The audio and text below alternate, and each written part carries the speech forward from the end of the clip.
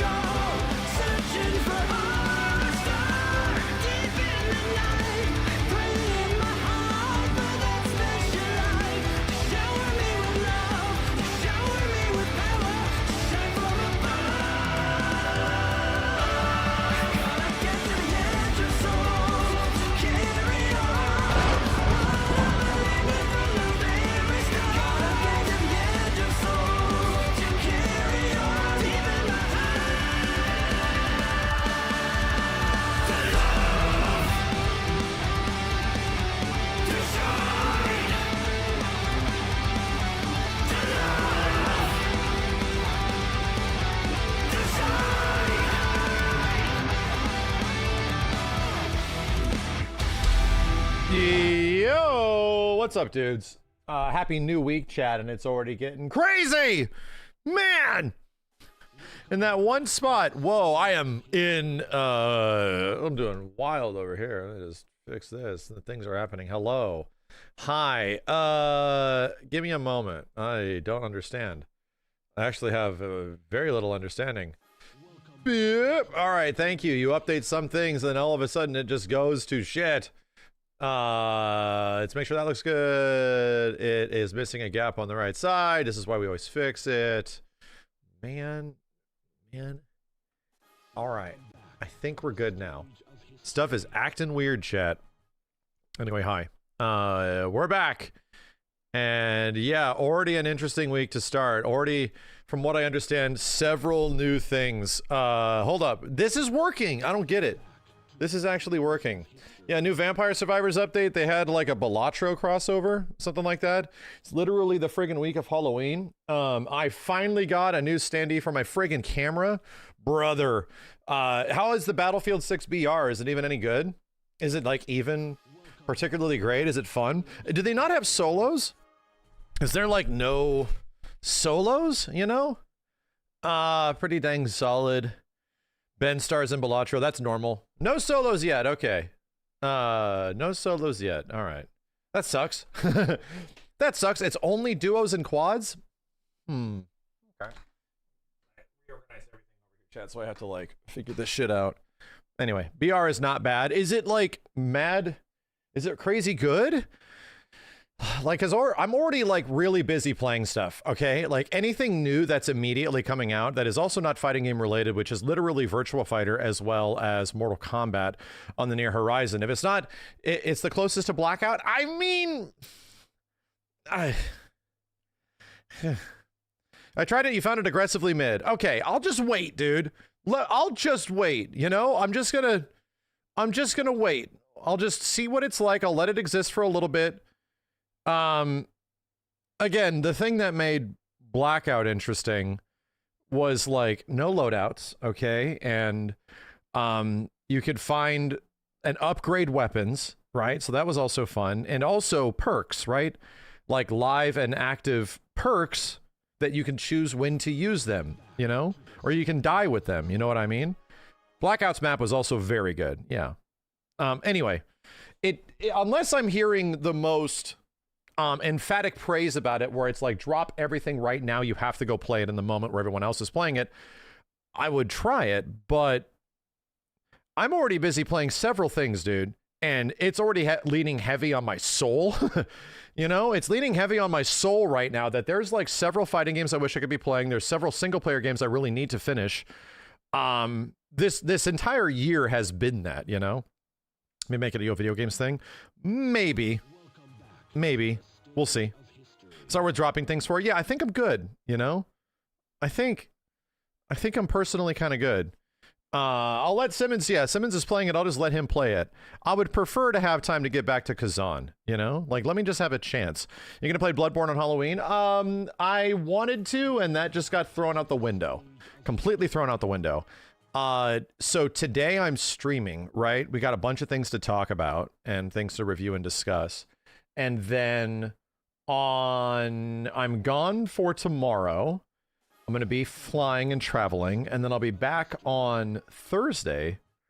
And from Thursday, I will be streaming, but that's also when Virtua Fighter as well as the Mortal Kombat Collection comes out. Like, literally multiple games come out. Multiple fighting games come out on the exact same day.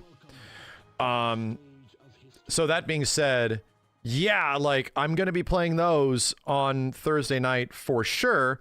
Would like to see you boys play Arc Raiders on Thursday. That just ain't happening. It's just not happening anymore. I might have had a little bit of interest in Arc Raiders, but now it's dropping on days of big fighting game releases. I'm sorry. I just have other games I prefer to play. I just would prefer to play. So anyway, that being said, Friday I still got to figure out. What I want to do on Friday. So we'll see. It might just be a continuation of more MK. Or VF, or what we've been playing, you know, all that kind of stuff. Because I'm here on Thursday, back on Thursday, Friday, and Saturday, right? Thursday, Friday, Saturday, I'm here. And then I'm gone until potentially the next weekend. I'm actually gone. I'm on a work trip, so I won't be able to do anything. You guys aren't going to hear from me at all for like a very long time. So that being said, I'm like gone for another week until around the 7th. And around the 7th, I'm going to be back to at least check out Predator, right? Because that's going to be important. Yo, Strigid, thank you very much, dude. Gotta have the sound of it. That is working. Okay, good. Yeah, we got to go to Japan. We got to eat McDonald's. And it would just be for me personally. This is a personal burger eating. I'm going to go over there and get the Ken burger and come back. That's what I plan on doing. That's exactly what I'm planning on doing. It's also a personal thing, so I plan not on documenting it. I'm not going to turn that into content, you know? I just need to get 3 Ken's, 3 meat, 3 cheese patties, lettuce, pickles, cheese on a sesame seed bun in my mouth as quickly as possible, just for the burg. And then I'm just going to fly back home. Yeah, just a real quick fly back home, eat burgers for a week. That's it. I'm gonna see if I can survive on Street Fighter McDonald's burgers for 6 days. That's the goal, man. I'm living the dream. I'm a vlogger now, or a live stream. No, I said I plan not on making content around it. I'm doing offline vlogging. Yeah. Like where you you vlog something, you go there and like you experience it and you have that experience, but instead of making videos out of it and turning it into content, you just like do it for yourself. Yeah. I'm gonna try it. Yeah, I applied today. No video, like all the memory will be up here. That will be the idea. That'd be the idea. So wait, you are going to Japan? I don't know. Maybe. Anyway, so I'll be gone for a few days. And then we'll just be back and playing shit, bro. We'll just be back and playing stuff. You can't tell if he's lying. That's the point. That's the point. Chat, don't worry. Seriously, I'm making shit up. I'm also just going to I'm just going on a family trip for a week. I'm going to Japan. I am taking an exclusive vacation, non-vlogging, am vlogging. I like to leave it a mystery. That's what happens. I like everything that happens outside of this this screen to be a mystery. It's not a mystery though. It's not a mystery is that my ass gets to come back home and I have a mad priority. Like as soon as I'm back, something happens. And I hope this doesn't get my channel taken down. I hope this doesn't get us like flagged, but because it's not out yet. My dude. I cannot believe how good this looks. Like, I cannot believe how good this cannot. I have my IMAX tickets booked. I have all my friends going. I cannot wait, dude. I cannot wait. I'm super invested. Like the surface level storytelling of like, you know, the fact that Deck, who's the main character, is a runt. He's like a small dude that is like trying to prove himself or something. And his father tells his friggin' other son, his brother, to execute him because he's either like too small or too weak or unable. It's like, bro, this story, dude. It's like they're humanizing the predators. Nah, dude. They're animals. Like animals do that shit. Like birds will kill their young if there's too many of them or something like that. Or if there's a weak one, if there's a runt. Dude, we literally had kittens. And when we had kittens when I was very young, there was a runt, which we named him Runt, dude. The mother was actively trying to kill the young one, or not, I'm sorry, the tiny one. They were trying to kill the smallest one. So it's like this survival instinct that animals have of just, if the one is too small and weak, it's not going to be able to fend for itself. I don't have enough to babysit like 7 to 8 different cats. So it will try to kill the youngest one that's incapable. So it's like, yeesh. Yeah, so it's like, they're not humanizing them at all. They're like animals, bro. They are literally acting like as nature intended with survival instincts and shit. It's like, this is crazy. This is cool, dude. And that's the whole point of the story, is that he's the small one. It's going back to the AVP comics from way back in the day. And he's the runt, you know, like he's the small dude that nobody thinks he's capable. And he ends up being the one that will eventually takes down like the xenomorphs. That's actually where that character is technically from. His name was Broken Tusk, way back in the day. The same thing didn't happen in the comics. In the comics, it's like, in the comics, way back in the day, it is like a wrestling match where nobody thinks he's capable because he's too small, and then he eventually, like in a battle of hand-to-hand combat, takes down like the Goldberg, like the biggest, craziest guy with like his wits and his abilities and stuff, and not just his physicality. So it's like, oh, cool. Like, this is neat. And why is that cool? Why is that interesting? Because it's literal subtextual storytelling. How do all the predators die, my dude? All the predators die from humans that are not as physically capable and not as like have the direct ability to fight this thing head on. They have to beat them through like smartness and through their hubris and brains and all that shit. They have to find a way to take down the predator without just straight fighting him, you know, because they're almost impossible. And it's kind of crazy sick to see a predator, like a young predator, put into that position. You know what I mean? So I love it. I love it. Cannot wait, dude. Like storytelling, I'm super down. I'm super down. The predators only want to die from combat. I mean, yeah, they're very like Japanese. They're like honor, right? The Yautja and all that kind of stuff from like the old comics back in the day. It might have changed over time. The whole point of their race and their being is to be like able to represent themselves, to be able to go out and hunt, to do the thing that they were meant to do, you know, all that kind of shit. So that shit's awesome, dude. Like, that shit's fucking cool. You said they weren't humanizing them in 5 minutes before. You just did. Wait a minute. Are we saying that a character trying to prove themselves despite their physical stature is a human thing?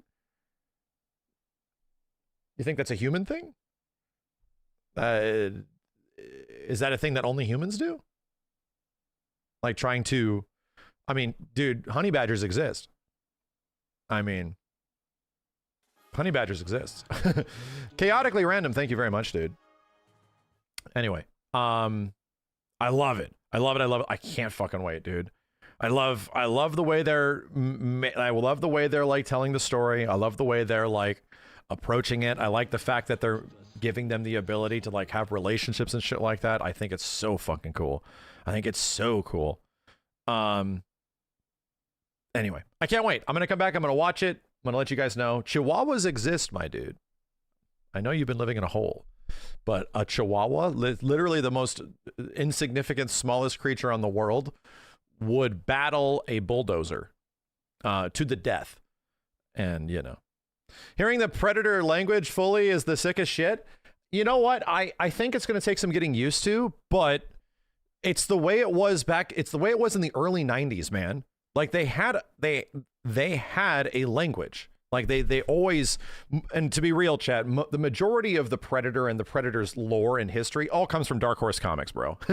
Like the majority of that shit all comes from what Dark Horse Comics did literally 35 years ago when I was first collecting these comics and shit. Like the majority of their lore, what they do, how they do it, you know, how they communicate, like what their hierarchy is, all that kind of shit was kind of like built on the foundation of old comic books.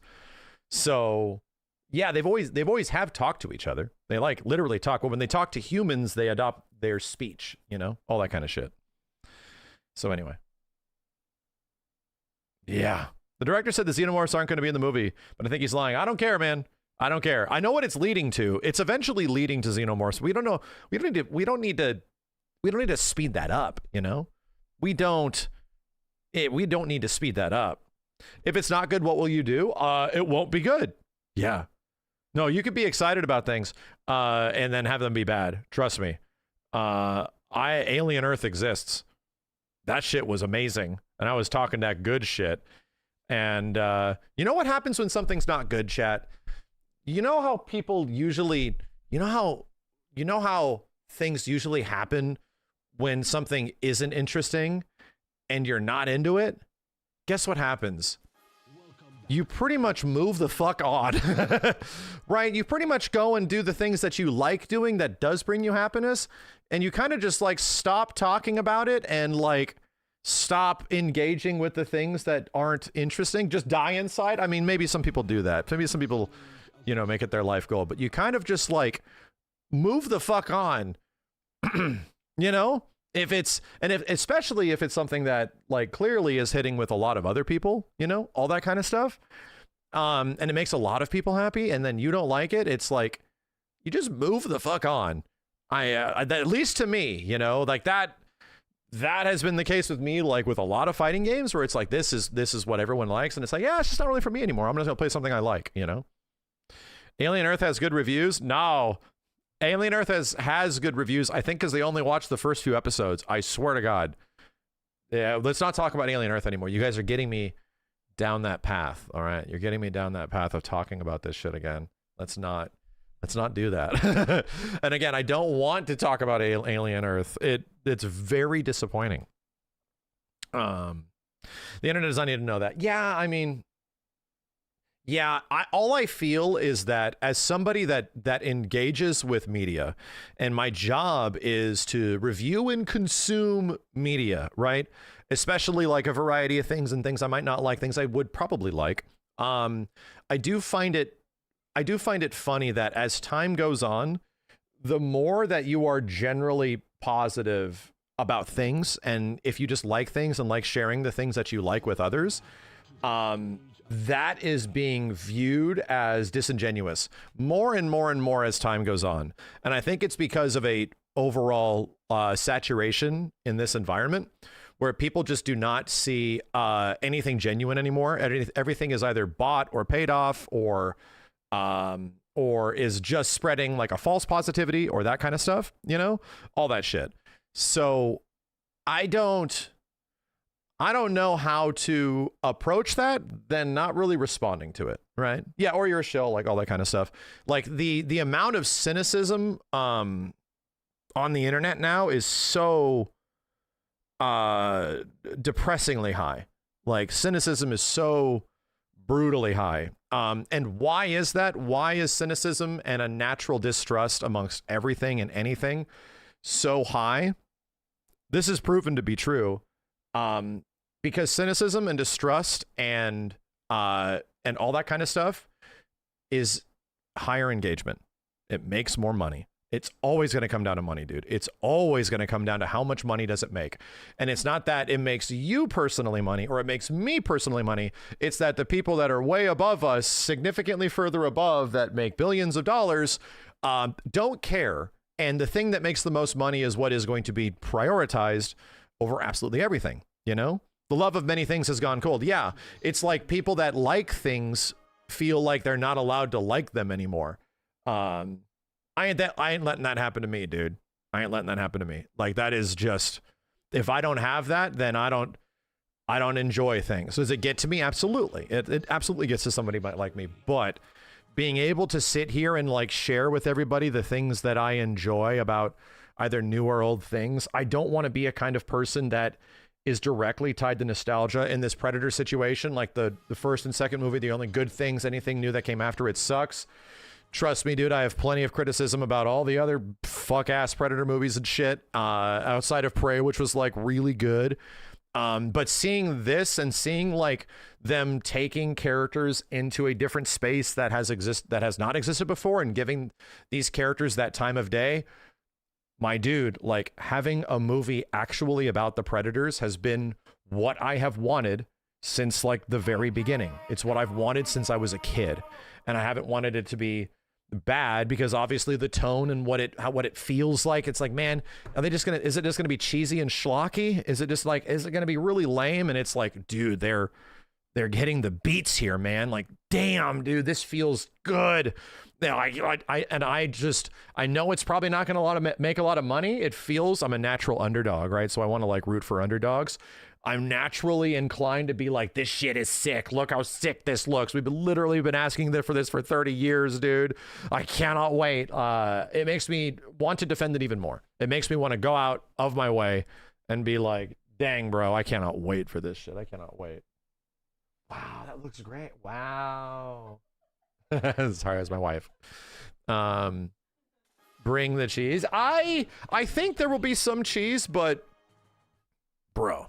Prey wasn't just the same director. It was also Killer of Killers was the same director, you know? And we had been saying the same thing for the longest time of like sticking the Predator in a different periodical settings, because the first time that happened was in World War I. Yeah. Anyway, saw you react to Simu liking FF7. Did you see the clip of Robert Pattinson? Oh, dude, yeah, I fuck with Robert Pattinson. Hell yeah, dude. Like, anybody that likes the same shit that I do, we friends. Like, that's pretty much it.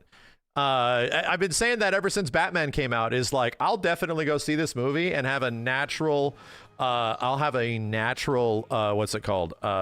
Like, I'd say more positive look at like what this person's doing and how this can be, because I don't know if I was super on board for that. And then as soon as I found out that he's like a Final Fantasy VII fan, it's like his favorite game ever, I was like, shit, dude, we're like the same age and shit. I'm like, shit, dude, hell yeah. Hell yeah, brother. What's up? What is that? What is it? Let me see. What is all this stuff? What are you wearing? What is all this stuff? Is this your Halloween costume? No. What are you going to dress up for Halloween? Dinosaur. You're going to be a dinosaur? That's going to be fun. Look at this. Is this all the stuff that Mama gave you? Yeah, she's had these for a very long time. Don't mess them up, okay? All right. All right. You can go to bed soon. Look at my head. I see. I see your little cat ears. All right. I love you. All right. Get some sleep. It's been staying up too late. She's been staying up way too late. Oh, it's only 8:30. We're good. We're good. I'm just used to streaming too much later. Anyway, yeah, seeing Simu, he actually put Final Fantasy VII Remake, you know? He put Remake up there, which I could see, man. Like, I could really see that. And a lot of people friggin' love Remake, dude. Anyway. Man, oh man. What do we have today? We have things I need to do. We have things I got to get into. But we also have a lot of shit to review. There was a lot of news that happened today between a whole bunch stuff that I have never seen before. By the way, this is the first time ever with Invincible that I've never seen this before. I was like, who the hell is this character? I've not played that. And I've been pretty connected to the devs behind the scenes and stuff like that, you know? But the robot guy, yeah. This guy's his name is just Robot. I've played a bit of him. Pretty fun. And well, I'm kind of curious what they show off in the trailer and how that stuff goes. But Monster Girl, I'm like, who the hell is Monster Girl? What the hell is a Monster Girl? What am I even looking at? Why does she just look like the Hulk? What is happening? So anyway, yeah, I find that weird. And it's a large character. It looks to be the games like Juggernaut and or Broly, right? She looks like Super Broly. Yeah, not well. She kind of has like the stature from, I haven't watched the full trailer, but from like the outside, she kind of has like the stature of regular Broly. You know, please watch the show with what time? Anyway, she's like Broly, but Hulk-like. Yeah, that's what I'm getting out of it. I literally get that out of it just from her, from the little bit that I saw on Twitter. I'm like, interesting. Like her stature is definitely a lot different. She doesn't Hulk-like. She looks more like a Broly, but she's green, you know? She gets younger every time she transforms. I gotta see this shit. All right, so let's just start this off. Invincible Versus got a new trailer and several new characters apparently, and I think they have a ton of gameplay that also went with it. I think the devs were talking about it today, so yeah, it's right here. Let's pull it up. There is brand new gameplay trailer for Robot. Is that really the dude's name? His name is just Robot. Is it in the show? Robot and Monster Girl. All right. And yes, it actually is just Robot. I have played a little bit of this dude, so I get to talk about that, which is going to be pretty fun. And then I have no clue on Monster Girl, so let's just fire this up. Hey, just get it fresh. Get it fresh. Yeah.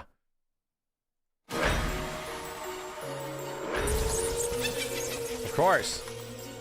Very appropriate. I've calculated our relative strengths, and I'm afraid you won't win this one. Robot. His real name is Rudy. Regrets it sooner or later. It's like a full transformation? Yeah. Oh, dude. It's so Broly. What the hell? It's so Broly.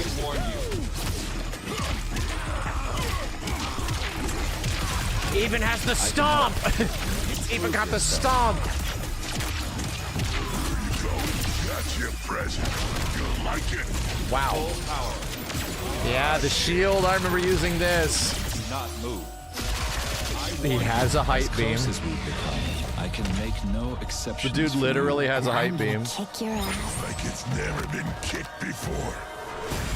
Boss, you just killed a child. I'm just getting started. Coming through. Very Juggernaut-ish. Yeah, dude, robot combos, let me tell you what.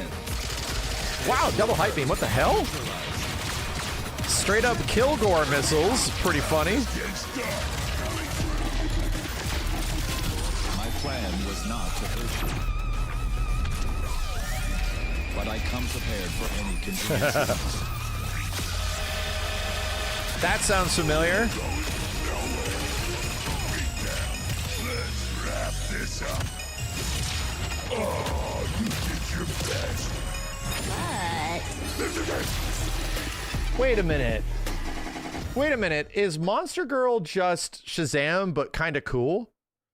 Instead of like putting a dish towel over his back, pretty much is like Shazam, but kinda? Why does, like, so it's not the Hulk, right? Educate me here. Okay, I don't understand. It's not the Hulk. Like, Monster Girl is a child that turns into a completely different creature, right? Because it isn't like She-Hulk, you just get more buff. No. Like, she's not a child.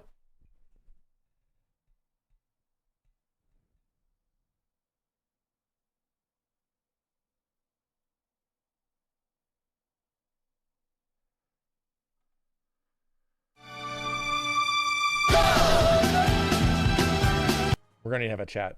We're gonna have to talk. We're gonna have to. She wasn't a child at first. Okay. That's very different. 2,000-year-old vampire? Okay. Wait. All right, so chat, you need to learn how to communicate here, okay? We gotta learn how to, like, communicate. Her power de-ages her. There we go. She was an adult. Okay. All right. 3,000-year-old dragon? Like, what the hell are we talking about? Okay. That's what you mean. I'm like, what? Like, looking at this. Anyway. Cool. So what is it? Some sort of magic or something like that? I read that earlier. Yeah, I read that earlier and it made no sense because I'm like, it's clearly a kid. What's going on? It's a curse. Okay. So was she like an 80-year-old lady and she's just getting younger and younger? Please tell me that's what's happening. Tell me she was like 80 to 85 years old. Please tell me. She was like in her mid-20s. The attractive age. Uninteresting. Jeez, man. She could have been like 80 to 85. Is she in the show?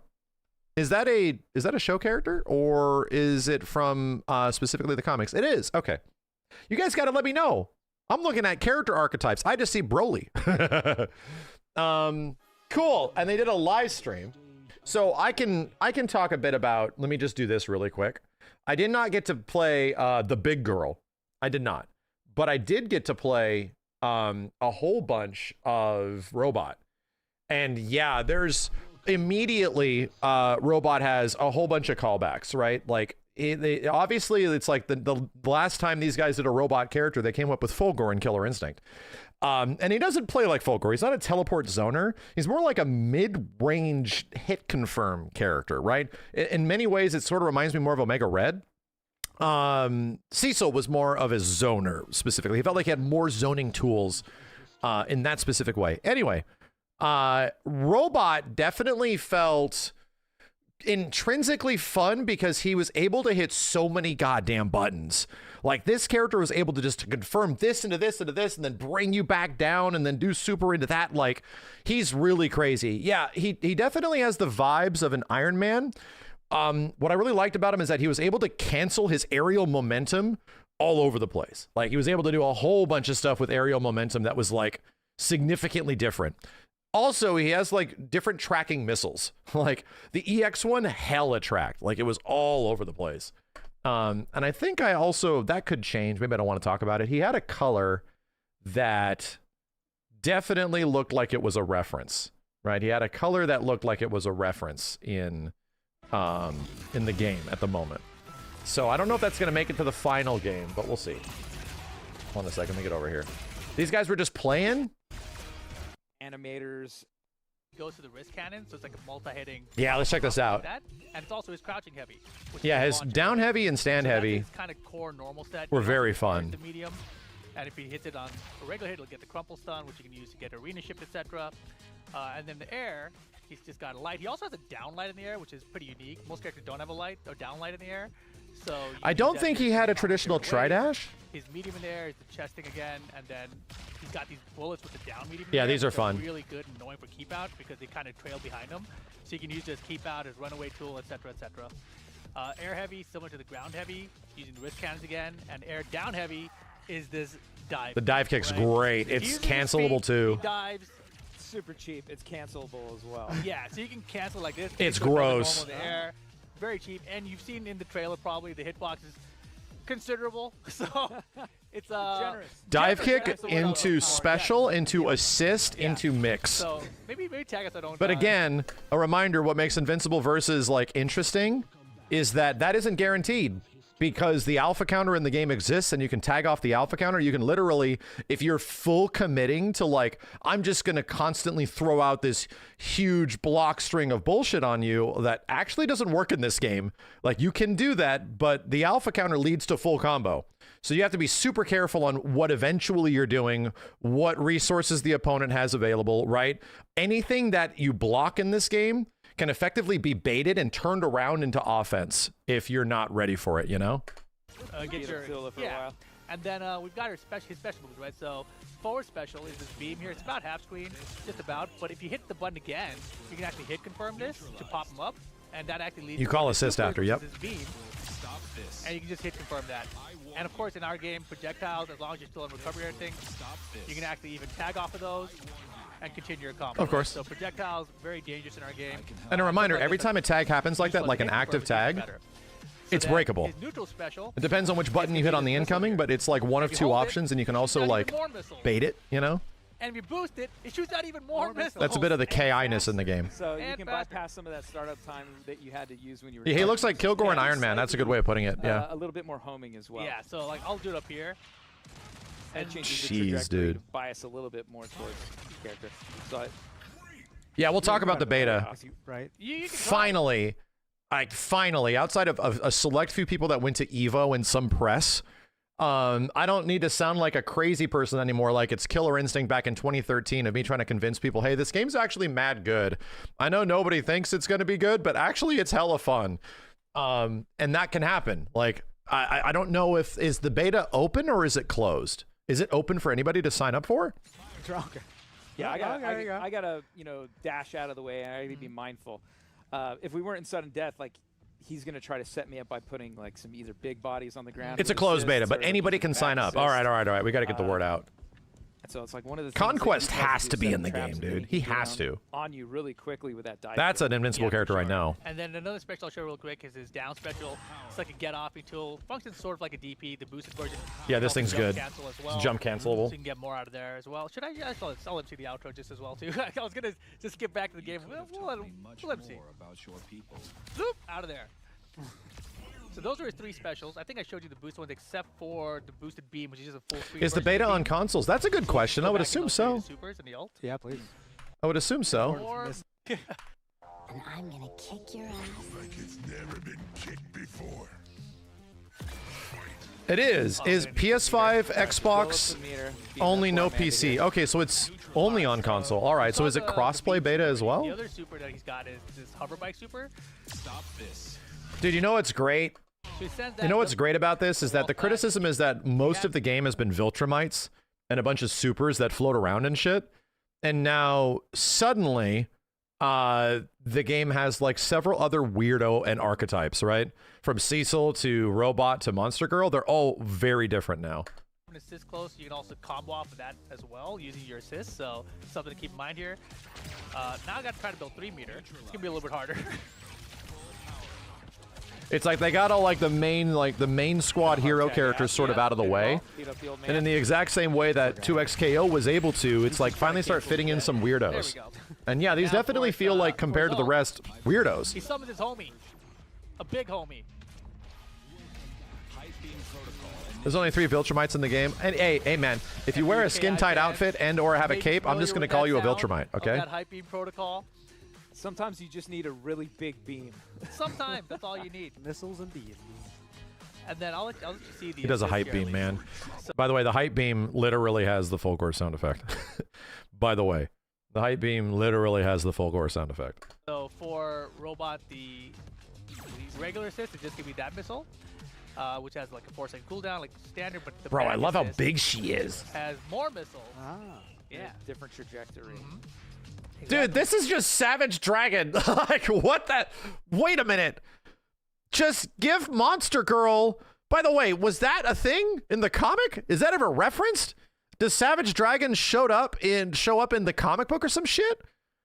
Like this is just.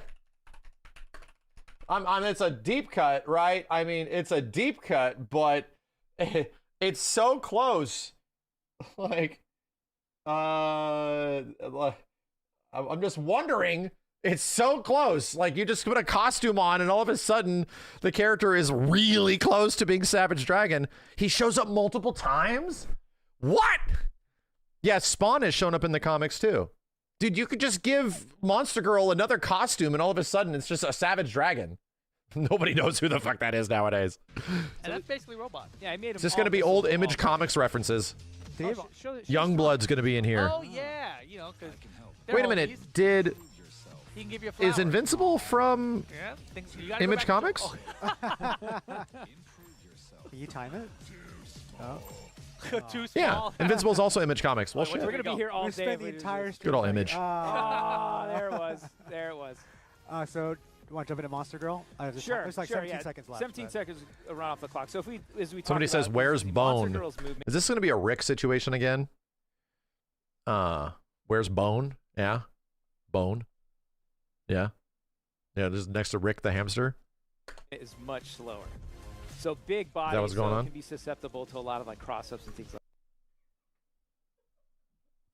I was expecting something different. like that. So her dash is actually a leap, which puts her in an airborne state. So what you can do is start comboing off of the airborne state, What? or like drop in Or I put in people to. She has a Morrigan dash? Bro, what? Wait a minute. No. That's not a Morrigan dash. She has a Sasquatch dash. Dash being a leap is literally Sasquatch shit from Vampire Savior. Come in and cover for me. So Like instant overheads and standard shit. auto attack, bunch of really close-up punches. Warhouse Does Bard, thanks for the super 5 when you gift have subs, it. dude. We're gonna run out of time, and we'll start going into charge attacks. I can show some of the charge attacks and normals. So standard medium attack, back fist, but if I charge it, causes crumple state, which it can also lead into arena shift. And you saw the term blue there, so that's armor as well as That's charge medium. armor. Right there at the end. Wow. Oh god, it literally is Broly. My crouching medium is actually a low, which is good, so I can start mixing that in there. Standing heavy, I can also charge to send someone back. So just give him a little bit more space. Damn, He gets a ow. little bit of armor. If we're next to a wall, it will cause a wall bounce. So try to take that into combo. My crouching heavy is a launcher, but I can also charge it, and it will do a much smaller launch. So just above the ground, and it'll allow me to link other moves to it, like a lot easier. Interesting. Interesting. Go forward. I can also link that off on my down head. Yeah, but that actually has to hit, right? It's not like a, Yeah. you can block it. These can all be blocked. They're very fast and can be blocked, but it allows me to do combos into grapples, which is really cool. And then my down special is actually an anti-air also, so if he's jumping in, I can do that. And if I boost it, it'll get a ground bounce out of it. If I wasn't complete trash. Brought someone else in. And so my game plan is That's basically nuts that the forward dash is an aerial counter state. hit, get back into the combo system. Just had to throw that in there. Get off. Damn. Oh, sorry, I remember. It's instinct. And so where my Tord special on the ground is a series of punches, in the air, it's actually a dive knee. And if I boost it, it becomes armor. Oh, okay. And can lead It's to another funny, juggle we were state. saying that Robot is the And Iron Man of the because game, my but Monster dash Girl literally is has elite, Iron I'm Man's already down in M. air state. So you can mix in a Aerial lot of down M. tricky moves. And that boosted dash on the ground also has armor, right? You have no meter right now, but so yeah, usually the dash for Monster Girl puts her airborne. Airborne. But the boosted version leaves her airborne and also has armor on top of it. So it's a really good approach tool. So here's normal, and then here's boosted. So just on the start of the dash, I'll have armor. Boosted forward dash gives her armor in the air for an instant Damn near overhead? it. Brother. That's pretty close. Did you show the Oh, let's ult yet? No, let's- not. Right? Yeah, let's do. Well, we can do. Let's see. Let's do some supers. So super 1 is a rush through that's armored. It's good for tag. Still has a little bit of startup. Special 2. This is actually a mash super. And if you mash it out, it ends in a juggle state you can active tag from. And her ult Like a nice timing.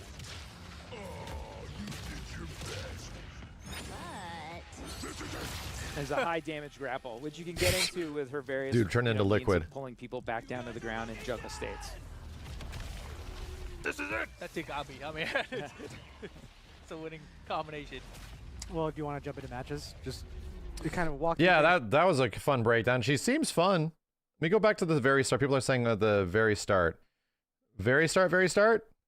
come out. Obviously, we internally test them, so we know they're there. But we have two coming out at the same time. What was that like for you to see that finally happen? Oh, I thought it was rad. I mean, Oh, yeah. the theme behind it, everything. I mean, it's Halloween, but to do a double feature like that, it's pretty awesome. And they play uniquely differently. So And for Rip, you Little had before. Wait, what? Like here?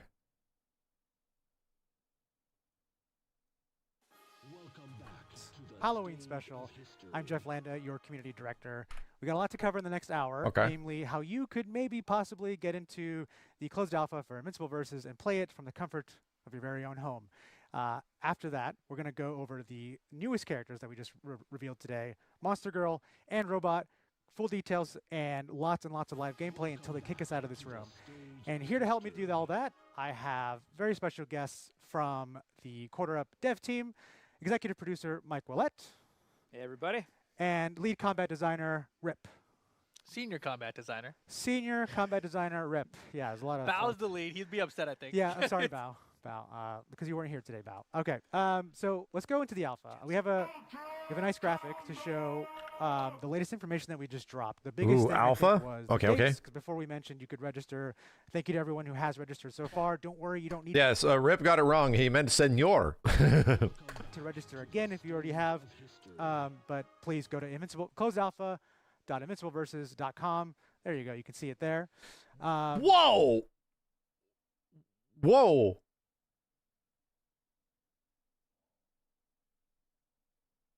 Wait a minute. Is that every character that they have shown so far?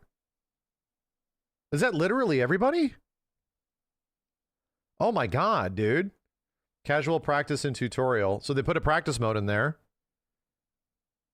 I think that's literally everybody. Wow.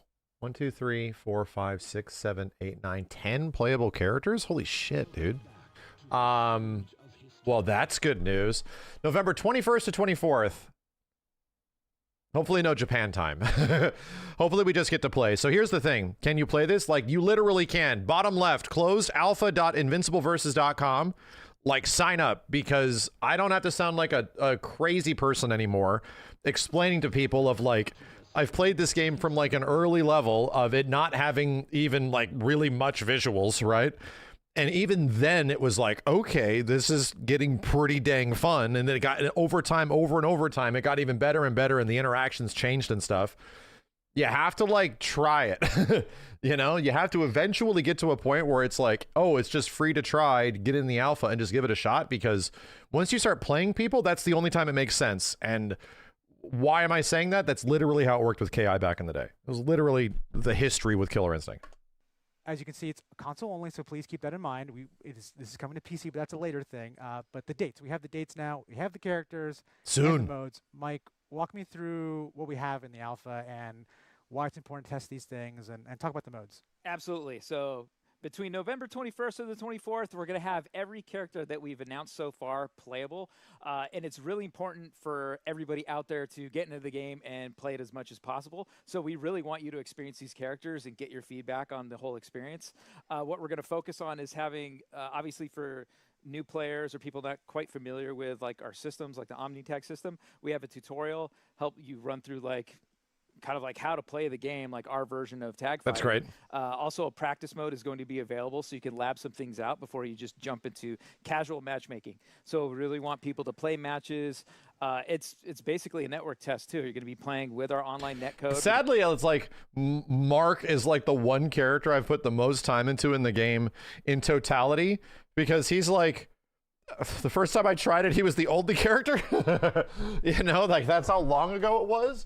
So I really got to diversify a bit, you know? Like, I really got to put more time into Omni-Man and stuff. I'm probably going to, I don't know, man. I got to figure out who I want to even play at first. Mark, Omni-Man for sure.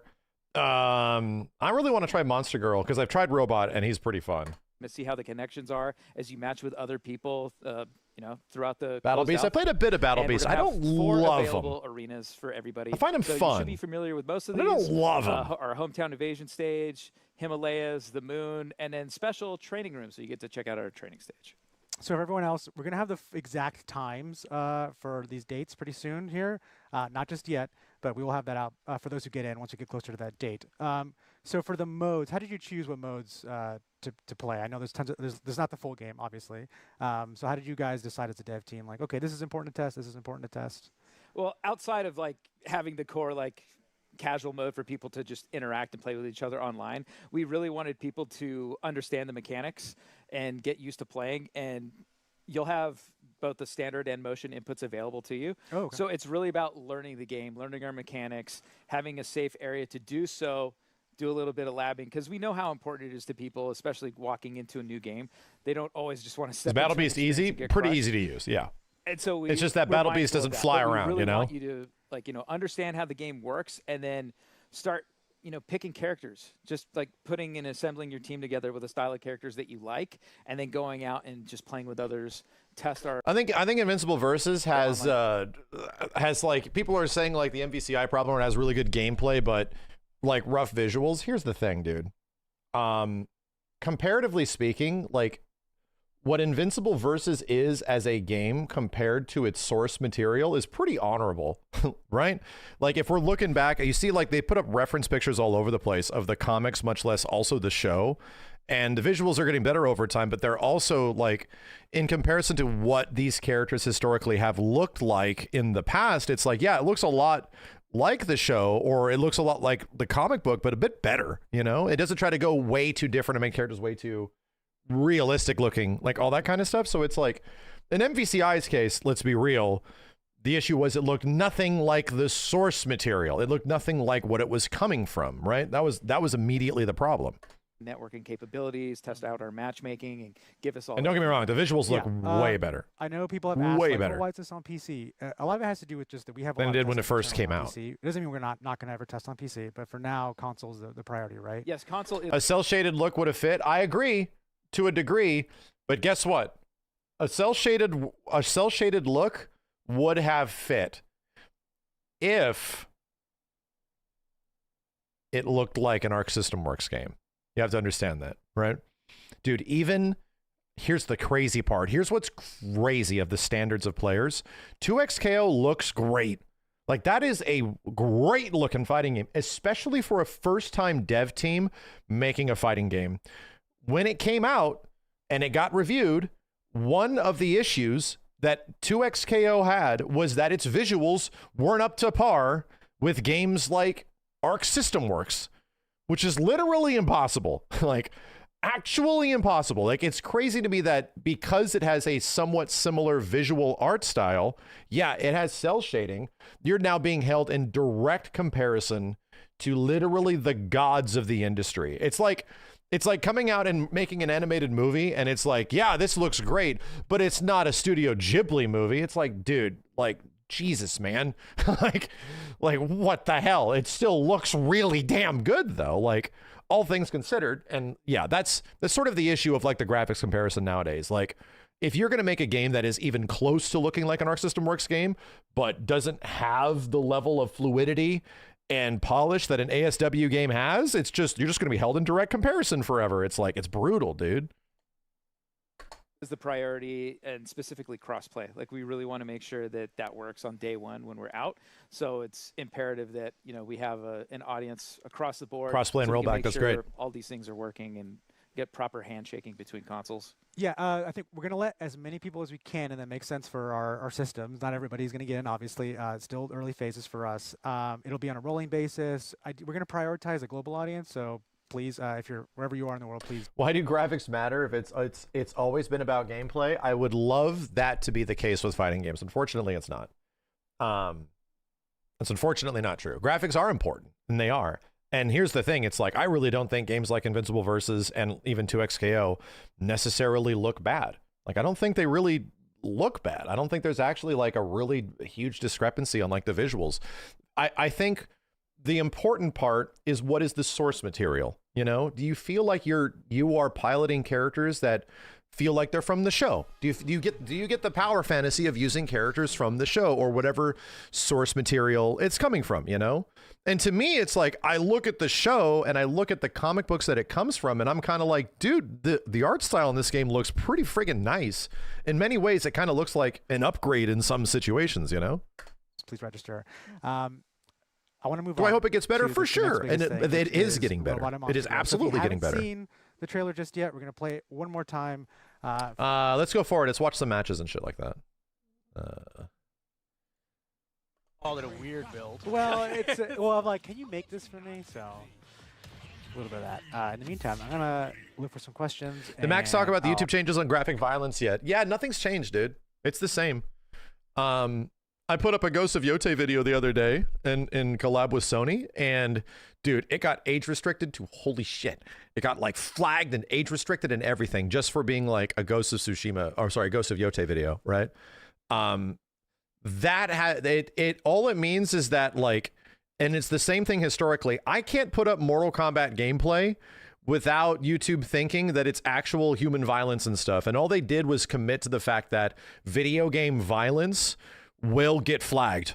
Like, it is not exclusive. It's not a problem that that is internal in YouTube, that their system is identifying, what's it called? Video game violence as being real or not real. No, that's not it. They actually doubled down on the fact that video game violence will flag your stuff. Like, it is unmonetizable and it will age gate, which is two very different things, right? So yeah, like that's a lot. Like that's going to be a lot. And I honestly, I'm super happy that this game is putting in systems that give you the option of making it that you can still make content and not have it be flagged all over the place. You know what I mean?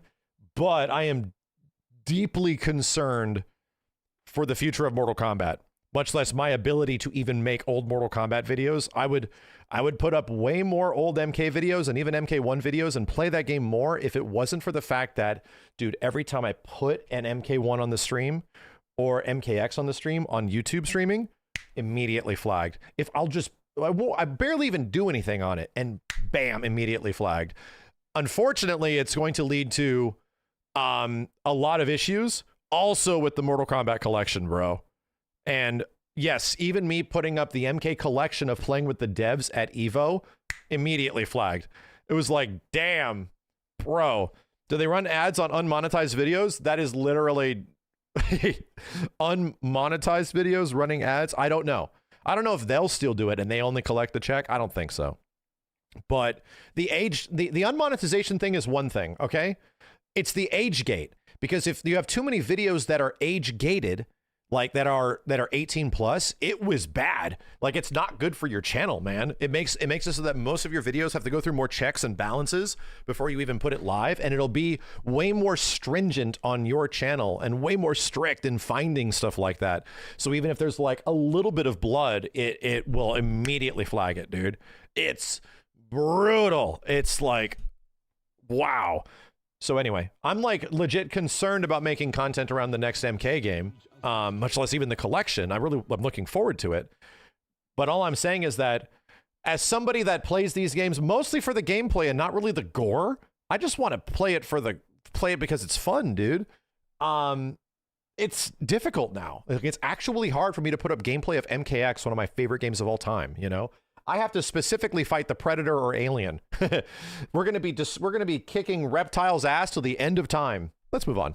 I'll poke you guys when I have some time. I've always admired you, Amanda. I wish it didn't have to be like this. Admired, huh? I wish you weren't an asshole. No one gets everything they want. That is true.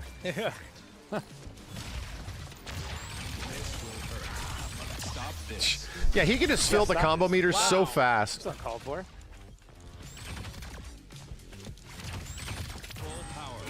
Oh, too early. Damn. Get off. Wow, he Oh, blocked the assist breaker. Oh, one other interesting thing, and I believe it's in here. I'm going to do it in a sec. So I'm not going to reveal it yet until I do it. What are we talking I'm not about? gonna let you. You're not going to let me do it. Damn. Yeah. Nice. Reach. Oh, they made tagging really quick. Uh-oh. Come here. Oh, what the hell? Armor versus armor. That was good. Everyone has a dive kick? No. Only Monster Girl? Wait. No, Robot. Monster Girl has one that goes straight down. Invincible doesn't have a dive kick. Omni-Man doesn't have a dive kick. Rexplode doesn't have a dive kick. Neither does Bulletproof. Like 3 characters have dive kicks. Whoa. Hey. Oh, you block low. No one's got to block low on that. Come on, I got traps over here. Cecil doesn't have a dive kick, no. Question which you've answered in the past, not tied to the alpha, but will there be a story mode? There will be a story mode, absolutely. Well, that's good to Not in confirm. the alpha. Not in the alpha. Not in the alpha. Not in the alpha. Yeah. Not in the alpha. Story mode The alpha confirmed? is That's good. focused on online play. Why did I do that? I didn't know you were going to do that. Oh. You're going to try to bully me with all this armor. You knew it. Wow. Save me. Wow. Oh, see? What are we talking Armor about? All beats that armor? Monster Girl possesses? Oh my god. I got mixed. Stop this. Big body had me distracted. Where in the hell is this going?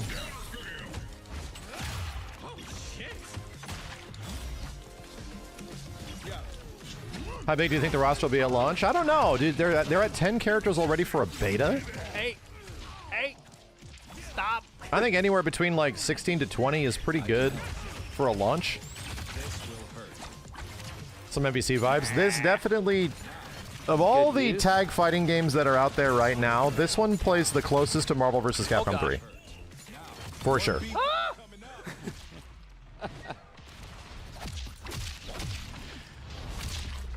It's all good. I called you a cat. Why? I don't know why. This will stop this. I want you. Oh. I think you shouldn't have brought a Monster Girl for the last second. Let's get it. You got Monster Girl.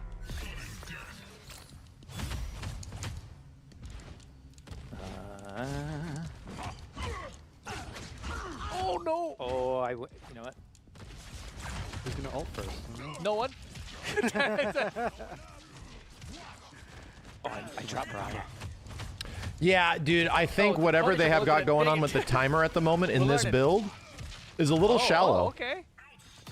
What'd you hit over there? Nothing. There was most of the builds that I've played before, the I was damage so is tempted. extremely high. Never So blocked, I tempted. feel I'm so like. tempted.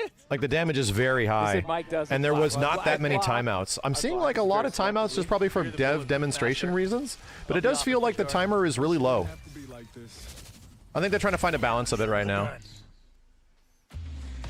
This is a tricky question. Somebody asked, are combos easy? Yes and no. Yes, and explain. It is a trick question. So we definitely have an auto combo system for people that are like fresh and trying to learn kind of like the golden path of like how our combo structure works. It's not going to do the most damage, but if you have meter, they can be very flashy. They're a really good way to like learn how to use our active tag system as well. Yeah, that's the cool thing about it is that the auto combos in this game are just like the pulse combos in 2XKO. They eventually got to a point where it like, yeah, you should be able to mash buttons and see something flashy happen, but it's literally the equivalent of like ABC Super, you know, where it's like, yeah, sure, it should be bad, you know?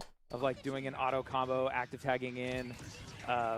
It's a really good way to get people to learn how to play. And then we have like a magic chain series where it goes from light, medium to heavy. So you can do like standing to crouching, or neutral to down in the air, but you have to go to the next power level higher. So it's a pretty, you know, more intermediate when you're going the light, medium, heavy kind of like route with your chains. But then you have like a lot of things that involve like when you call in assists or manual combos, things that you can like boost dash cancel after. So there's some more. Does auto whiff? From what I recalled back in the day, auto doesn't work unless you hit them. Like, I think it works on block specifically. Advanced techniques in order to like stretch and get that extra bit of damage, or learn like how you can circumvent the combo system so you can extend beyond. Max, do you the think combo modern meter. controls should be So, allowed in like, competitive average play? combo As meter long where as you have to modern make really controls good are reads. designed around So- competitive play as well. That's a really long Straight up. way of saying yes. There's simple ways, and then there's advanced. What about ways. Tokon's auto combos? Tokon's auto combos are like one of the worst Really parts of bad the game at right now. Like, And I would feel argue like is the worst part of the I game won right now. because I'm bad. It's Because I can very use auto frustrating. combos. It's like a way in for me. Get started. That don't work. We had a question about customization options, about alternate costumes and other stuff. Yes, there will be. There will be some customization options. We'll talk about all those details at a later. Same in Yeah, 2XKO. 2XKO does not have a modern mode. Oh, I tried to do At all. delay tag. Didn't work. This game has a modern mode, my right? God, This game has like a choice. default control mode and also a motions mode. There's no motions mode in 2XKO. Live? Oh, crap. Yeah, pulse auto combos are not pulse combos are not modern mode, chat. Like those are just auto combos. Those have existed since Oh, like dude, the 90s. MVC 1 has like generic combos, Oh, like auto my- combos, you know? That was not the choice I wanted. Whoopsie. Oh, fancy pants. Pulse combos aren't even a mode. Oh, Every I character tried- gets the I ability know I to did it smash too a late. button Oh, and you're see something kidding me. fancy Yeah, happen, I would've and it's had- I bad. would've had- Like, be lucky that you got hit by somebody in their auto combo because you know the combo's going to not be good. That's the way it should be. Someone asked about tutorial in the alpha. Yes, there's tutorial, but Yes. can you explain what that looks like? It's like a series of challenges that help you understand like how our systems work. Or if Do you think if you're Invincible will be better than fighting games, it'll Tokon? My help you, dude, I like, think just both how games you- are going to be how you block. just as fun in different ways.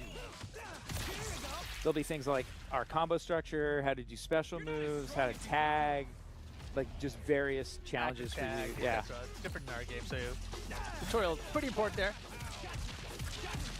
Yep. Why The am I mark sleeping? combos. I just asked too many questions. I'm probably asking you questions. I'm gonna Mark ask- wins these. Oh my God, what am I doing? Yeah, I'll ask Rip a Stop. question. When does the game come out, Rip? 2026, There you actually. go. There you go. I'm a pro talker. That's good. Oh, Oh, no way. Can you punish? Oh my god, dude. Oh my gosh. Big body over there. I'm gonna live. I'm gonna live. This game looks casual, friendly. Tokon's kind of intimidating. To be real, they both have just as many mechanics. Like this game is also, if it looks beginner friendly, that's great. You know, people should look at something as just being fun to play. For the But there's a lot of mechanical depth in this game. A lot of like direct counters. A lot of like RPS moments where you have to figure out what to do. Reading the opponent, like all that kind of stuff. Active Yeah, dude, the swing timer is way too. So anytime I'm in a way too combo shallow. or I have Way someone too in a shallow block right string, now. I can hold down my assist and bring them in to like swap positions with myself. So there's risks involved with that, but the benefits of it are I can continue to apply pressure, I can extend combos longer. The nice part is that the timeout in the game is actually interesting. Like sudden death is a way better way of doing a timeout situation, right? And all it does is the screenshot. All it does is like kills the other characters if there are any, brings the last two characters in, and the life bar just continually goes down. Son of a gun! It is a tag game. Right? This is a tag game. It's primarily So you just have to like fight it Also, out. every time that you tag out your point character, when they rest, they gain back potential health. That's any health that didn't deplete. Is the announcer the same as KI's announcer? I'm 99% sure that this dude in the middle, Mike Willett, who was the Killer Instinct 2013 announcer, I'm 90% sure he's also the announcer of this game. So if the question is this the same announcer as the KI 2013 game, which is not the old KI announcer, then yes. Ultra! Like that one, like the guttural Ultra. Yeah, that was Mike blowing his voice out for the sake of KI. Yeah. Kind of. So, in addition to that, any of the boost meter that I used, and you have 3 bars of boost meter, and so there's whenever I do kind of like a boosted move, it gets enhanced abilities, but that has a cost. Anytime I move and I boost, What I want Conquest to that has play. a I mean, I've cost. only seen Anytime memes I'm of using Conquest. He's assist right actually a there, really that has a sick-looking cost. character. But I've when only I'm watched him in resting clips. And I'm out, I regain that meter So I don't know. incredibly fast, where it's slow if I keep them in at point. So a lot of our systems encourage tagging in and tagging out teammates. Yeah. Yeah, and again, like that's the thing that is kind of different about this game, and also similar to other tag games. Like, it's a tag game, and it loves the fact that it is a oh god, what the hell did I press? It's a tag game, and it loves the fact that it's a tag game. You know, What was so the question? the majority of time, the game is going to emphasize you tagging and you swapping out your partners constantly. On defensive abilities, on offensive abilities, all that kind of stuff. They want you making this rotation, and they will reward you for making that rotation. When you're tagging in, there's a couple options that you have. So if I'm hitting him, he can actually what we call counter tag, which is he's going to hit medium and heavy at this right as I'm about to make contact with him, and he can break up the combo. So he can break up me for free with trying to prevent me extending. So right there. There we go. So again, yeah, you can't just active tag for free. There is counters. There's 2 different levels to it. Hey, There you demo. go. Okay, so that's a counter tag. Now I'm going to do the same thing, but I'm going to come in and press heavy. Now when I pressed heavy, I didn't do the same attack that I normally do when I do an active tag. It did a slower, like startup move to extend. Layman's, it's kind of baseball terms since the World Series is on anyway. It's like the difference between me throwing a fastball and then throwing. It's a changeup. Because a changeup is you're going to swing early because you're expecting the other attack. Now the thing that we've added as well is this idea of feigning. So I can double tap. Oh, brother, they added an animation? Yo, what? That was not there before. I have not played it in a while. Feints now have an actual anim. Huh. And so did you see how long he was stuck in his reaction to do a counter tag? So that allows me to come in and I can go and Oh, gotcha. That is way better because before there was no like catch window. So this is getting very similar to KI counterbreaker situation now, right? The other attack. So the idea is that chat, you can active tag off everything, but they're breakable, you know? You can. It's up to you whether or not you want to push your combos further to like get more damage. The whole point is that there's going to be 3 different timings. There's like a quick timing, a slow heavy timing, and there's also a feint, like a catch, where you will grab them, you know? So you can come in and not do anything. Added as well is this idea of feigning. So I can double tap. And so did you see how long he was stuck in his reaction to do a counter tag? So that allows me to come in and I can go in a different... So you pretty much bait the fact that, hey, I'm going to come in and hit you. Oh, he's going to come in and hit me. I'm going to catch him. What is the cool part about this situation? Just like KI, how do you get someone to stop mashing on breaker, right? In KI, how do you get someone to stop mashing on breaker? Is on anyway. It's like the difference between me throwing a fastball. You just like let them do the counter. Their attack. Now the thing that we've added as well is this idea of feigning. So at this point, if, for example, you weren't mashing on tag and this character was just going to come in and like do their feint, dude, you punish.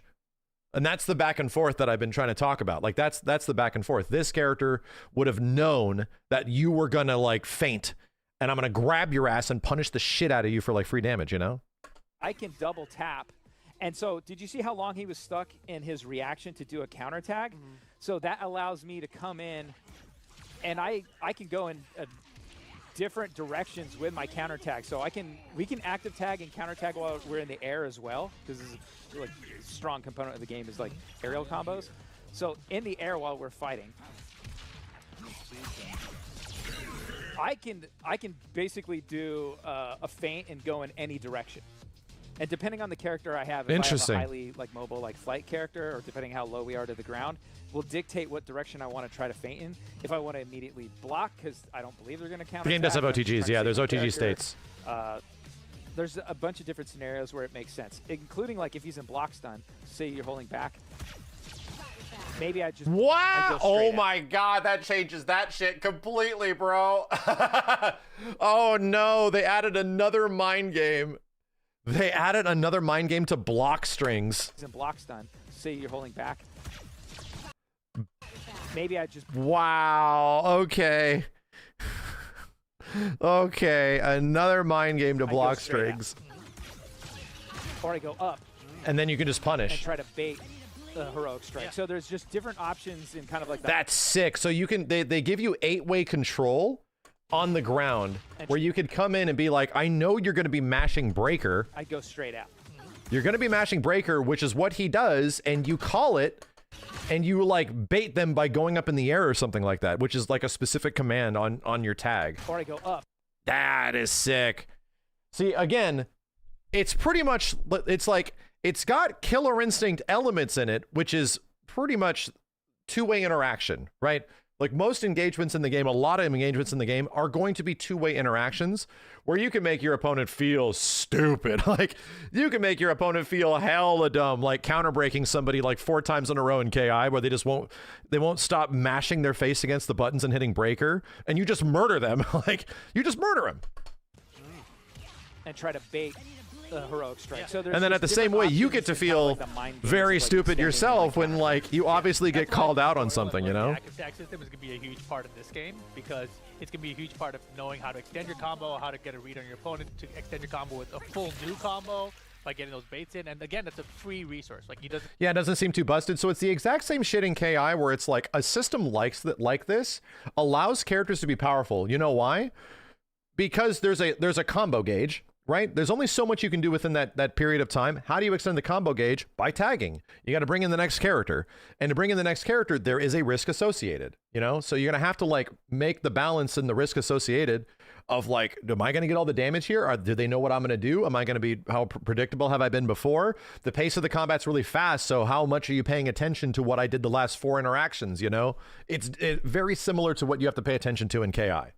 Cost you anything on a surface level. That's just the basic surface level. Is the assist breaker. And so basically if he's beating me up and I have 2 bars of heroic boost, I'm going to use it. But now I can't use the assist that I called in for 10 seconds and my other partner for... It allows the game to be 4 or 5 broken seconds. Yeah. because your mechanics kind of cover for the fact that things will be busted, you know? Now if I tag, now he can counter tag. Things are allowed That to I be like could've, but I powerful. missed. And now I'm susceptible. Yeah. So it's a huge part of the game that differentiates this game compared to other tag fighters. People are seeing you play on controls, but we haven't announced. Yeah, the risk-reward part is what makes it fun. The question I've seen come up is like, oh, is there a disadvantage to playing on stick versus motion? And I mean, Oh, that's a good question here because the last time I played the motion control version of the game, there was no direct advantage. It was just you have motion controls. And I was like, is there going to be any specific reason to play motion controls over basic inputs? Is there any reason to do that? And at the time they had no conclusion. like it built into the game, not like mechanically. Not currently. It's something that is still under discussion, and Okay. it's really coming down to play testing of like what are the advantage, disadvantages. Like we've talked about certain types of scaling or certain advantages. Because right now, motion-wise, the game has fireball forward, fireball back, and DP motions. That's it. But all those things are still, under review and under discussion. Gotcha. Yeah, I feel like that's one of those things that after that closed alpha test that we're having, we'll have more data about. Is that in November? Wow. It's coming up. 21st. Yeah. Hey. Less than a month away. So I know you're fighting, but there is a rank system. go! Oh god. There's a rank system in the works. We have casual for closed alpha. Can you talk a little bit about that without spoiling too much? There's a rank system in the works. Ah, Yeah, damn. Go up and down. in rank. Chill. Told me there's rank. I mean, I'll have to censor this in the friggin' YouTube video, brother. I believe that's true. Sounds likely. It sounds something Actually, like you can only sounds go down. something that I would say. Only go It down. sounds like we could do something like that. The game up sounds like and Mortal Kombat. Dude, the entire premise of this game is that it's Dragon Ball Z meets Mortal Kombat. Like, that's literally what Invincible is. Where it's like, you have Dragon Ball level characters doing a bunch of visceral gore. That's honestly what it feels like the game is almost going for from a marketing standpoint, where it's like, hey, you like those Mortal Kombat games? Hey, you like Dragon Ball Fighters? Is that the kind of stuff you're into? You like Marvel vs. Capcom? Well, here's kind of like all that crap mixed together, Here's a bunch of... It's the most violent team game you have ever seen. Only go down. That's our rank system. No matter what you do. just Whatever go you down. do. No, there will be a ranking system, and we'll discuss more about that in the future. The immediate focus right now is really with casual. Don't say that and- Dragon Ball level power matchmaking scalers will eat systems you. I'm sure they will. and, getting as many. I'm people true. I'm during sure this period Janemba to- could take across on the different anybody in platforms to Invincible play. Versus and That's wipe really the floor critical with for them, us. you And know? then experiencing these characters that we've announced. Also, you like KI? No, I think KI sucks. I think that game is terrible. It's actually never been good. Damn, we gotta play KI. Announcer lines are me. Oh, I knew all the other ones. Yeah, Mike just said he's the Any announcer. other changes that have happened since people played at New York or at EVO? No, EVO, big changes, but since New York. Let's see. Push block. So updated notifications on certain moves. That's so you know when certain things are happening. That was a big one. The feint system feint system's updates. huge. It was like a really big one, and like the directional feints, and then being able to punish a failed counter tag as well. Massive. So besides the updated characters, still been a lot of work on visual effects and hit pause across the board. Hello. Continued updates to lighting and continued updates to performance. And a lot of that stuff we're going to be doing right up until launch. We're always going to be optimizing, so Yeah. things to expect. Whoa, she zipped in.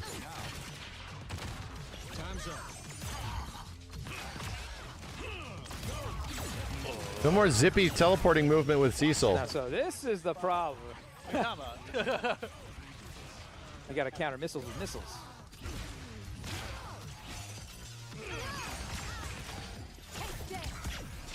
Damn, one hit into tag. Wasn't ready for A it. lot of folks are asking to see boost. Dude, Cecil's or not boost, even doing the really cool shit. newer characters, He's so not. little robots. Cecil's teleport makes him insane. That's my boosted missiles. You see how many missiles that fired out? So it's that golden meter up top. Yes, that is that golden mirror. Do you have a wish list of mechanics you wanted to see in the game? As a spectator, the game seems pretty easy to follow throughout the chaos so far. No, dude. Like, I just wanted a game to incentivize tagging. Like, I wanted a game to incentivize like the two-way interaction. That has been criticism that we've had of Invincible Versus even way before it was announced, you know, like way before. So it was clear that that was like the game that they wanted to make, and it eventually getting there was like a mega priority for them, you know? So the fact that it's at where it's at now, and there's even more two-way interaction on a lot of the tagging, on a lot of the team-based stuff is fun. Like that's the stuff that made KI so much fun. I was playing that game different than I've ever played like any other fighting game. And yeah, that's what's cool about this, is that there's a lot of familiarity in here. There's some Killer Instinct, there's some DBFZ, there's some Marvel vs. Capcom, which is awesome. But it is a game that is really emphasizing two-way interaction. And that's cool, dude. That's fun. It's mad fun to figure that stuff out. And each character has their own, right? Yes. Will zoning be remotely good if tagging allows people to be on you instantly? So a reminder, if you're blocking in this game, the alpha counter, depending if you're in range, right? You might have to get into range. If you're blocking, that can completely translate into an advantageous situation for you, right? If your opponent's really smart and they know exactly what you're going to do, it's going to be bad. But there's a two-way interaction there because you can tag on block. It uses resource, but you can turn an alpha counter directly into a offensive situation that forces your opponent to have to be like, oh, so what are they going to do now? You know? So you have to be like on your toes. Am I committing to a big, crazy projectile-based block string that I can't get out of, and they can tag their dude in while blocking? Like, that's what's neat, is that those situations are not guaranteed, right? You are not, the game plan is not going to work the exact same over and over and over and over again every single match. You have to be careful of what you're doing with your block strings and stuff, because your opponent will be able to do something when blocking. That's fun. Individually operated. So I'm going to tag out Robot Raider. For people that like fighting games that like see how fast that very much are flowcharty and follow the same thing, where you just commit to the exact same 2 or 3 things over and over again, it probably isn't the game for you. A lot of people didn't like Killer Instinct back in the day because they're like, hey man, if I get a hit, I deserve a full combo. And the game was saying, no, actually, you can even get a bigger combo if you're smart with what your combo is. So that's actually fascinating to me. That really changes the mold of what a normal fighting game interaction kind of is, you know? If you have a game that really has like the same cemented block strings like over and over again, things will start to look really similar, like all constantly, you know? And the cool thing about Invincible Versus is that when you first start playing it, it can be a little similar, but once both opponents are actually using the mechanics against each other, it's crazy, dude. The game is moving so fast, like interaction moment to moment is happening so quickly. It doesn't have traditional, it has some breakers that are normal breakers, but the combo breakers in the game to break tags are not the same as KI. Demonetized. Nope. So speaking of demonetized RIP, we don't have a creator mode for RIP, but we do have a creator mode that will come out at launch that will disable all the overkills. Yes. Gotcha. So closed alpha, no creator mode.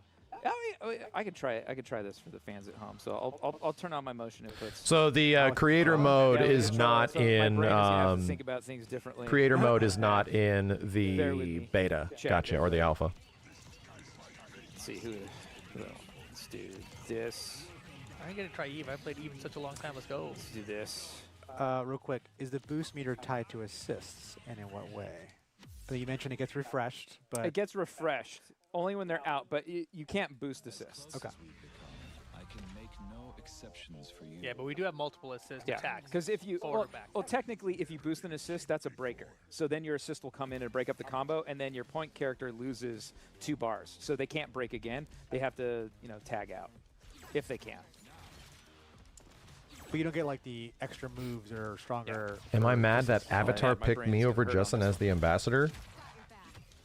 My dude, I have been recommending people behind the scenes to be the ambassador and commentators for games for like a decade, because I'm just too busy with my own shit. So if the answer is no, the answer is no. The answer is I'm glad Justin got it, because I'm doing fine, man. I get like 10,000 viewers a stream on average. No way! I'm doing just fine, and I hit a button. I would just prefer other people in the community that do good work to be the ones to show off games, you know? No. Weird question.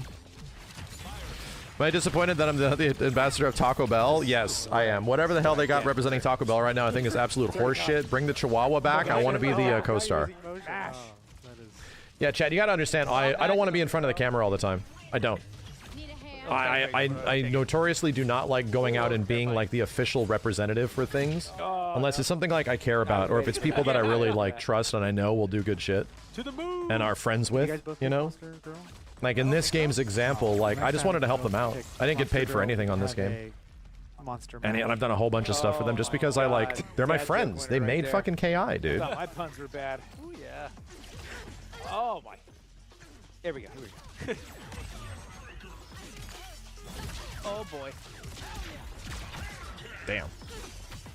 Come on, get him, Nolan. That Chihuahua is dead, by the way. You mean the one from 30 years ago? Sad day. That's a sad day. Not there. I think George Washington might also be dead. Yeah. Anybody from that was born in the year 1900 might also be dead.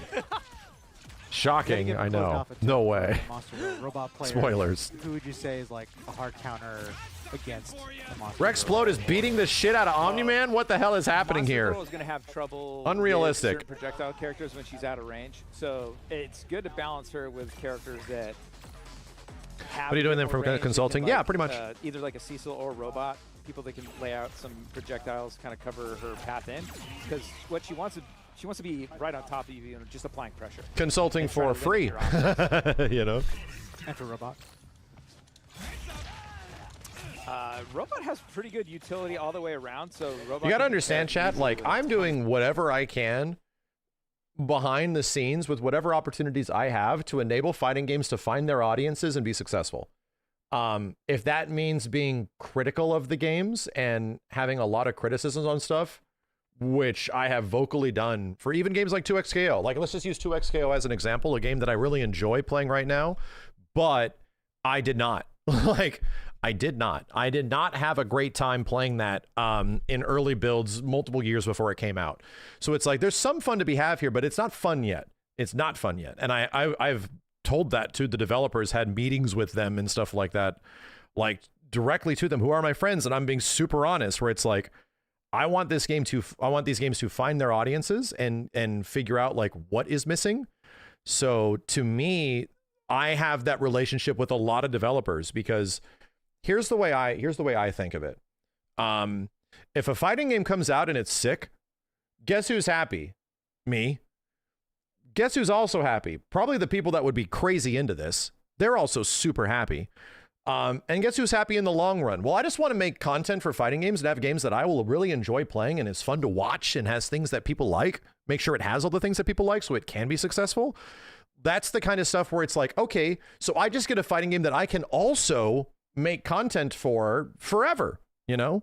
That also helps me in a monetization standpoint, where it's like, now we have a game that is actually good, that can find its audience and do well and have DLC and have future stuff that happens and build upon that and go to Evo and watch tournaments. Like, if these things are sick, if things like work out for the game, then it doesn't just create something that is like an actual good game for folks. It is good for me monetarily.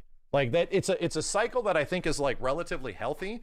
And it isn't just for games that, like, as an example, I don't play Invincible, but can I enjoy this as a fighting game? That was something for a very long time in the back end of Invincible Versus. Yeah, like, it's not really for me. And like, they worked a ton on this in those early concepts to like figure out a lot of the things that they wanted to hit and why isn't it hitting for those reasons. And then they eventually figured it out. And it became fun. It was like, ooh, no, we're having fun now. Oh man, this is hitting. This is really hitting. It also helps that there's no one else in this industry that I think has had as much time as I've had with a huge variety of audiences and how they absorb and and pull information from like a fighting game product ahead of time, whether or not this is cool or you want to play it or it can be successful, you know? And I have just been around a constant amount. I've just been doing this shit for so long with so many voices, like hundreds of thousands of people on YouTube, much less tens of thousands of people live on Twitch every single fucking day about what is cool and what do people like watching, and does the viewership match that? Do people enjoy these things, you know? So that's like my entire fucking existence of just like, what makes people like fighting games? Like, what makes people even enjoy this shit? What are the ones that are eventually fun to watch? Why are people dropping off of some of these other ones, you know? And you really start to pay attention to that. Like, is it me or is it the game? Is there something, an issue with the game making it not fun to just hang out and watch things or watch somebody get better? Is there something missing there, you know? Like all that kind of stuff. So anyway, that's been my job for 15 years, like literally 15 years of just, can this game find an audience? Is there enough space for it to grow outside of just a hardcore fighting game community? Like all that kind of stuff. So like, yeah, like I'm very much connected and trying to give the developers a shortcut to find that success if they possibly can, especially if they're friends of mine.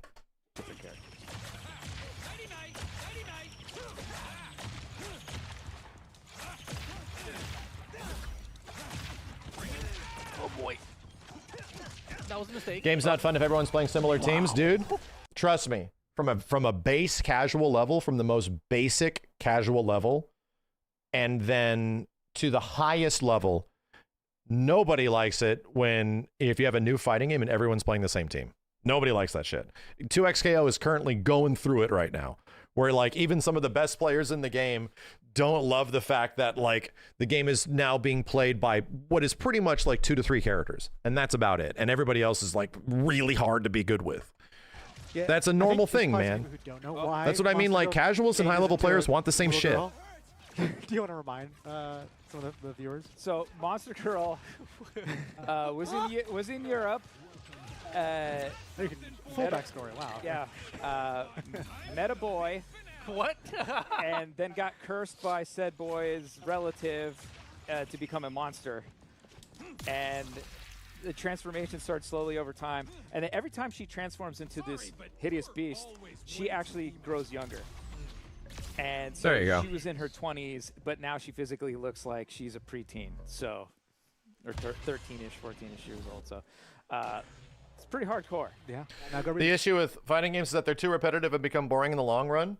That is not a general fighting game problem. That is some games are like that. And guess what are the games that I usually vibe with the most? The ones that try to break that pattern where you don't see the exact same situation all the time. You're not rewarded for going to just the good thing every single time.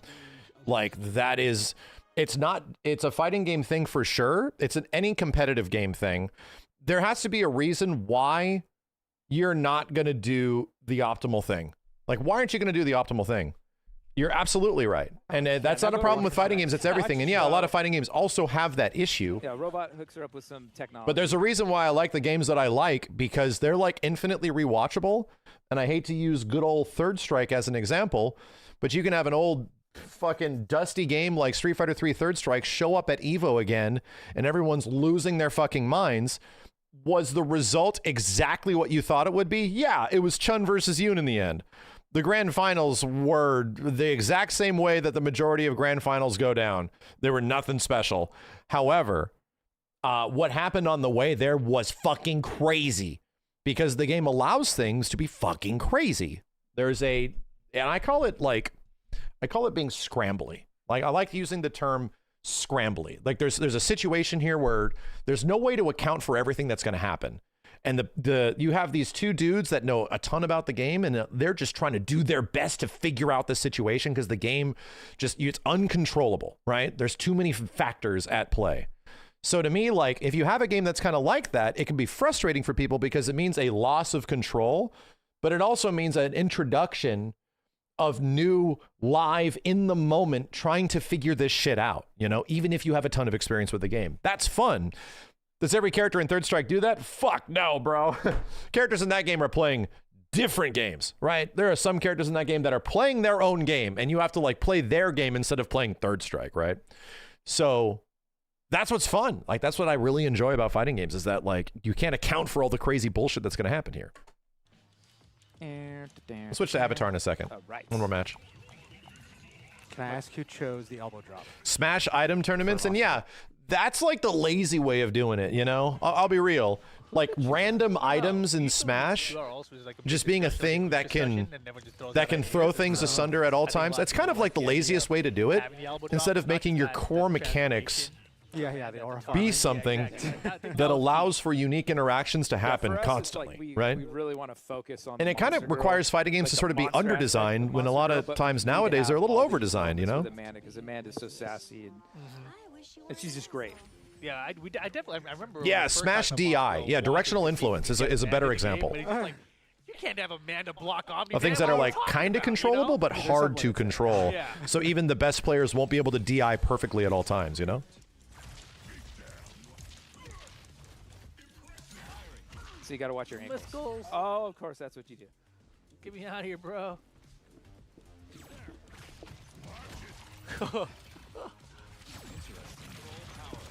Oh, I should have dashed. I should have dashed it. I would have. Cool combo. What the hell? Too Tag? late. Oh, he went for the bait. So, yeah, cool situation here. He does super tag, right? So here he comes. And then because he's in the air, oh, that was actually a safe super tag bait, right? Interesting. That was a safe bait. If he confirmed to the, if he did, I actually have to get into that situation. I don't know how that would work out. That's fun. I don't know how that would work out.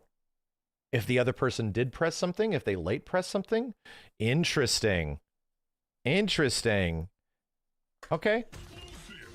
I don't know what would happen there. I was about to explain the situation like I knew it because I have played a bit of the game, but I don't, because that's new. Oh, I missed my pickup. Huh.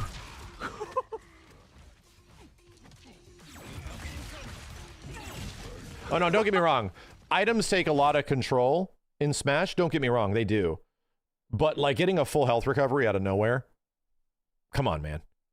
Like, there's no, it's just random for the sake of being random, and it lands right on you. And there's another thing that I hate about Smash, which is why we turn items on, is that items just let you snowball the final moments of a match. They completely do. Because you for example, somebody's at, it makes comebacks even harder. Somebody's at low health, right? So you're getting knocked off and you're DIing and you're recovering, right? So where do items fall?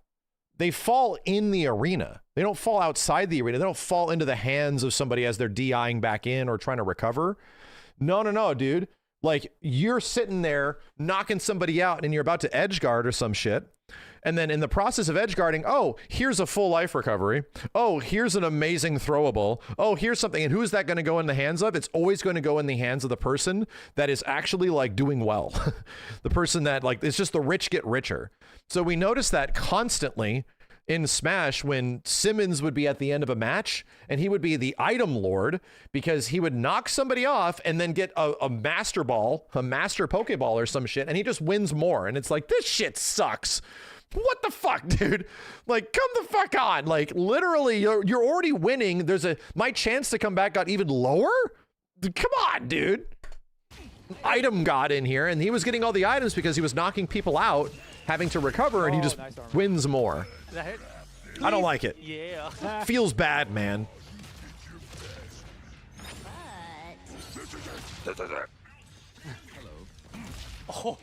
As a melee player, what are we doing complaining about items?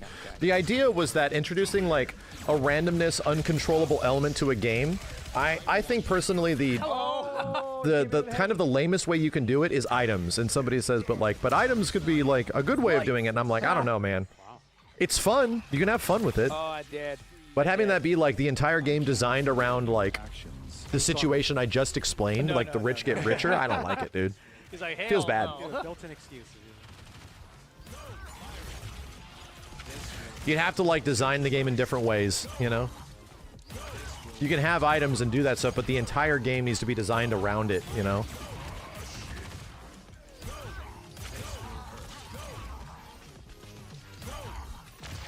Oh no. tricky question or complicated. Big break. Is burst safe? As in, can you bait the burst?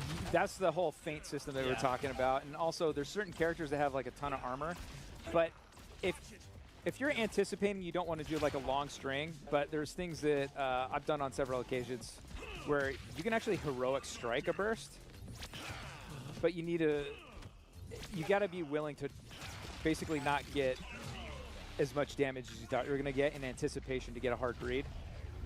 Yeah, you don't want robbery, like always available heat. Yeah, like the answer to things like, do things feel fair? Right? Do I feel like, does this feel like shit? And there's for example, like 2XKO has a lot of really great feeling moments, but a lot of moments where like, I don't know if that interaction should have worked that way. I'll give an example. 2XKO has a thing where you like screen lock, where an assist's presence will prevent the screen from being pushed further, kind of cornering the player in a moment that is that does not traditionally happen in any game. And it's probably a part of the game design, or it was a fix for something that happened to development, who knows. But all I'm saying is that like when that happens, it feels bad. Like I feel like this should not be happening. Like I get it, it's part of the game, but even if it is part of the game, I'm not just going to accept it, right? And that's the thing where a lot of like fighting game players, especially the NRS community, is that they play this one game, so you either accept it or go to hell. And it's kind of like, no, dude, I do not accept that this is fun.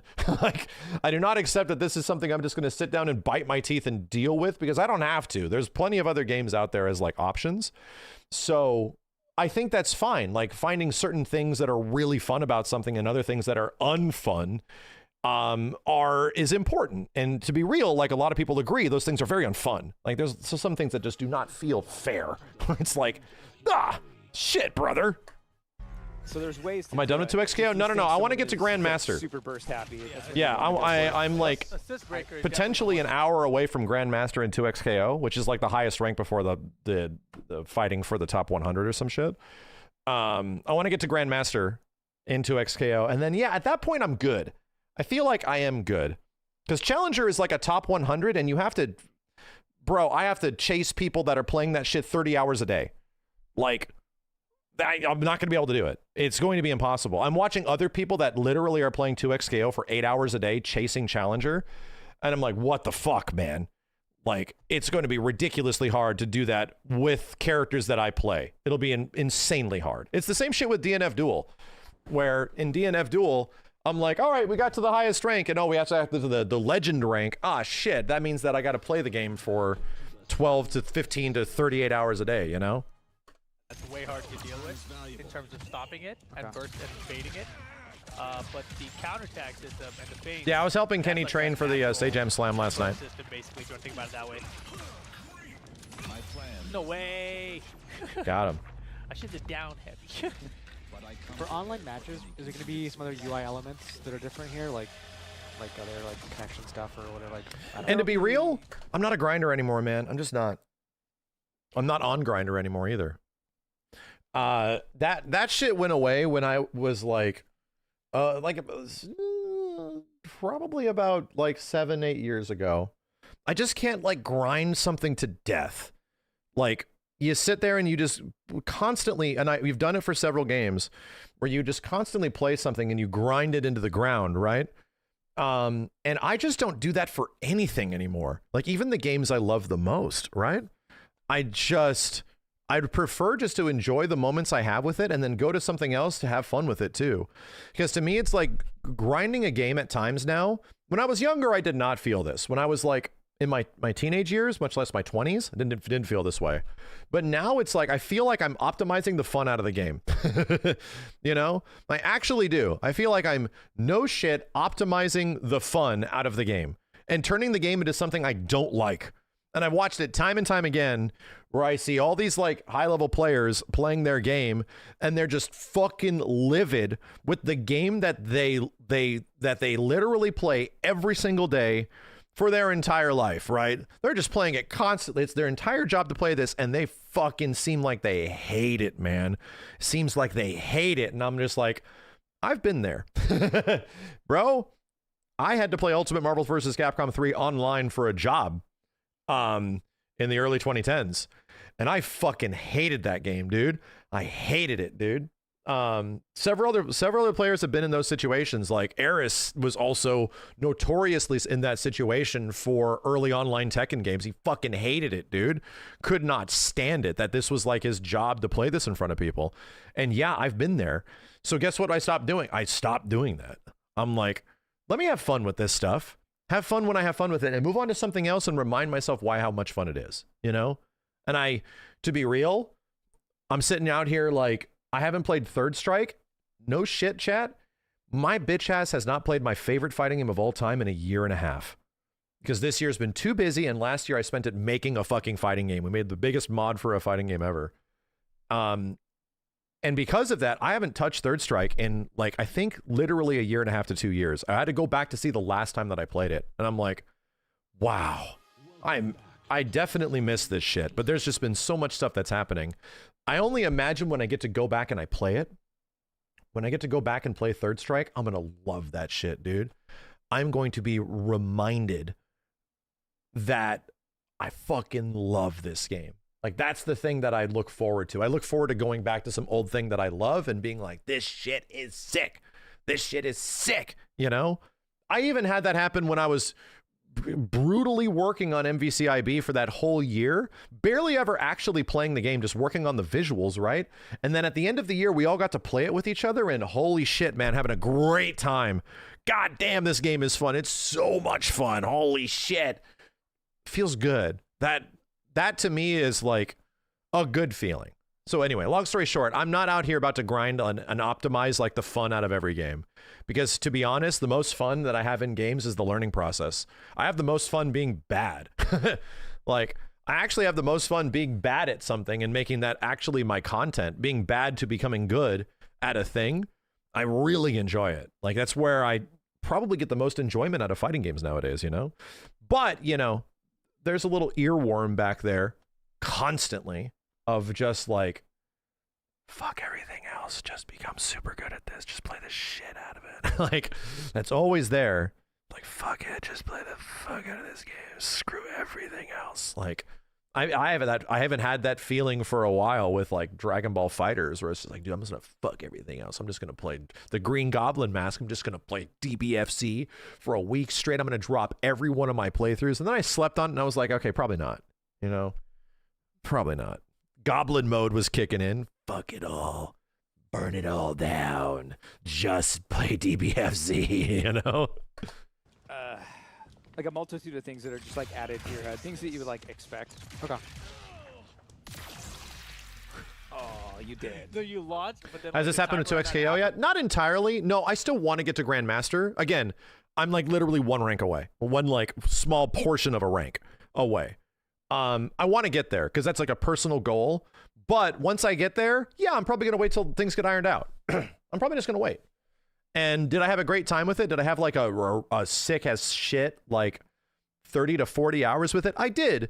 But there's some stuff that is like a little belligerent, and dealing with it on the way to what is nearly the highest rank in the game was like having a knife in my back. It's like somebody has like a knife in your back and you have to like, every time you relax, you go, It involves the character screaming my time. It's always his time. So when I fight against those characters, it's like, yeesh, man, this is painful. Like, it turns me into a big complaining bitch. And then I fight many of the other characters in the game, and it's just fun. I'm just like, this game's great. I'm having a good time. I'm actually having a good time fighting like 7 other characters in this game.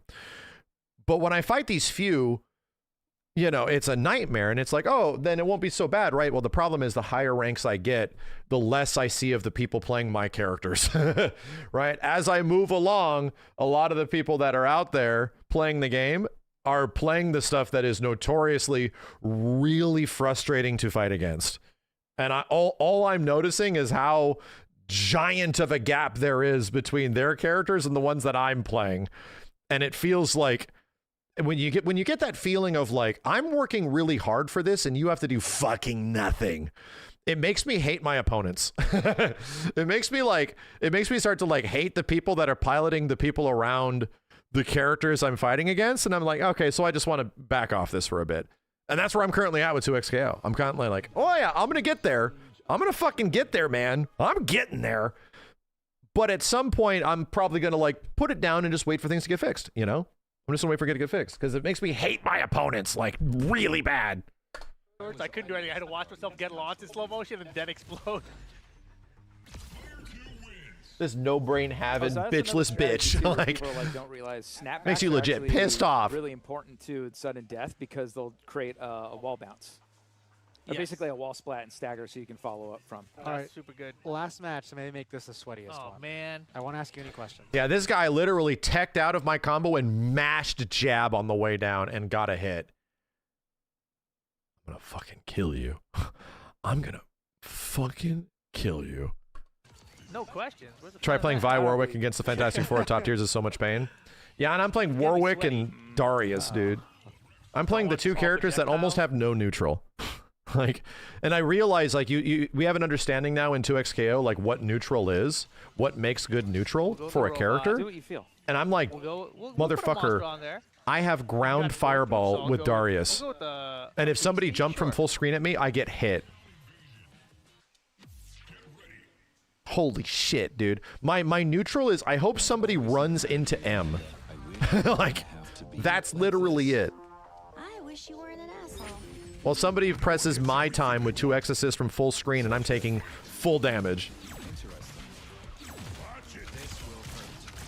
Drives me insane.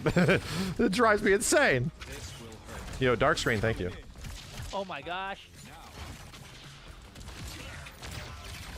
Oh, quick smart.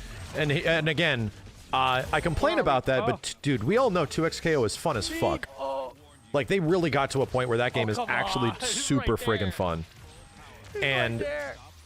now that, like, the neutral has sort of been figured out, like, which characters are good and what's good in the game. Okay, so when you have to fight against that stuff constantly, it's really unfun. It becomes very unfun dealing with these characters that feel like they're playing a different game. And guess what? Hated that shit in Third Strike back in the day, too, and I was going everywhere to compete like crazy, doing whatever I could to go to a place that had good players. Yeah, dealing with Chun-Li and Yoon was a fucking nightmare. Oh, what the? You keep I hated it, man. I still hate him. I still have a bad relationship with Chun-Li as a character in general because of me playing so much Third Strike over the years. Back in the early 2000s. Fucking hate her. that sucks. Like, I hate her and I hate Storm. I see those characters come back in some way and I'm like, oof. You know, I don't know, man. They come back in some way, oof, I don't know, dude. Actually scarred for life. The PTSD kicks in. So you hate Justin's characters? I tell him that. I hated Justin because he played all those characters, bro. And I've told him this story that, like, dude, we fucking hated you.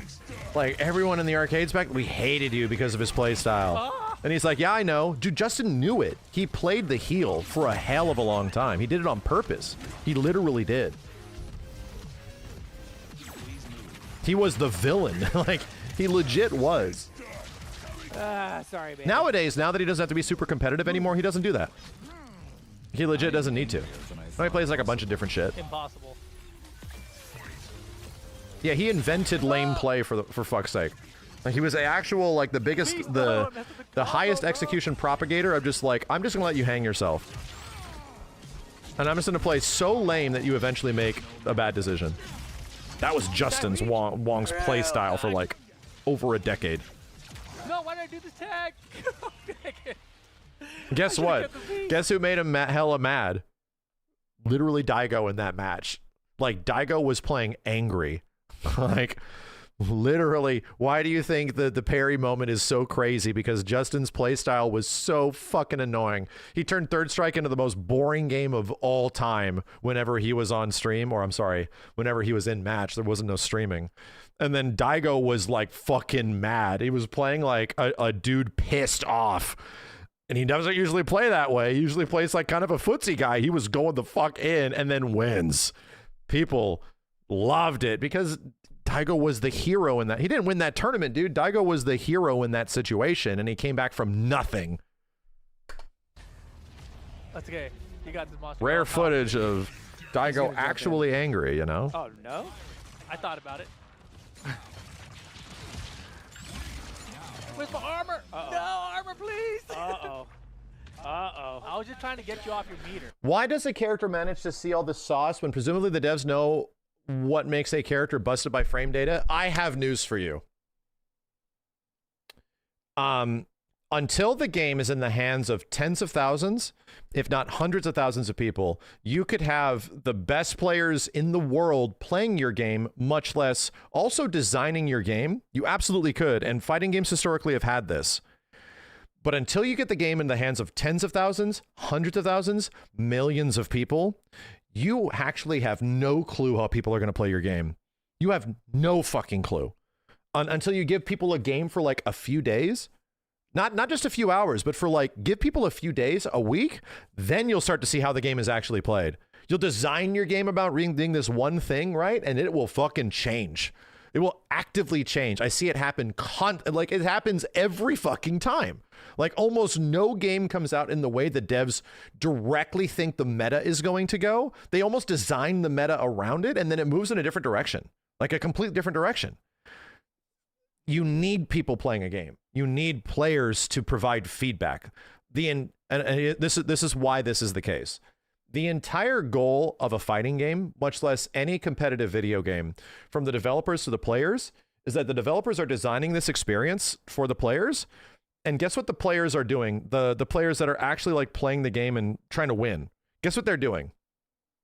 They're trying to break your design philosophy. They're trying to literally break your game.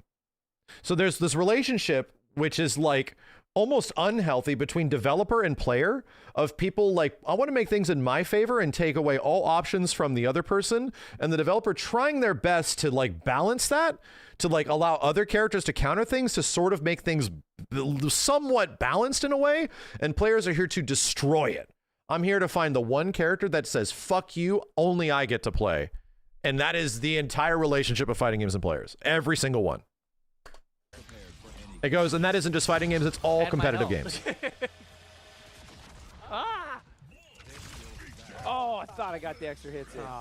Yeah, sure, it happens in StarCraft, it happens in sure, League, sure, whatever. more You know, it's damage everything. off It's my all combo games, blade. dude. But Oh, I got so much damage. Damn. Rest in peace. I didn't have any meter. Cycled on the head. There. Oh.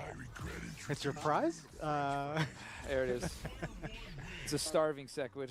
Well, thank you so How much come for. this one's upside down? Oh, it's not. Sorry. It's not upside down. All right, that was cool. I went on a lot of tangents. Looks cool, man. I'm just glad to see like more character archetypes in the game. I'm just glad to see not Savage Dragon show up. I'm glad to see Robot finally showing up, because I actually have played a little bit of Robot. And I can't wait for that beta. See, I emphatically encourage you all, encourage everybody to sign up for, hold on. Halloween special. Please go sign up for this beta. Closealpha.invincibleversus.com. Stop listening to old weird people like me talk about all this cool shit and you don't really get to experience it, just like it was in KI back in the day. And go ahead and play it for yourself. And where this is actually, it's an alpha, not a beta, right? Where this is actually enjoyed the most is when you get other players on the other side and you got to see how the game actually plays out.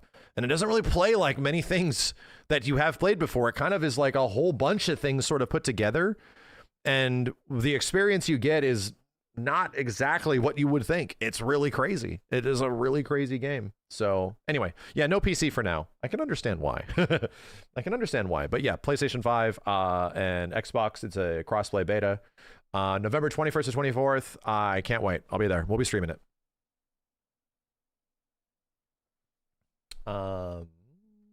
Okay. What is next? I think this was on Evo channel. Fighting game announcement. Avatar gameplay.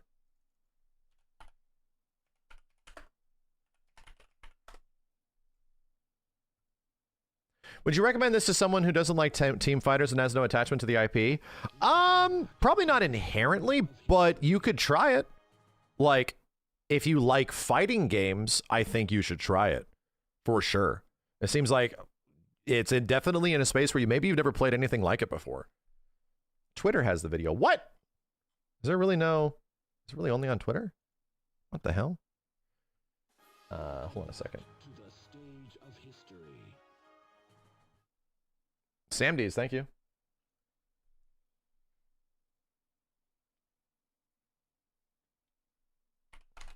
Was it the Evo channel? Oh, that was literally it? What the hell? I'm looking for the Evo channel, chat. Why'd you say Twitter? Why come? Avatar looks surprisingly good. Dude, it looks like the source material. Like, that was always the biggest benefit of it. Is that it looks like the show. I honestly Whoa. was. There it is. All right, here we go. More Avatar stuff. Oh, there's just a trailer by itself. Okay, this isn't the one with Justin, by the way. Shout outs to Justin, who is helping out Evo with this thing. There is an Avatar closed alpha playtest announcement. Oh God, please don't be on the Invincible versus time frame. Please, dear God. We got to see a little bit of this game before. Looked really nice. Like there wasn't much to be shown. It was sort of like a general trailer that goes over supers and all that kind of stuff. Really basic, fundamental. We really didn't get to see how gameplay was. And there was in-game stuff, don't get me wrong, but we did not see how, like, what happens when two people fight each other, right? So that's kind of what I'm hoping this goes into, and I've already heard some gameplay impression things from people, like, whoa, it looks like kind of fast, and I'm kind of looking forward to that. So let's fire it up.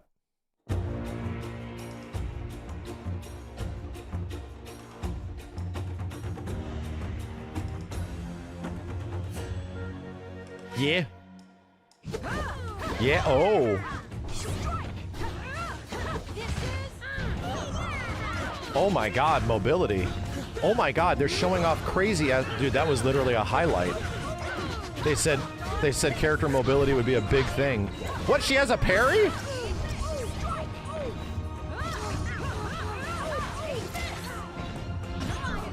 Huh. They're all over the place. Wow, dude, what the hell is Aang doing, brother? Bro, this is a fighting game. Oh, shit. This ain't some Looney Tunes shit. No. These characters are doing stuff. Wow, what was that, dude? Full air OTG? Okay. Cinematic Super looks kind of sick. 4 playable characters, closed alpha coming soon. Get the hell out of the way! I'm assuming it's the other characters in here. What the hell?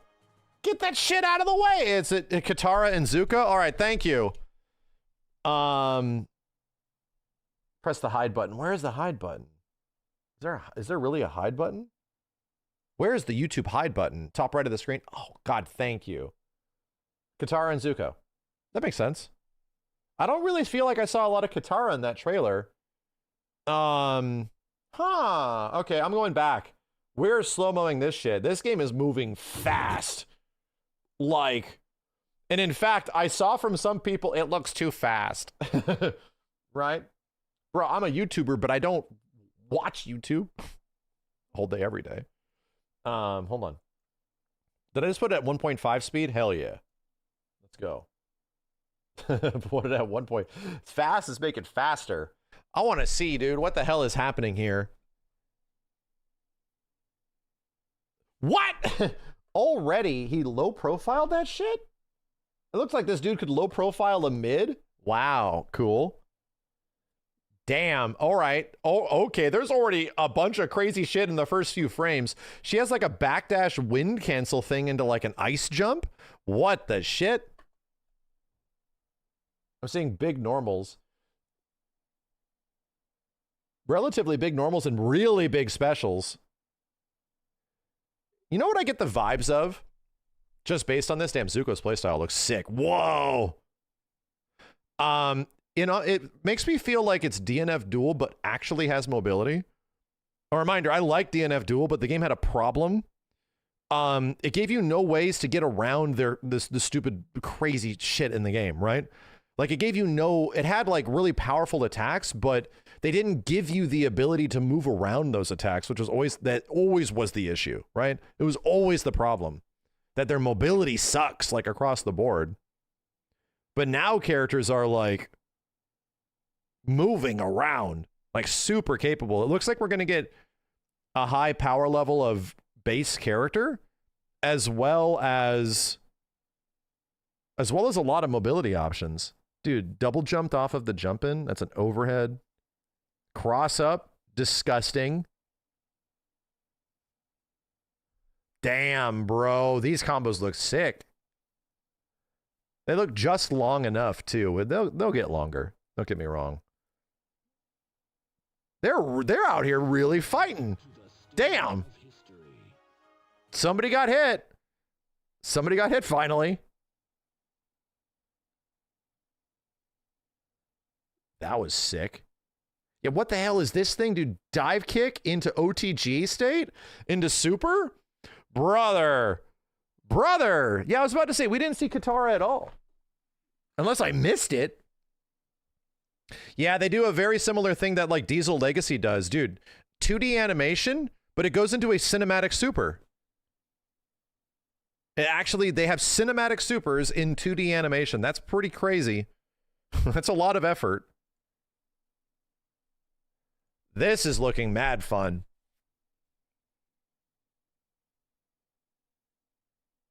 I think it's just character wish lists at this point, man. Dude. It's fixing the one problem that I sort of have where it's like, does the game look like it allows for crazy shit to happen? And from what I recall, there's not like direct assist characters, but there's something that changes the way characters play. Like some sort of thing, right? Like there's a modifier to each match, almost like a groove in a groove system that they described in the Steam version that allows you to change the way like a character plays and give them different abilities and stuff. No, it's the background characters. Thank you. Exactly. It's like Appa's in the background here, and there was something in the background the other one. That was exactly it. Like the background characters gives you a unique sort of thing. Appa's doing probably some windy thing for Aang here, even though windy things is kind of his thing. Cabbage Man? Yeah, maybe. Who knows? Cabbage Man could actually technically be an assist? I forgot. Could technically be one of the modifiers? No, it's not an assist. It's that's what I mean. It's like a groove, right? Like a fuse in 2XKO or a groove in Capcom versus SNK 2. It modifies what it gives them more abilities instead of them coming out and directly helping you. It changes the way your character plays or some aspect of the way they play. I need more, bro. When is this about to come out? This was not enough gameplay. This was legit not enough gameplay. They needed to release at least 2 minutes of characters doing stuff. We didn't even get to see Katara.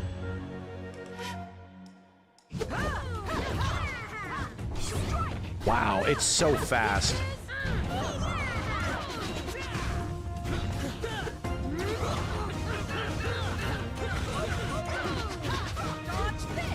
Dude, Zuko out here doing the Vegeta. Okay, so I can also say this. We talked about this maybe 6 months ago, like 5 to 6 months ago, how it felt like a lot of like high power level fighting games are being relegated to team games now, you know, where the majority of team games allow for a lot more unique situations and scenarios to happen, which is why a lot of developers are doing that. So they're sort of giving team games and those characters like a lot of high power, high capability, all that kind of stuff. It's been a while since a relatively big, you know, kind of like a big game comes out that is just a 1v1 that is like a high power level 1v1. I have to go back and I'd think it's like Exard was obviously one. Like a character like Killsgear Exard is a crazy 1v1 game, like an insane one. Strive tried to tone that down a little bit, like became more of a strike throw game in many ways. It would try to be more accessible. DNF Duel was, I'd argue, crazy in some ways, but also not in others. Like DNF Duel giving a lot of really powerful things to characters, but also having some of the worst mobility I've ever used in a fighting game ever was a choice. Like that shit was definitely I liked it. I had fun with it. It had a character I enjoyed, but that shit was definitely a choice, okay? So I'd have to go back and I would have to think, like, yeah, BBCF. Okay, there you go. BlazBlue Central Fiction. Yeah. And that's the exact same era of like Guilty Gear Xrd to like Rev 2, where characters are crazy powerful, like really fast and crazy powerful, you know, like true anime game type shit. You know what? I'm probably not giving enough credit where credit's due. Under Night probably should be getting that consideration, right? Under Night's a crazy ass game. And I think that of the most recent examples, I think Under Night is probably the one game that tries to really give characters a ton of crazy stuff, crazy mobility, crazy things that you can do like all over the place. I think that's the latest big one. Grand Blue, I think Grand Blue's close, but it's also like a very controlled game, you know? Grand Blue's also like more so leaning into the strike throw fighter. It's way better now than it was before, you know? So anyway, I think it's got a lot of fun stuff, but I don't feel it's like that crazy. And Street Fighter 6 is kind of crazy, but also sort of unpredictable. That's where its craziness sort of comes. This game looks insane, like double and triple jumps and wall jumps and air stalls. And it isn't just grounded movement. It's a bunch of aerial movement across the board. Every single character has a shit ton of aerial movement. Wow, look at that tech situation. So there's also wake-up rolls.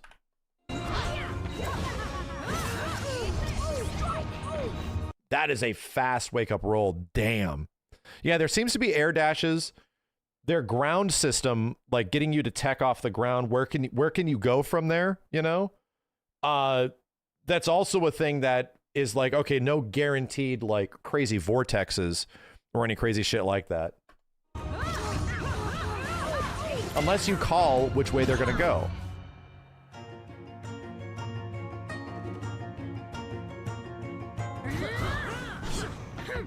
Damn, dude. It makes me wonder if the game is going to have like a push block of some kind. If the game's going to have a, probably won't have a push block, but it'll probably have like an FD, you know? It looks like a lot of crazy offense that you'll have to deal with. So I wonder if they have like an all guard sort of situation, like a faultless defense in some way. I'm kind of curious because if anything, the game is making me feel more close to an old Guilty Gear than it is a lot of like modern 1v1 games.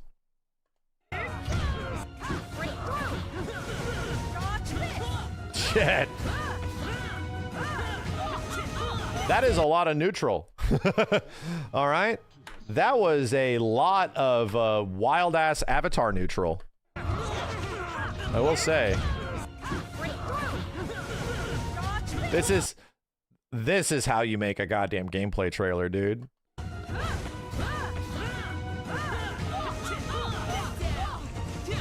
Oh, that's definitely not Zuko's VA. Looks pretty cool. Looks pretty cool. That definitely was not Zuko's original voice, yeah. I think it comes out next year. Dude, Zuko just being like a goddamn fly on the wall. Like, get down here, you fiery shit.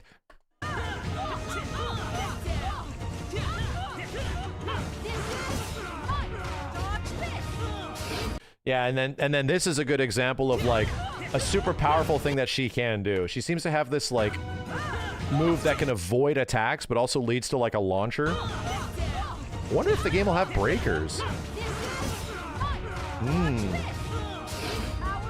They are showing a ton of mechanics here.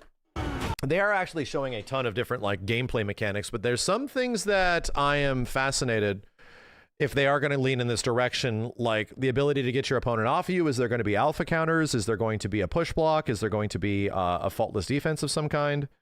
Is there going to be an actual traditional breaker? Are they going to do traditional breakers? We need to see the interface is what we need.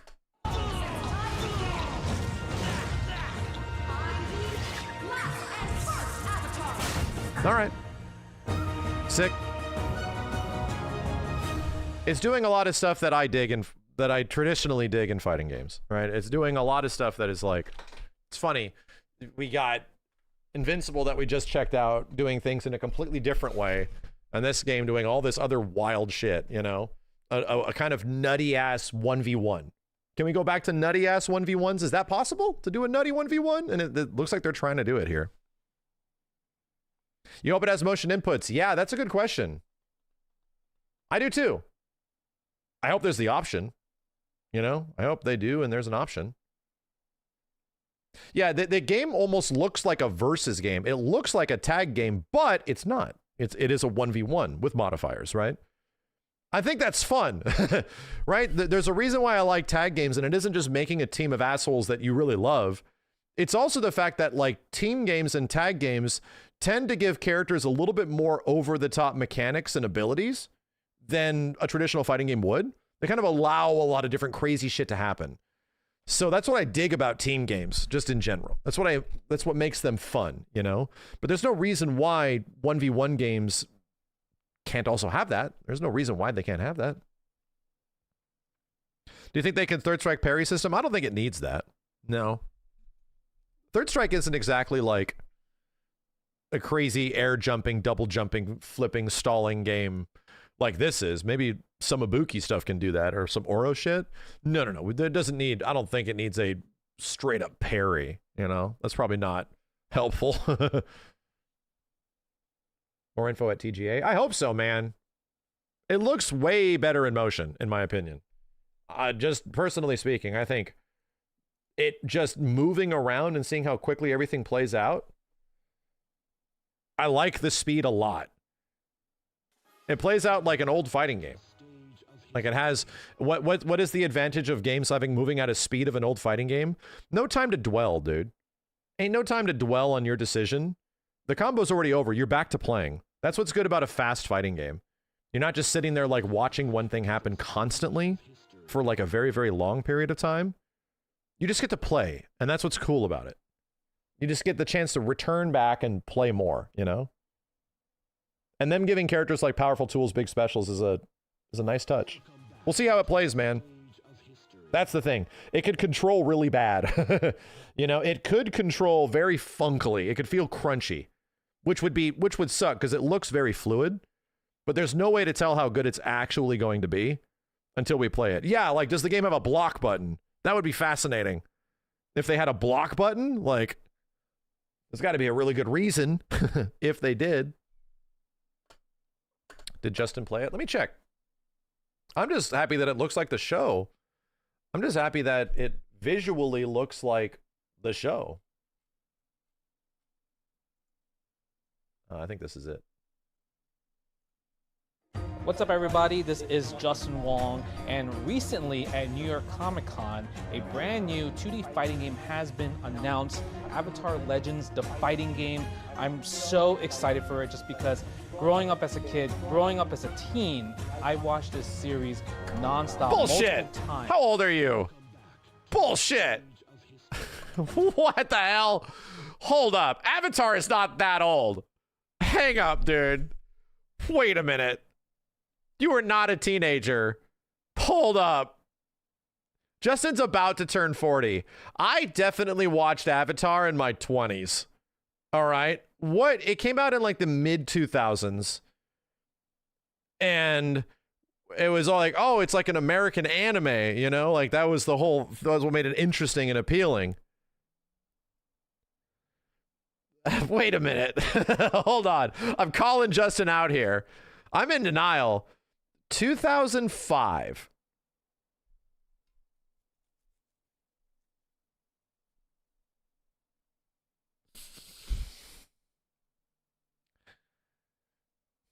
Shit.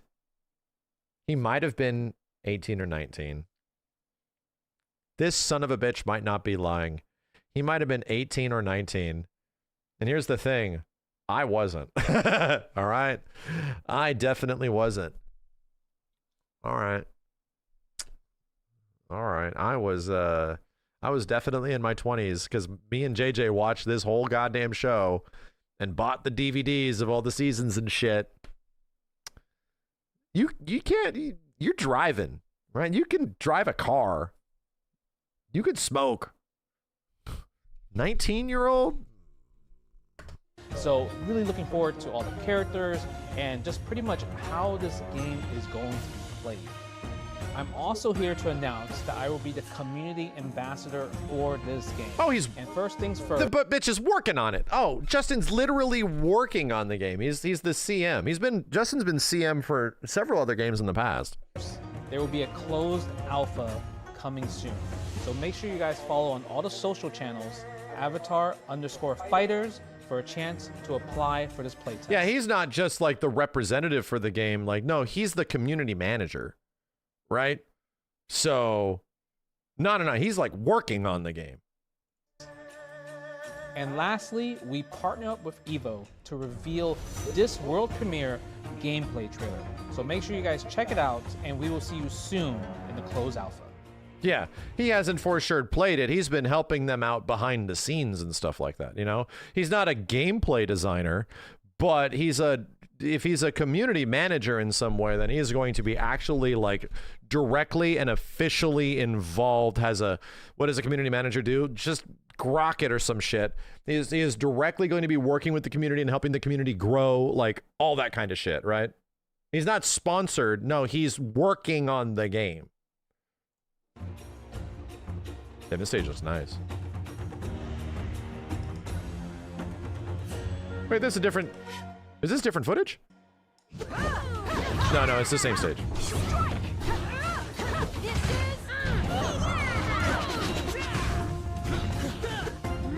Yeah, like being a CM is like you're sort of the connection between the desires of the players and the interaction of the players to the developers. You know, like that's sort of you are the #1 PR person. You are literally public relations. Like that is what a community manager, that's the nicer term for public relations, is sort of like what a CM does now, like a community manager.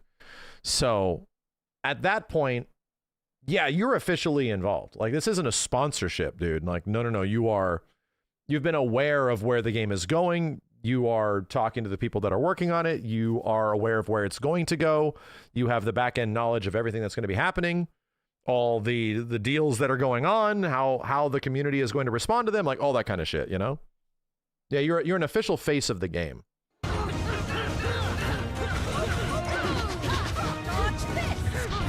Music seems good too.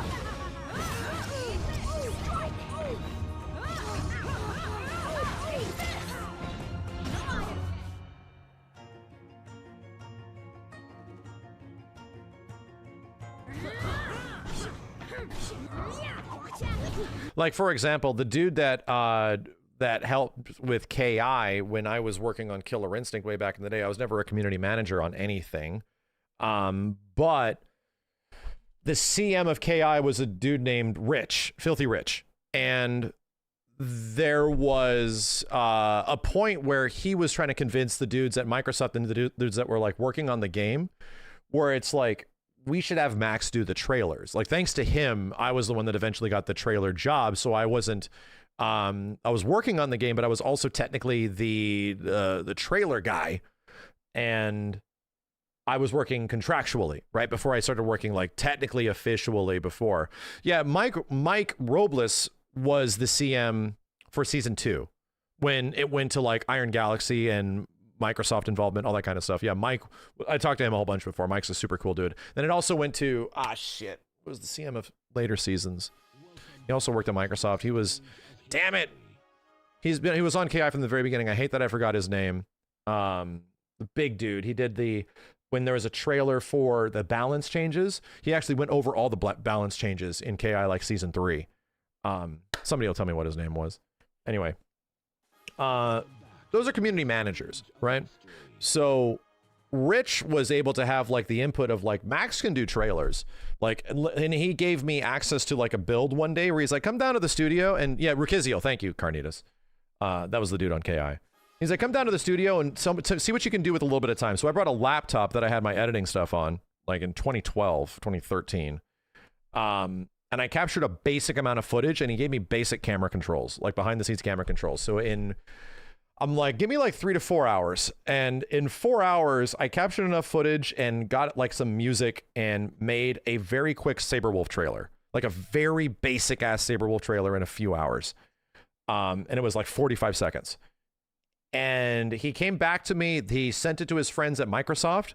He showed it to the vice president, Patrick Gilmore, who was leading Double Helix, because they were just sort of doing their trailers in-house. They were just like showing stuff on the game. There wasn't a ton of like crazy, there wasn't like a ton of direction, a ton to the trailers before. They had some cinematic stuff, which was really neat. So he showed it to like the Microsoft guys, and they showed it to Patrick, and they came back immediately. And they're like, okay, we need to pay you to do trailers like as soon as possible. When can you start? And I was like, oh shit. All right, I guess we're in here. And then, yeah, from that point, I was like running down to the studio constantly to get new builds and updates. And eventually they were just like, just give Max the build. You're hired. Here's the latest character. Here's all that stuff. Start working on it immediately. And then it was like the Spinal trailer, the Fulgore trailer, like all that kind of stuff, like all that shit. Money time? Well, you would think so. Anyway, how do we tell him? Yeah, I was definitely getting paid, but KI was a small game, dude. There was a little ass Xbox Live game, all right? It was nice to be paid for something. I felt it was awesome. Everyone was putting their heart and soul into it, but like how much money was being reciprocated? I mean, not much. You know, not a ton. I mean, Mick Gordon talked about it too, how there was just a ton of real people that were super passionate about this shit, but was the pay there? Not exactly. There was just a lot of opportunity. That's what it was. It was opportunity. It was a chance to like show what you could do. And I feel like from especially the folks at Double Helix and like Mick Gordon and everybody that worked on it, from audio to engineering and everything, everyone felt like this is an opportunity that you could really show shit off of, like how much do you give a shit to work on a game? And like people really did. So I didn't really care that I wasn't getting paid that much. For example, just as an example, what a trailer cost back in 2013, you usually had to get like a studio. There were studios that made trailers. There's literally companies that make video game trailers, right? And you usually go to the company to make that game trailer, and then they send it through the ringer, and they come back and give you the what's it called? They give you the trailer, and you pay them, right? And it's the same thing. It's a contractual sort of freelance work. So just as an example, Kenny was working at one of those trailer places at the time, so I kind of knew what a trailer cost. Kind of had an example of ballpark like 10 to 20,000 idea of what a AAA game trailer to like a median trailer, how much that is going to cost. And I was making 1/10 of that because I was doing everything by myself, and any help that I got was from the developers of the game. Like, it was literally with the people that were making the game. They just wanted to make the trailer also as hype as possible and as enjoyable and cool as possible. So like I also was working directly with Mick. I was working with gameplay guys. They'd like, hey, Max, we just got new animations. Come down to the studio. And I would do that. I would literally drive 3 fucking hours down to the studio. The trailer's already fucking done and approved. It goes out the next day, but like, we just changed the Ultra. It's way better now. And I'm like, shit. I would drive 3 hours, go capture the footage of the Ultra, go back. Microsoft, this looks way better. Can we do this? Yeah, okay. The approval process was quick because there was not many people in the way. And yeah, that was the new Spinal trailer, like that kind of shit. So that was neat. And it was neat that like the audio guys are like, oh, Max, turn down the audio here and boost it there, and then send it to me. Send me just the audio track. And then Mick would take just the audio track and make a custom stem for the whole friggin' like music. I had like a generic thing that was there. And then no shit, like all the audio guys would make it sound punchy and spicy and really like all the moments would hit and all these moments. It was like, fuck, dude. Shit. Are you helping test the Invincible game? I am helping the Invincible guys with whatever they need, you know? It's the same dudes, but I'm not getting paid for anything. I just want them to make a game that will find its audience and be sick. And I'm not even officially helping. I've just been behind the scenes like for a very long time, from a very early foundation. I'll probably get a special thanks or something, or if not, nothing. But all the guys that are working on the game, the majority of the dev team are old friends from the same KI folks that I'm talking about right now. So yeah, like That's what's cool about it. It was cool just being a part of like small development teams. If you want something changed, it doesn't have to go through a ton of approval process for that kind of shit to happen. A neat thing can be put into the game. Can it be done? It is. Let's just do it. You know, it's like, shit, dude. Sick.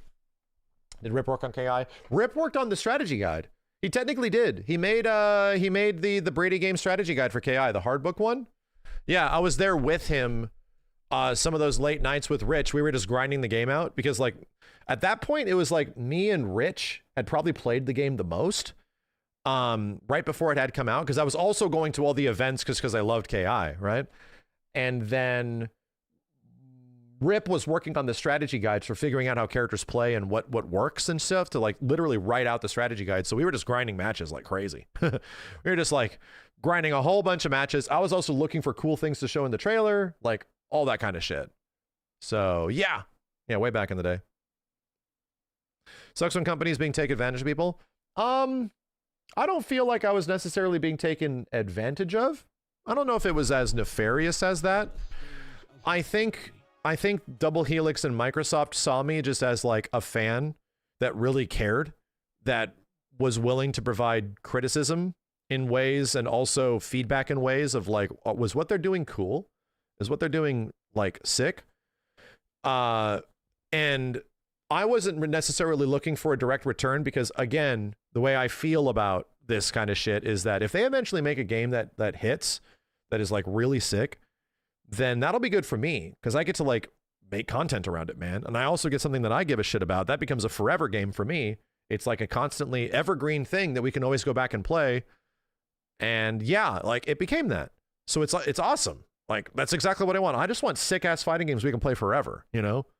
I just want things we can play forever. Which Predator is Kevin Nash? Predator 2. It's Predator 2. Anyway. Is Invincible content going to be monetizable? Yes, we actually talked. That was one thing very early in Invincible's development that I told them when we were first making videos on it was that, dude, these videos are getting flagged already, guys. And they were like, uh-oh. And I kind of gave them the example that like Mortal Kombat 1 was a game that got better and better and better. But there, as soon as 2019 happened with MK11, there unfortunately was like kind of a huge roadblock for the NRS content creation community. And the fact that people could not willingly and freely make content and monetize it on YouTube easily anymore. Like, chat, do you guys remember how much content there was on MKX and like Injustice 2? So fucking much. Like, people were making things. There was new people making new content. There was like existing players, like all that kind of stuff. Everyone was like playing these games and shit. And then as soon as MK11 happened and MK1, it was very hard to like build a community by making content for those games because the YouTube flags were hitting everything. It got super strict. So it's getting even more strict now. And I kind of warned the guys like, hey guys, there was kind of a rough like situation with the NetherRealm community, you know, that happened around MK11 and especially MK1, where it became really difficult for people to like make videos on the game, even if they did not want to monetize it, because there was like dismemberment and gore. And right now there's already that kind of stuff happening with Invincible already. And they were like, this is extremely relevant. This is an extremely big situation we have to think about for the future of the community and people that want to play the game. So they came back like a month and a half later and they're like, we're putting in a mode that is like a no gore mode, that is like a creator mode, so that you don't have to, you can actually just like make content freely. So yeah, it checked out. They were okay with it. So it's not like blood is completely turned off. It's the stuff that flags on YouTube, which is characters blowing up into sinew and chunks, which is not going to go away. It's there, but the ability to turn things off, right? The ability to disable that. It's pretty much a streamer mode.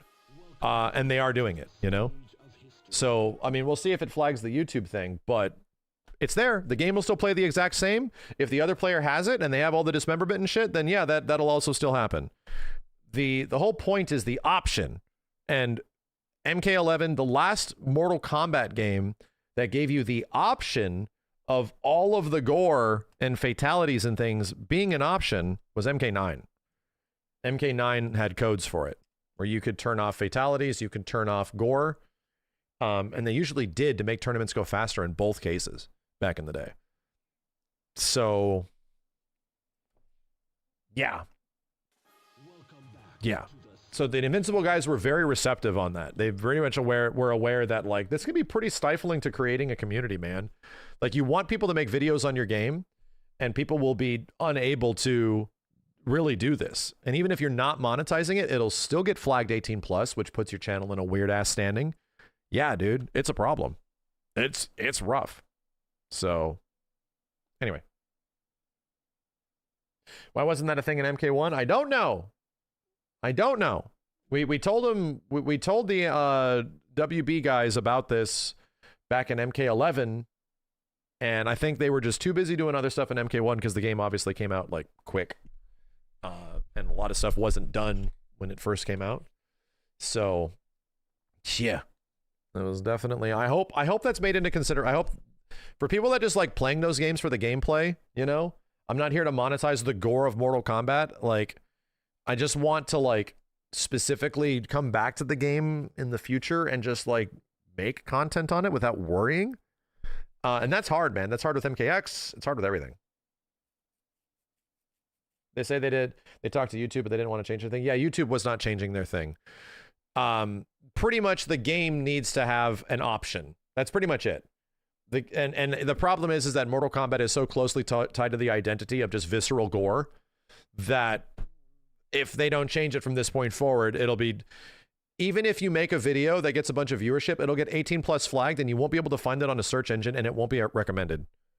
That's just how it works. You have to go to somebody's channel directly and or be given the link to the video. And if you're given the link to the video, that's how you find it. That's what happened to the majority of my old Mortal Kombat content, chat. It's just gone into the ether. Nobody can even find it unless you very specifically go to my channel and like search it out. It's crazy. It's crazy. Most of it's gone. It's not that it's unlisted. It's like spiritually unlisted. You know? It's spiritually unlisted.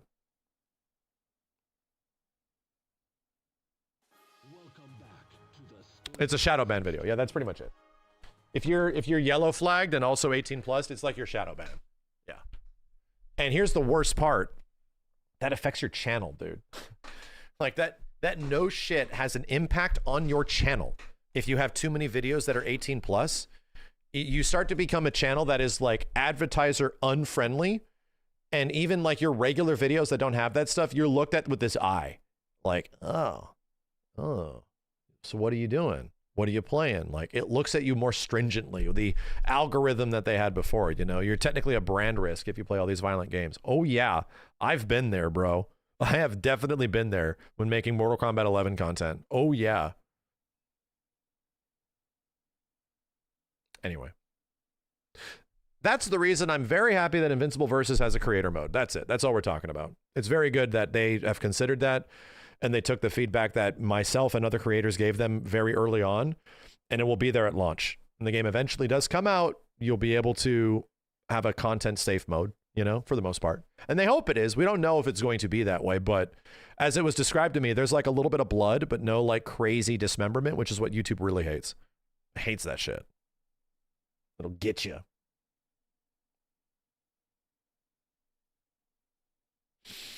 Yo, Tetsuya, thank you. Hamster King, Dankus Jedi, Miss Chalk, The Ancient Arts, Neo Deuce, Darkworm Reaper, Full Force Kimchi Slap, great name, Mr. Oz, Doc Sarge, Corcel, Selu, Ruiner, House of Darkner, thanks for the gift sub, man, or thanks for the resub, 141 months, holy shit. Reptile, damn, I just realized, chat, you streaming the MK Legacy? Of course. An update on my personal situation this week, streaming today. Had a lot of stuff to talk about, so we did that. Tomorrow I'm gone. I'm going to a wedding. I'll be back the day after Thursday. Kajima, thanks for the gift sub, dude. I'll be back on Thursday. And on Thursday night, Mortal Kombat Collection and Virtua Fighter 5 Revo World Edition, the actual cross-play new single-player content for VF5 game comes out. So we have two fighting games that are coming out on Thursday night, like both of them. I'll probably start with VF and play at least like 2 to 3 hours of that. And then I'll play MK into the night, you know? MK collection into the night and just figure out what's on it. Is it any good? The week after or day after? Sorry, day after. So I'm going to be back on Thursday streaming. I'll be back on Friday streaming. We'll figure out what we're playing. I'll be streaming on Saturday. And then after that, from Sunday on, I'll be gone for a little while. I'll be gone until like Friday, Saturday. I'll be gone until like Friday and or Saturday. So I'll have like 5 days. I got to go to a thing. So I'll be gone for a little bit. It's a busy ass week, dude. Super busy week.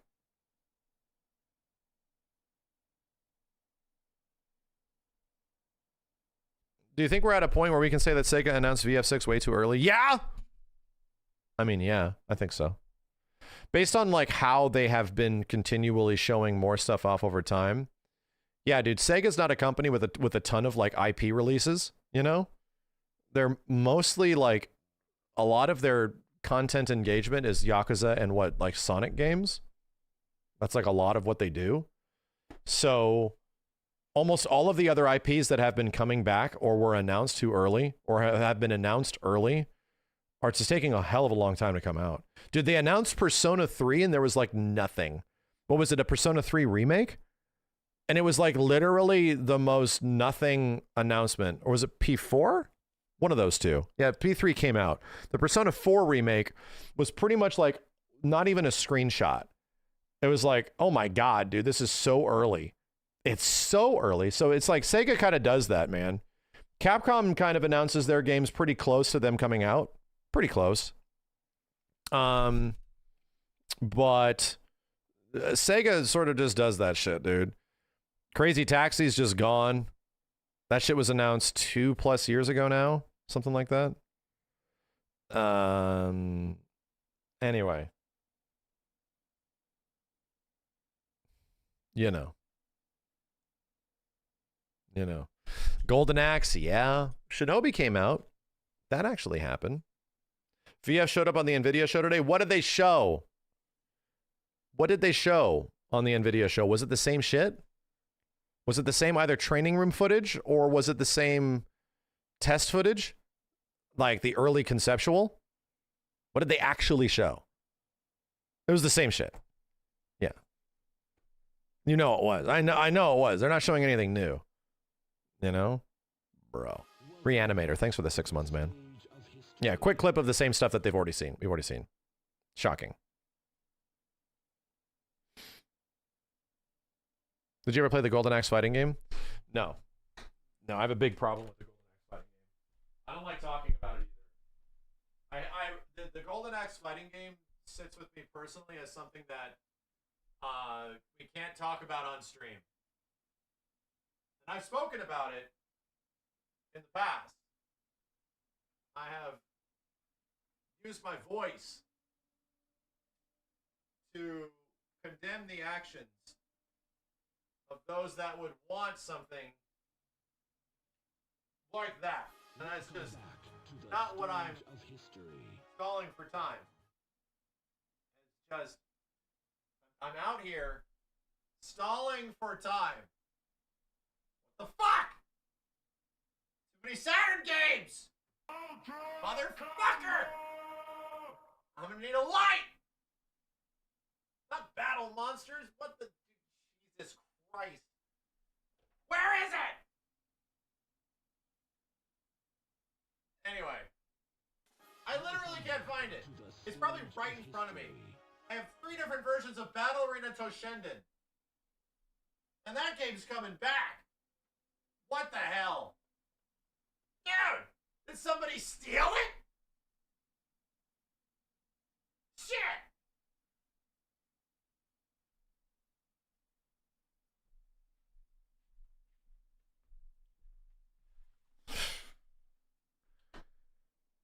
God damn it, man. Yeah, I literally have the Golden Axe fighting game for Saturn. Somewhere. I don't know where it is. Toshinden was awesome. I don't care what you purists think. I have never been traditionally a huge Toshinden fan. But the fact that that shit is coming back is really crazy. Dude, if Battle Arena Toshinden can come back and get a collection, then there is no reason why Bloody Roar could not. There is no reason. Battle Arena Toshinden is no shit getting a collection of like the first 3 games? My dude. What in the hell? Like, how in the hell does Bloody Roar not have a collection of Bloody Roar 1, 2, and 3? Holy shit, dude. No reason why it couldn't at this point. We need to do that one day. That's what we got to do. We got to go back and have just a day like, you know, how we do with Tekken 3, where we just fire up Bloody Roar and just like, show me this game. I've played Primal Fury, right? But not the original PlayStation one, a ton. And whenever we play Bloody Roar 2, we're just smashing buttons with the old video games. Let me go back into this bitch and see how it actually plays and like really get used to the mechanics and shit. And have a better comprehension of it. The best Bloody Roar is historically Bloody Roar 2. Like, that's the one where most people vibe the most with. So what I gotta do is go back to some old PlayStation fighting games and sort of like fire it up. Didn't we do it for the PS1 Legacy? Did we? Hold on a second. I don't remember putting that much time into it. We might have. That was a long time ago. It was like 5+ years ago. We might have. No, we did. Good call.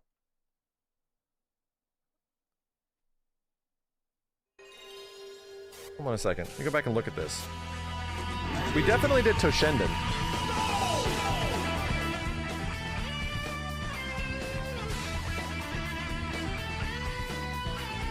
I think the Bloody Roar license currently resides with Konami.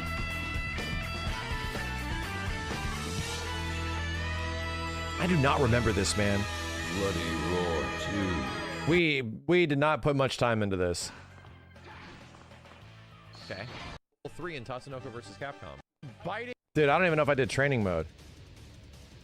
I think we just fired up the game and didn't even like learn much, just tried it.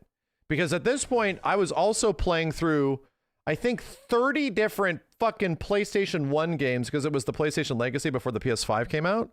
We played so many. It would be nice to go back to this and check it out. It's kind of weird that she turns into just some weird sex bat. That's all it... Who turned into the weird sex bat? Yeah, you don't actually get side. Where's the weird sex bat? Hey, hold on, chill. Damn, I wasn't lying. Damn. Chat, that's not a bat. That is, I mean, she has bat ears, but, I mean, damn. Damn. Damn. That's crazy. She's bat adjacent. Yeah, we just did like a basic arcade playthrough. It would be cool to figure out how the game works. Shit. Ow. B? Wait a minute. Oh, it just goes straight into ending. Oh. Yeah, we got to go back and play it. This wasn't enough. We need to deep dive it. We need to at least spend like a few hours figuring out how it works instead of just like basic arcade playthrough. Turn it into like a compilation. That'd be fun.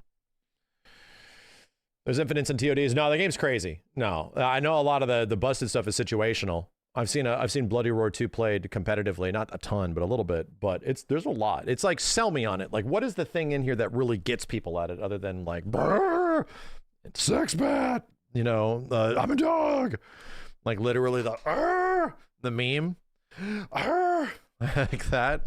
That's what I'm guessing. It's the awoo aspect. That's it. That's the reason. That's why we're into it. Oh, sounds like Kenny with Altered Beast. Oh man. Anything else happen? Anything else? Any Alan Wake 2 plans? Hell no. Anything we missed over the last couple days? I know we talked about it when the stream started. I know about the Battle Royale mode for Battlefield. I normally would play that if... Oh, the SNK World Championships are this week. Check X. Oh shit, Callie, you gotta be fucking kidding me. Are you about to release something? You have to be fucking kidding me. How many games am I juggling at the moment? Highest priority. Three games that are actually top priority. Ninja Gaiden 4, Final Fantasy Tactics, and getting to Grandmaster and 2XKO, right? Those three are the highest priority for me currently. That's where my brain's at. That's where we're going. After that, we sort of can start evaluating where I want to move next. Absolem, we beat Absolem, dude. We did it. We fucking beat Absolem. We fucking beat RV, what's it called? I need to make a review on Absolem. We beat RV there yet. We did it, you know? So all I'm saying is that no, Tactics is not done. Tactics is one of the three. Listen, we just got Cloud in Tactics. Okay, we just got him. So then we have to do that after. Hold on a second. Did you at me, Callie? Hold on a second.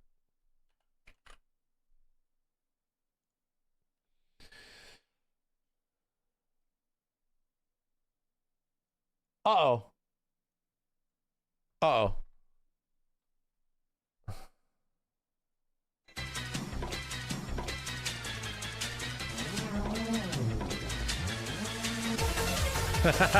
Wow. Wow. Callie, I have a request. You're working on this? I know. This move is fucking useless, all right? This move is actually almost useless in every other game. Please let it just be a hit, grab, ender, or something, right? It doesn't need to be an opener. I don't think we need to see it at all times, but just give me the option to even combo into it in some way, man. That's all I'm asking. It still should be rare. It can be rare. I think you could kill with it. That'd be cool, right? But just even the process of making the move functional, it's not a command grab. It's not even a hit grab. It's sort of like, it's a non-comboable hit grab. Like, it has such a unique fucking throw. Yeah, you can make it a hit grab. That's fine. As long as you can combo into it. And the issue in MVC 1 as well as MVC 2 is that it's a hit grab that you can't combo into. What the fuck? Like, it's useless. So whenever I land it, it's like confetti, bitch. I landed it. Like, I literally just had a video playing MVC 1 where it's like, I landed it. Fuck. You know?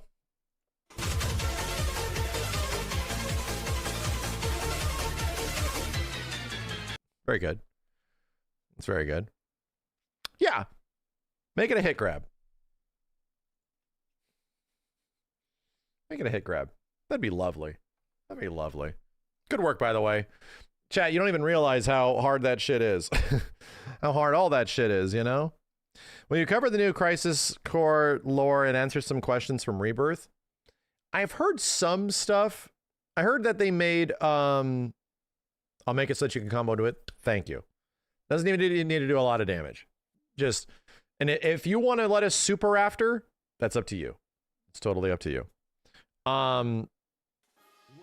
The Crisis Core lore, all I heard is that the origin of the Masamune is tied to Genova, which I think is cool. You know, that's something about the Masamune itself. Is kind of like one other part of the connective tissue of why Sephiroth eventually goes insane. That his weapon is, you know, connected to the big bad thing. So, anyway, streamer awards as an FGC category again. Hey, you know, I got my streamer award. I'm good. I don't need to peddle you guys to get me in there again. Y'all did enough before. There's far more involving Glenn. Okay. How many more things are left? Is the first soldier chapter stuff done? Is that shit like done? It's done. That's all of it. Wow. So what's even left? Is it the main campaign?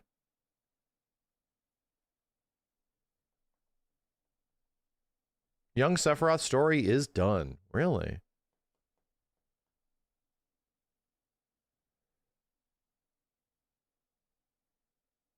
You can combo into that grab an MVC2 off standing LK. I have never seen that shit. Maybe. One involving Glenn has to be its own special event that explains Glenn's relationship with Rufus.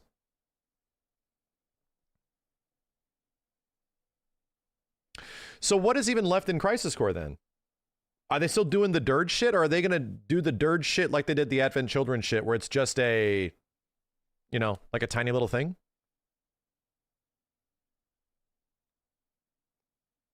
Dirge and Before Crisis. Are Dirges done? Yeah. They said they were doing Advent Children as well, but it was just like a tiny little crossover. They did not start Dirge and Ever Crisis. Okay, it's next year. All right.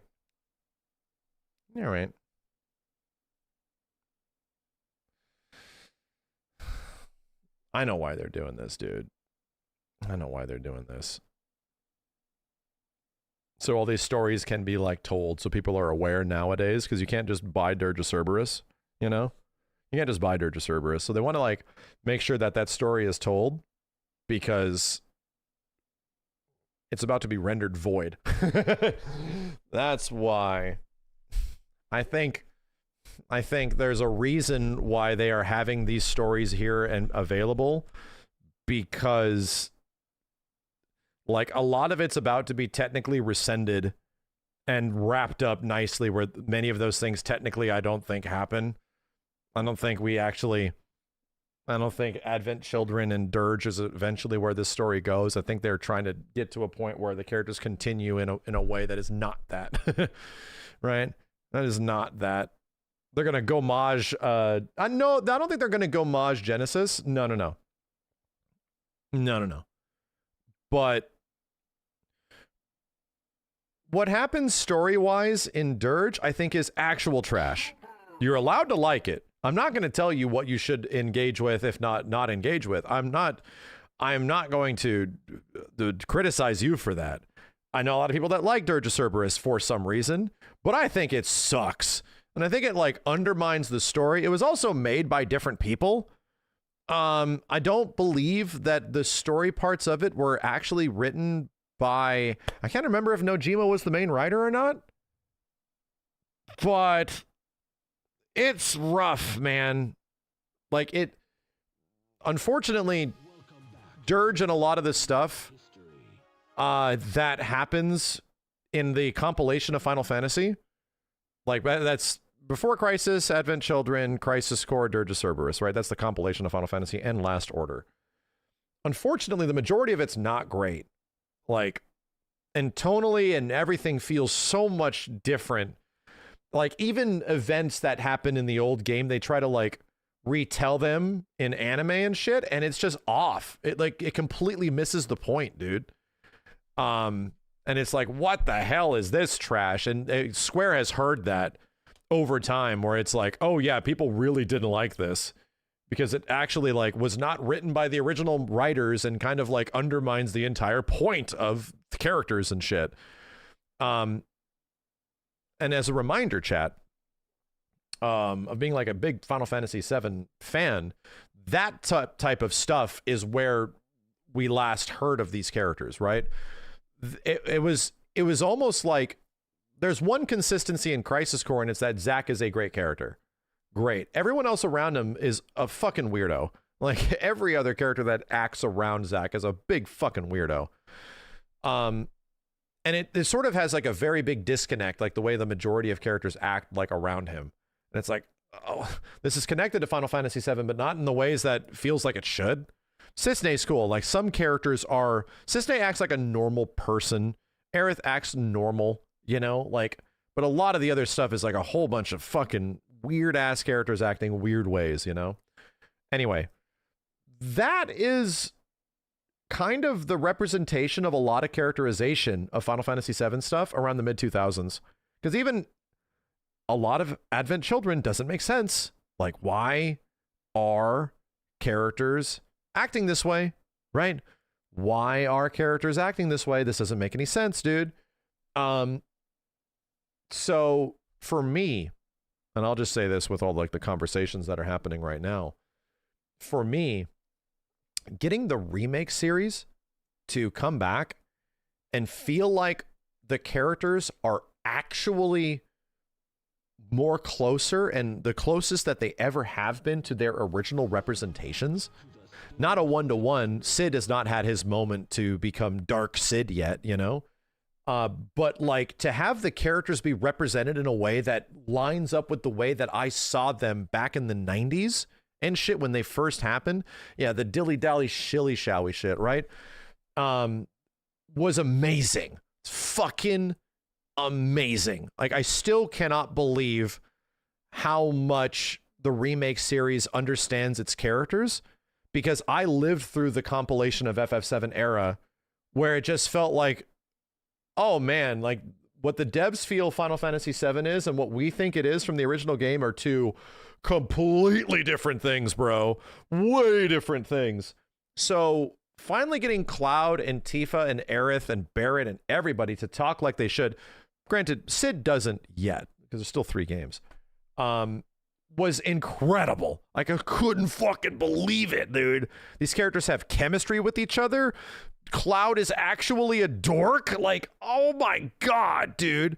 Aerith curses and stuff. She's like a street chick. Oh my god. They fucking get it. They actually fucking get it. Like, I couldn't believe it, dude. I was like, I never thought this day would come.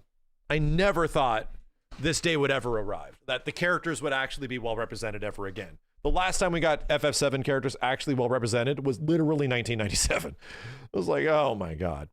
The craziest part is that I feel like a lot of the cringicism that people are talking about in especially Rebirth is intentional, because my dude, Rebirth is part 2. Like, the whole, if anybody beat Rebirth and found it to be tonally way different even than Remake Part 1, that's the idea. Because guess what? Rebirth is a globe-trotting, life-finding adventure. Because it's Part 2, you know? It is supposed to be the game that gets you to fall in love with its world and its characters and all of its quirkiness, which is what life is. There's a lot of weird characters all over the place that they want to get you to care about. Because guess what happens in the next game? Why do you think the whole game is like relatively like more so lighthearted? Because what is the next game? And a reminder, these characters act as quirky and weird in the OG FF7, in that same period of time. There's a bunch of quirky, weird shit that happens all over the place because it sets up for eventually a disc 2 where everything is dark as fuck, where you spend the next half of the game where everyone is just like, well, we're all gonna die. And we're not particularly happy about it. Everyone's just looking at the sky, waiting for imminent death. All of the happiness that was filling that world in Rebirth is going to be taken away from the player. It's literally going to be removed, you know? And I'll be honest, man, I have found people recently that highlight very specific moments in like Rebirth, for example. And I'll use the example of the bald bar. Whenever I came across these moments, they did not come across to me. I like cheesy stuff, right? Don't get me wrong. I like cheesy stuff. But for me, that is now being described as cringe when I specifically used the term charm. Like, I found the game charming. There's characters and NPCs that break down because they know there's shit at a TCG and they're desperately wanting Cloud's help, right? I find it weird now that like whimsy is now considered cringe. Like, it's now considered characters having weird like passion for the card guy. Don't you think I know that? Like, these moments I did not find to be cringy. I found them to be like literally charming. Like, wow. I keep trying to even think that,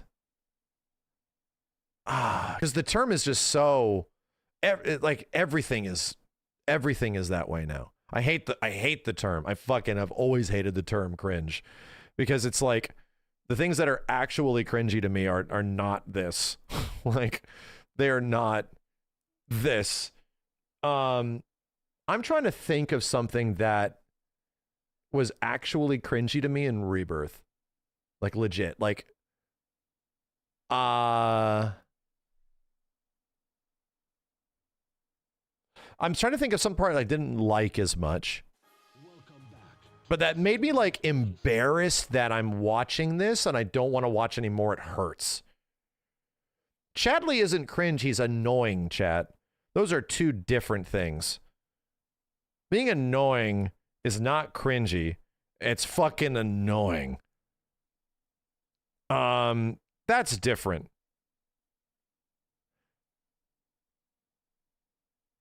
Yeah.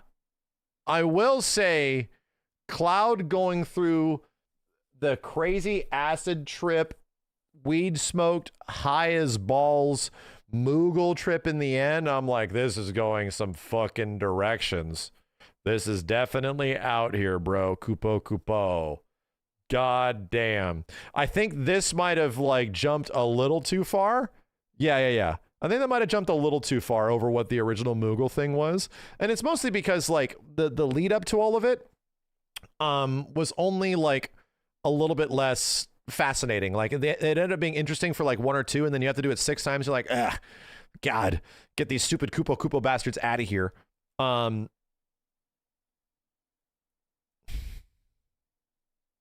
Red's real voice annoyed you? Yeah, I don't absolutely love it, but I didn't find it that distracting. I guarantee you in the next game, he's not going to use that voice nearly as much. I guarantee you they probably heard that criticism. I will say I don't hate the Red voice thing, although I would prefer him to stay in his obviously like knowledgeable character voice. But there was a really specific reason for it. It's that he's Cloud. Like they're literally trying to tell you that like, yeah, he's been hiding who he is, ashamed of who he is. And there's a little bit of contextual storytelling there that he has to eventually become comfortable with who he is. So I didn't hate it. You know, he had his moment. But do I prefer him talking with his the wise voice? Yeah, sure. You know? Cloud breakdancing at the Golden Saucer for beating that office jobber guy. I thought that shit was funny as fuck. Because it fits into the fact that Cloud can just do anything. Right? Like, Cloud goes in and wins all the arcade games. Cloud goes in and just is the best at this. He's the best at that. Oh, you know what I found to be kind of cringy? The one mini game that I actually found to be cringy. I'm like, we don't really need to be doing this. Picking mushrooms. That's the one. It's the one. It's the one that I actively think that I don't think this necessarily adds anything to the game and isn't particularly helpful in any way at all. Picking fucking mushrooms. You have to go pick these fat ass mushrooms in Gongaga. And I'm like, this is sort of lame, dude. Like, I really wish we didn't have to do this. And it literally takes a moment. You have to like not even do that much of it. Was it cringy or boring? It's kind of cringy. Like, I'm this cool badass doing all this stuff, and I'm literally side questing picking fucking mushrooms. Like, come on, dude. Like, I don't literally need to be doing everything. I think the chicken side quest is amazing because it subverts your expectations. I like it. I love the fact that, like, no, dude, I like the chicken side quest. Gears and Gambits isn't cringe. It sucks. Those are very different things, right? Gears and Gambits isn't cringe. It sucks. It's not good. But that is also, you know what we're describing here, chat? It sounds like this game is like a ton of different games. I feel like at some points, yeah, Rebirth is trying to be like a little bit too much. And because there is so much, even a small percentage of it not hitting is what people focus on now. And I don't feel like if you played that game directly through, I still think it might actually be better if you just focused on some side questing and main storying. It probably is really good. But because it like has so much that even some small minuscule things that aren't the best, some mini games, they take so much priority, you know?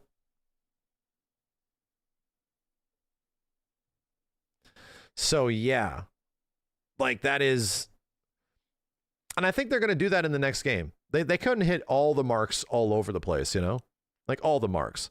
You do miss good rewards, yeah, to a certain degree, But I wasn't really thinking of that by the time I was playing it. I was playing all the stuff that was fucking incredible. Like, and in that way, there were some things that I just described that I did not particularly that I wouldn't want to come back, and all my obvious criticisms with the game. I have the exact same criticisms about Rebirth that I have with Bloodborne. Is Bloodborne a perfect game? No, it's not. It actually has several systems that are seriously fucked up, that ask the player to do something super annoying and very unfun just to continue playing the game. And that isn't even including the issues with its end game and actually acquiring blood gems and stuff like that. Bloodborne is actually had several things that are fucked up about it. But it's also like my second favorite game ever made. Because it's possible for something to be flawed and have flaws, but it executes its other elements in a way that is so exemplary that it makes up for it. Like the execution of what it does well is so profound with so many other things. It's so fucking profound that just the fact that there's a couple of like progression issues and some endgame problems doesn't, no, that does not prevent it from being like the best fucking thing ever. And yeah, that's what I feel about Rebirth, where so many things in Rebirth are given so many scenes and all this kind of stuff, you know, is all over the place.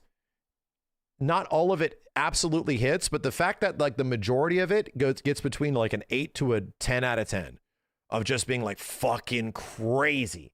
Like the highs are so high, and I never reach like a vast valley of really like, oh, this is just fucking awful, man. I got to that point with parts of Remake, like going back to the sewer and shit, going back to the sewer again in Remake and chasing rats and also doing the goddamn hand robot, you know, like, oh, this shit sucks, dude. But that shit doesn't suck as bad because the hand thing has some of the best music in the game and one of the funniest moments in the game. So it makes it okay. And then going back to the sewer rats also leads to some other stuff that is genuinely good, interesting character backstory stuff. Along with it, like you're able to fight and the combat's good and the music is good. So it's like, is it true just like bottom of the barrel trash? Like, no, like luckily there's other things that are enjoyable and like interesting, you know, that happen during it that don't make it just like, oh yeah, I can play through that again. I don't like doing it, but I can play through it again. So that's what I feel about Rebirth. That like having the music and the combat and the world building and the characters and everything there, just it's fucking amazing. It's fucking amazing. There's so unnecessary minigames in the Rebirth. I kind of hate replaying, but the combat is satisfying though. You realize upon replaying it again how little that they do for you. Kate Sith throwing minigame kind of sucked. Dude, the Kate Sith throwing minigame fucking sucks because they felt like they needed to reinvent aiming. It would be completely fine if it just worked normally. Instead, it's like you have to like grab your hair back and move forward and like what the fuck, dude? Just aim and throw it. Why? The controls make it the worst. So I'm like, just get me beyond this. Like I just and you throw it once and it goes to some random ass direction. You're like, why did we need to reinvent aiming for this, dude? So yeah, that part is it's not good. It's not good. What about the story differences with different timeline stuff? So we don't have the answers on that shit yet. There's the surface level answers. The thing is, for all story things, like as much as I had criticisms of the way that they save a lot of the story stuff, don't get me wrong. I don't think they should have hammed it up within the last like 10% of the game where way too much is put upon you.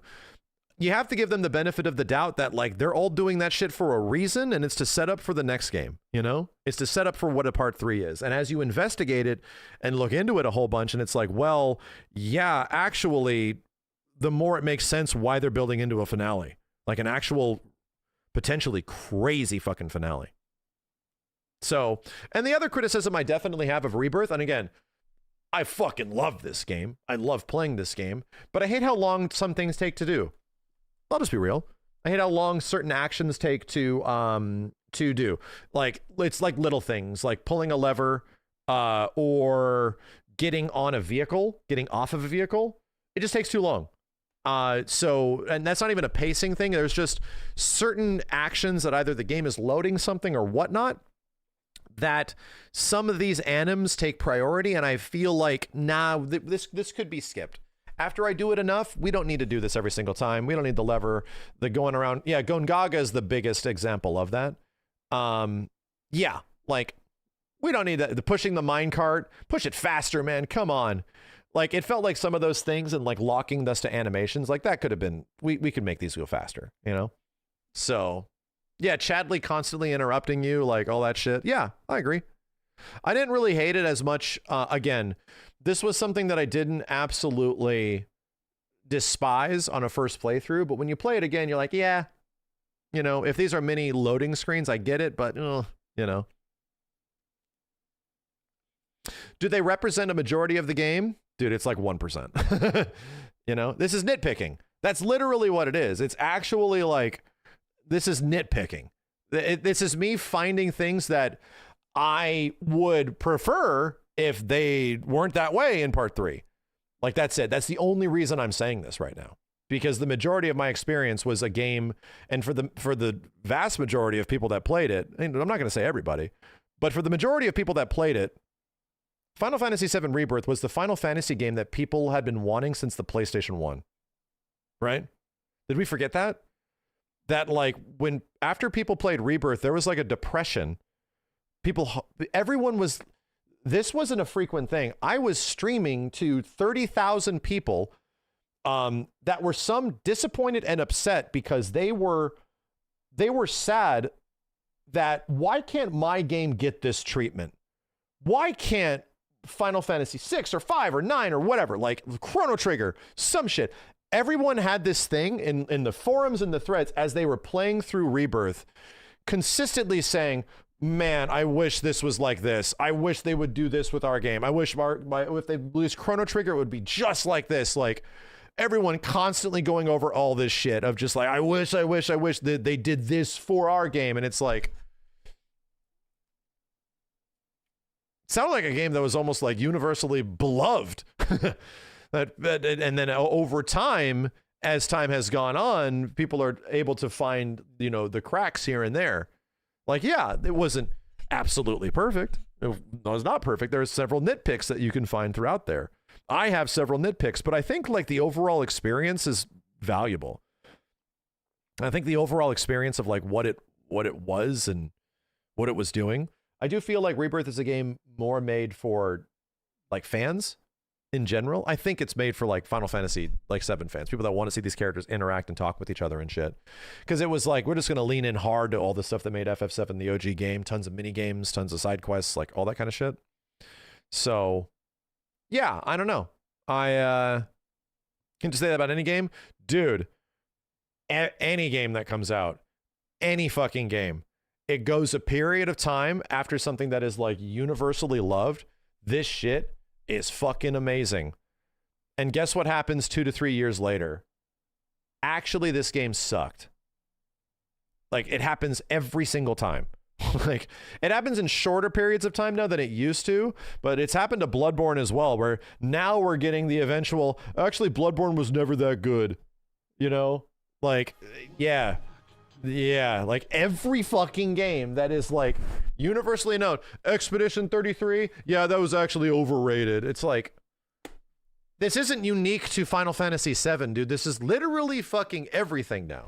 Like, every single game is going to have an army of people, what feels like an absolute massive amount, coming out for something that is clearly amazing and is really good, and people had a wonderful time. And now there's a collection of people that make it seem like, no, it was actually bad, and everyone really hated it, you know? So anyway, what else did that happen to? Shit, dude. What else did that happen to? I think Expedition 33 is like the quickest one. Like, oh no, the original fucking Final Fantasy VII. Dude, Like no shit that this has happened to the OG Final Fantasy VII, where I've heard from several people that try to that have a ton of thumbs up and likes on their shit, that actually Final Fantasy VII wasn't that revolutionary at the time. It wasn't even that popular. It didn't even sell that much. It really wasn't even that big of a game, and it's and it also is popular thing is bad. That's another thing where a lot of people are just naturally contrarian. And they just don't want to fall in line with what other people like or do. So the thing that a lot of people like, and it makes you feel unique. Oh, actually, this is bad. It's actually not good, So I've heard that a lot about the original Final Fantasy VII lately, where it's just what?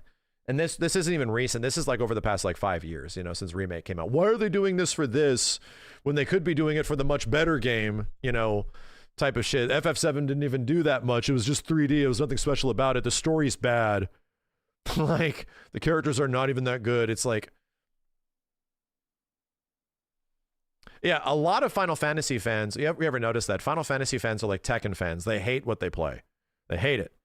I've seen it time and time again for fighting game fans, bro. The biggest offenders and the biggest haters are the ones that are usually the biggest fans. Yeah. Which is why, hey man, I'm a big FF7 fan, but I will chill. I have definitely run into sides of the Final Fantasy VII fandom that make me go, what the I'm good. I'll step away until the next game comes out, bro. I will step away. I'm good. I actually do not need to converse with this nearly as much. I'm good. You know what? I am not nearly as big of a fan as you think I am. I definitely am not. We can leave me out of this conversation. I get people listening to me all the time. You can leave me out. I'm good, Clarence, I won't even say Clarence, dude. I will say the shipping community in general fucking terrifies me. I'm good, man. I don't need to have this conversation. I'm going to have my own unique thoughts on this, and I have no interest in engaging on either side of that. I cannot believe it exists. I cannot believe that after 30 fucking years, this exists. I can't believe it, man. It blows my mind. So, yeah. That's where I feel in that situation, That's where I'm oh man. I'm not that big of a fan. I'm not.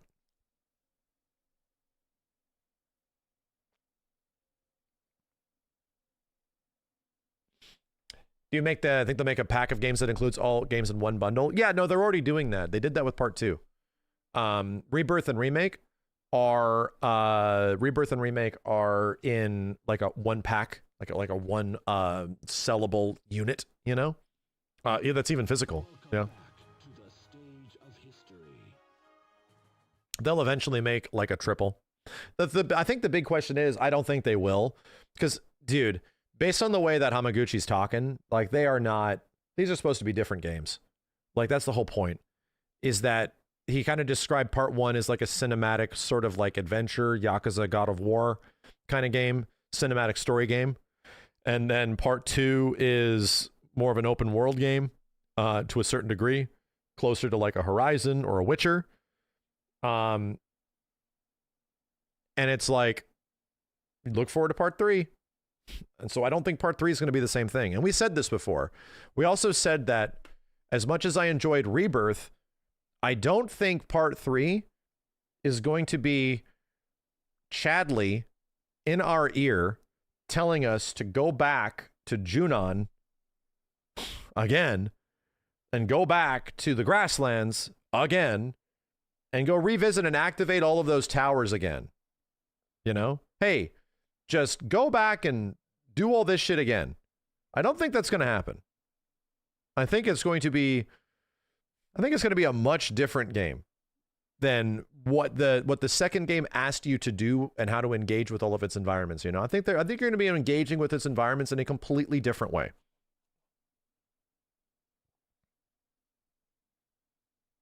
It's like how in Spider-Man you didn't need to reactivate all the towers. Yeah, how did that work I can't even remember how Spider-Man 1 to Spider-Man 2 worked. There was a lot of similar things you had to do, like chasing birds and shit. There'll be new towers. Yeah, again, perspective is fucking funny. Chat, before Rebirth was out, everyone expected part 2 to be the same shit. Everyone expected part 2 to be like, oh, they're just going to turn all the areas into just big hallways. Like, man, how they're really going to, what they did with part 1, they're going to make part 2 this like linear sort of like cinematic adventure thing. Dude, they're not even going to let us explore the world because Square doesn't know how to do that with any of their games. So they're just going to make it just like part 1. Everyone thought that was going to be, it was going to be a hallway simulator. It was just going to be bigger hallways. Everyone thought that was going to be it, and it wasn't. It was like too much. In fact, it went over and over again to remind you that they're doing so much shit to make it as different as possible from the first one that there was actually too much. It was actually so different that it was like a completely different fucking game. You didn't see people saying that? I stream a lot. I saw it fucking constantly. Of people saying they'll never commit to being a big zone game. They'll never commit to doing that shit. I saw it fucking constantly. All the doubt that like Square Enix doesn't have the capability to do that, right? Which is, yeah, that was a fair comparison, my dude. Like Square historically didn't do a particularly good job of it with Final Fantasy 15. There was 2 towns and a bunch of gas stations.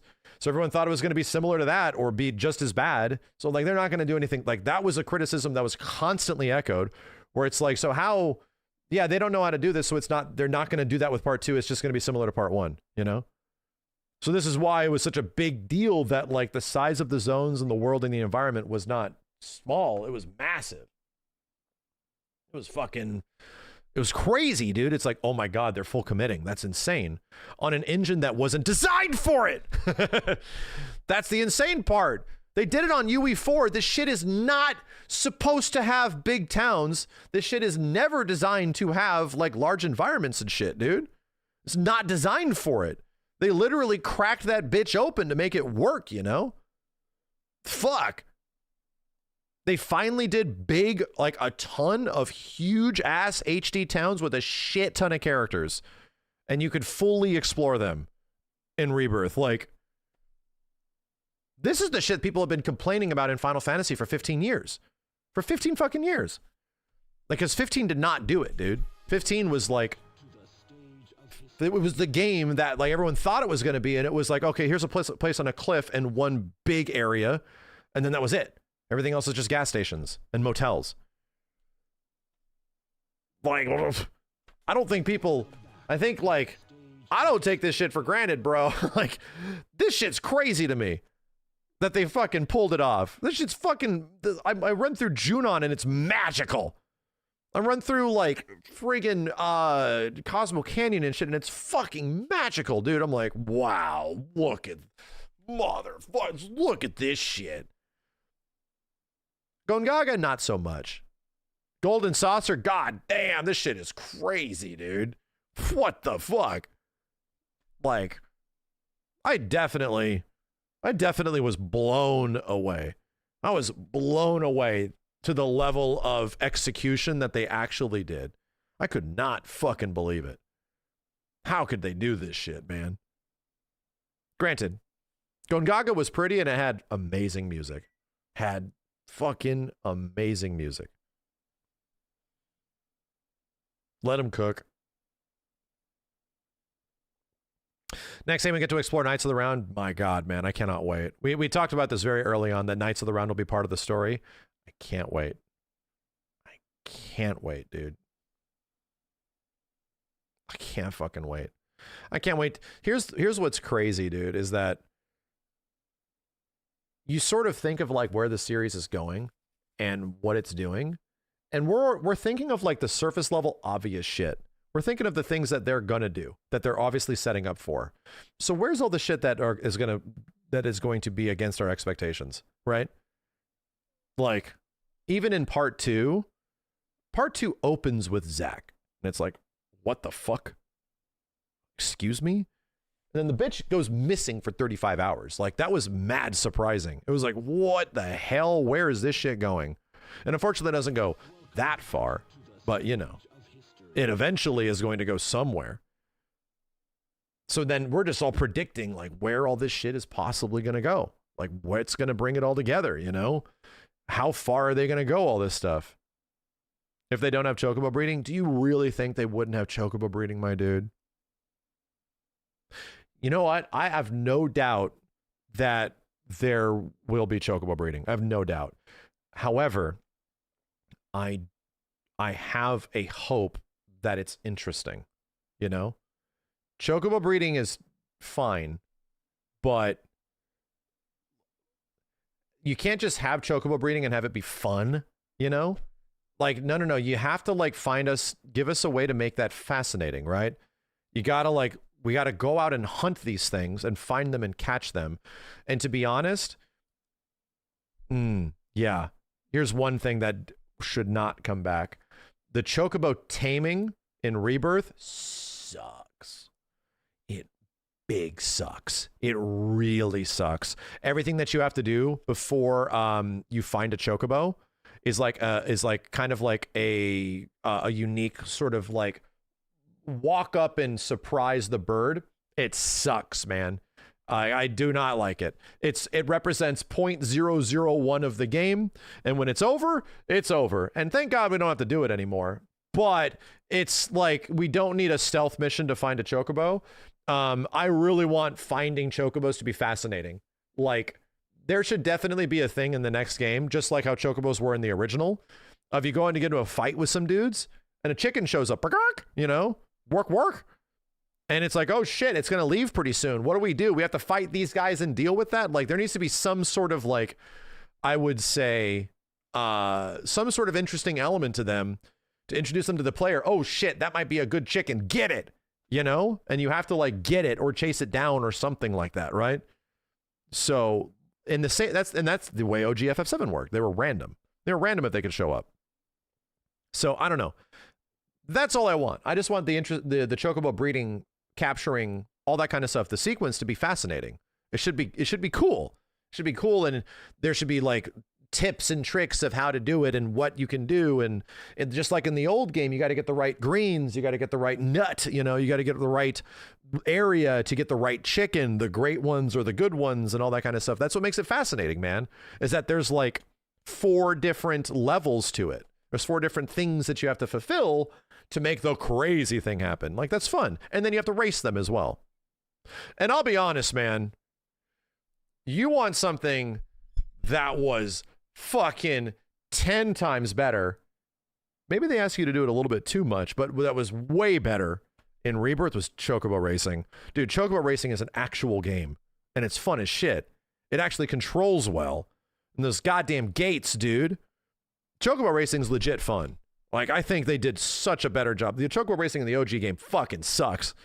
It's neat looking to a certain degree, but goddamn, that shit fucking sucks, man.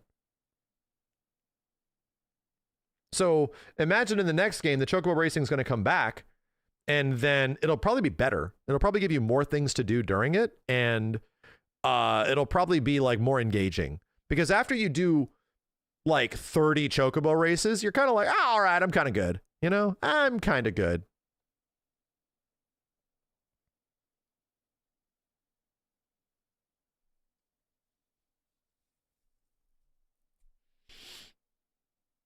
You hate the game that handhelds you most of the time.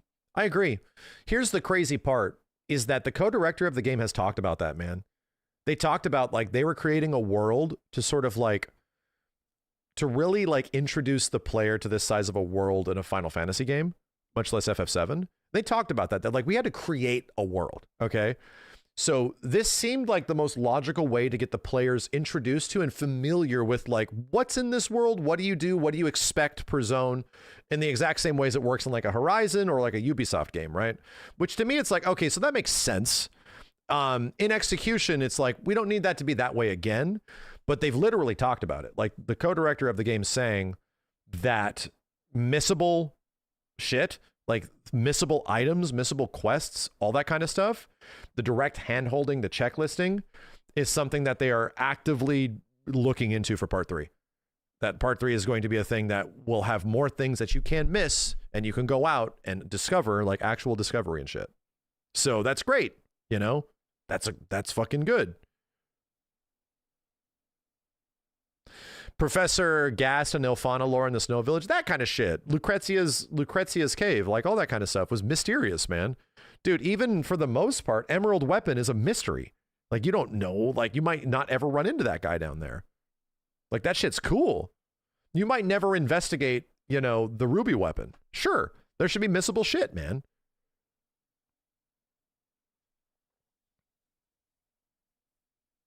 Vincent should have still been optional. See, that I disagree with. I think Vincent and Yuffie are too integral of characters. It's wild to think that they were ever optional. It's wild. I think having some things be optional is one thing, but like nowadays, I think that's kind of rough. I think there should be optional stuff, but like completely playable characters, it's like, come on, dude. Do you think it was the correct choice to make 3 games instead of 1?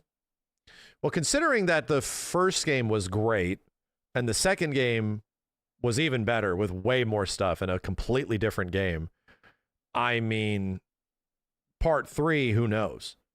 Like, part 3 could be like Skies of fucking Arcadia with airship battles and shit. And you have to like upgrade your airship. I don't know. I'm just throwing shit out here. And that's just one part of the game.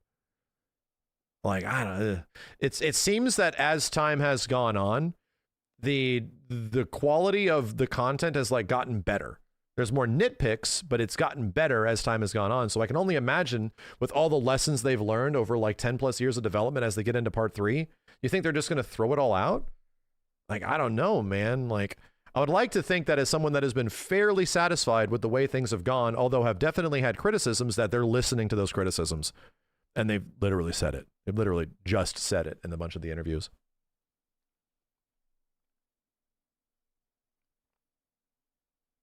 What do you think they'll do with Fort Condor since it got cut out of part 3? It'll be there. It'll definitely be there. So, and as a reminder, what do you think they'll do with Fort Condor since it got cut? A reminder, the physical location of Fort Condor was cut. But we spent an entire DLC and an entire portion of Rebirth doing Fort Condor shit, right? Like the thing that actually is relevant in Fort Condor, which is the action of like the little turn-based tactical mode, was completely playable and way better. Like, it was actually fun, you know? It was fucking hard. It was at launch, it was dummy hard. Then they made it a bit easier because it was way too hard. But they're saving the physical location when you have access to more of the world, because of course Fort Condor is going to be a thing that characters talk about, then you can go there. Like, I think we forgot that we literally play Fort Condor as an entire board game all over the place. And you can see it in Rebirth, it's there. The huge materia is directly attached to it. All that kind of shit, you know? Like, they gave you almost everything about Fort Condor except the physical location because we don't have access to the whole world yet. Did you think the remake was going to be like before they showed it off and this trilogy surpassed my expectations? We predicted that part 1 and part 2 was going to be in 2015. Part 1 was going to be like a cinematic story game, and part 2 was going to be like more of an open world game, because that's how FF7 is. We predicted part 1 was going to end at Midgar, and then part 2 was likely going to end at the Northern Crater, which made the most sense, but they didn't do that. But yeah, we like literally in 2015, we were like, yeah, part 1 should be like a Yakuza game, and part 2 should be more like an open world game, you know? How they did part 2? Part 1 lined up with my expectations. It's just the characters were so good, you know? Characters were fucking great. Part 2 kind of exceeded it. It kind of exceeded it in many ways, you know? I think the amount of stuff when you first play Rebirth and you just cannot believe how much shit there is and how much like love and care went on all of it. I can't believe it. It blew my mind like every other area we went to. It was just like, fuck. Like, Jesus, dude. Yeah, Yuffie sucks in OGFF7. She's fucking terribly annoying. She's horribly annoying. And now Yuffie's actually a great character. A reminder, Kate Sith sucks in OGFF7. Character is just a fucking nightmare. Plays like trash and barely adds anything to the story until very specific parts. And they made both of those characters wonderful. They made them great in Rebirth as well as Intergrade. They made them great. So it's like, shit, dude. All right, now they're really cool. Those characters were not particularly like well thought out all over the place. But the game actually sucks because they changed Tank Ceratops. Yes, you're right. Yeah, make Vincent... Can we make Vincent actually fun to play? Because he's not fun to play. In the old games, his limit breaks are terrible. Limit breaks are like a neat idea in the old games, but they gotta... They gotta do something with Vincent, you know? What do you think Square Enix to such an ambitious approach with the games instead of playing it safe like Capcom and Konami? I don't think Capcom plays it safe necessarily. I don't think Capcom does that historically. No. I don't know if I agree with that. You like OG narcissist Yuffie the best? Yeah, she doesn't really play that way. She doesn't really that way anymore. She was so fucking annoying. Oh my god. How about Hojo? Hojo definitely became a much more over... If there was ever a minor hope that Hojo could maybe be turned into a good guy at some point in the old game, which could have happened. In the remake series, they go above and beyond that this guy is a real piece of shit. Like, he is actually the worst. Like, and they commit to that in the remake series. They make him fucking uncomfortably creepy. So, and I think there's a reason for that, because as time goes on, and if you play enough of the OG FF7, you realize that, like, Sephiroth might not be considered the ultimate bad guy. Like, he might his intentions might line up with the reason he feels the way he does, you know, because he has been extorted and he's been exploited his whole life, you know? So it's like, yeah, he's kind of going through it because Hojo is actually the biggest fucking piece of shit. He goes way beyond the piece of shit that is even Shinra, you know, the ultimate scummy corpo shit. Hojo's actually the main bad guy, dude. So they lean into that. And it makes sense. They actually lean into it way more. That they're just making Hojo a huge piece of shit. An irredeemable trash. Yeah. He's not like a modern day bad guy where he's like a sympathetic bad guy. No, he's very much an 80s, 90s bad guy. Like, they just lean into it. He's a James Cameron villain. They're just going to make him an irredeemable piece of shit. And you got to get him, you know?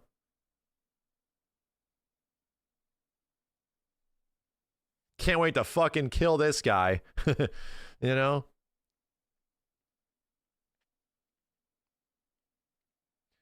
Him telling...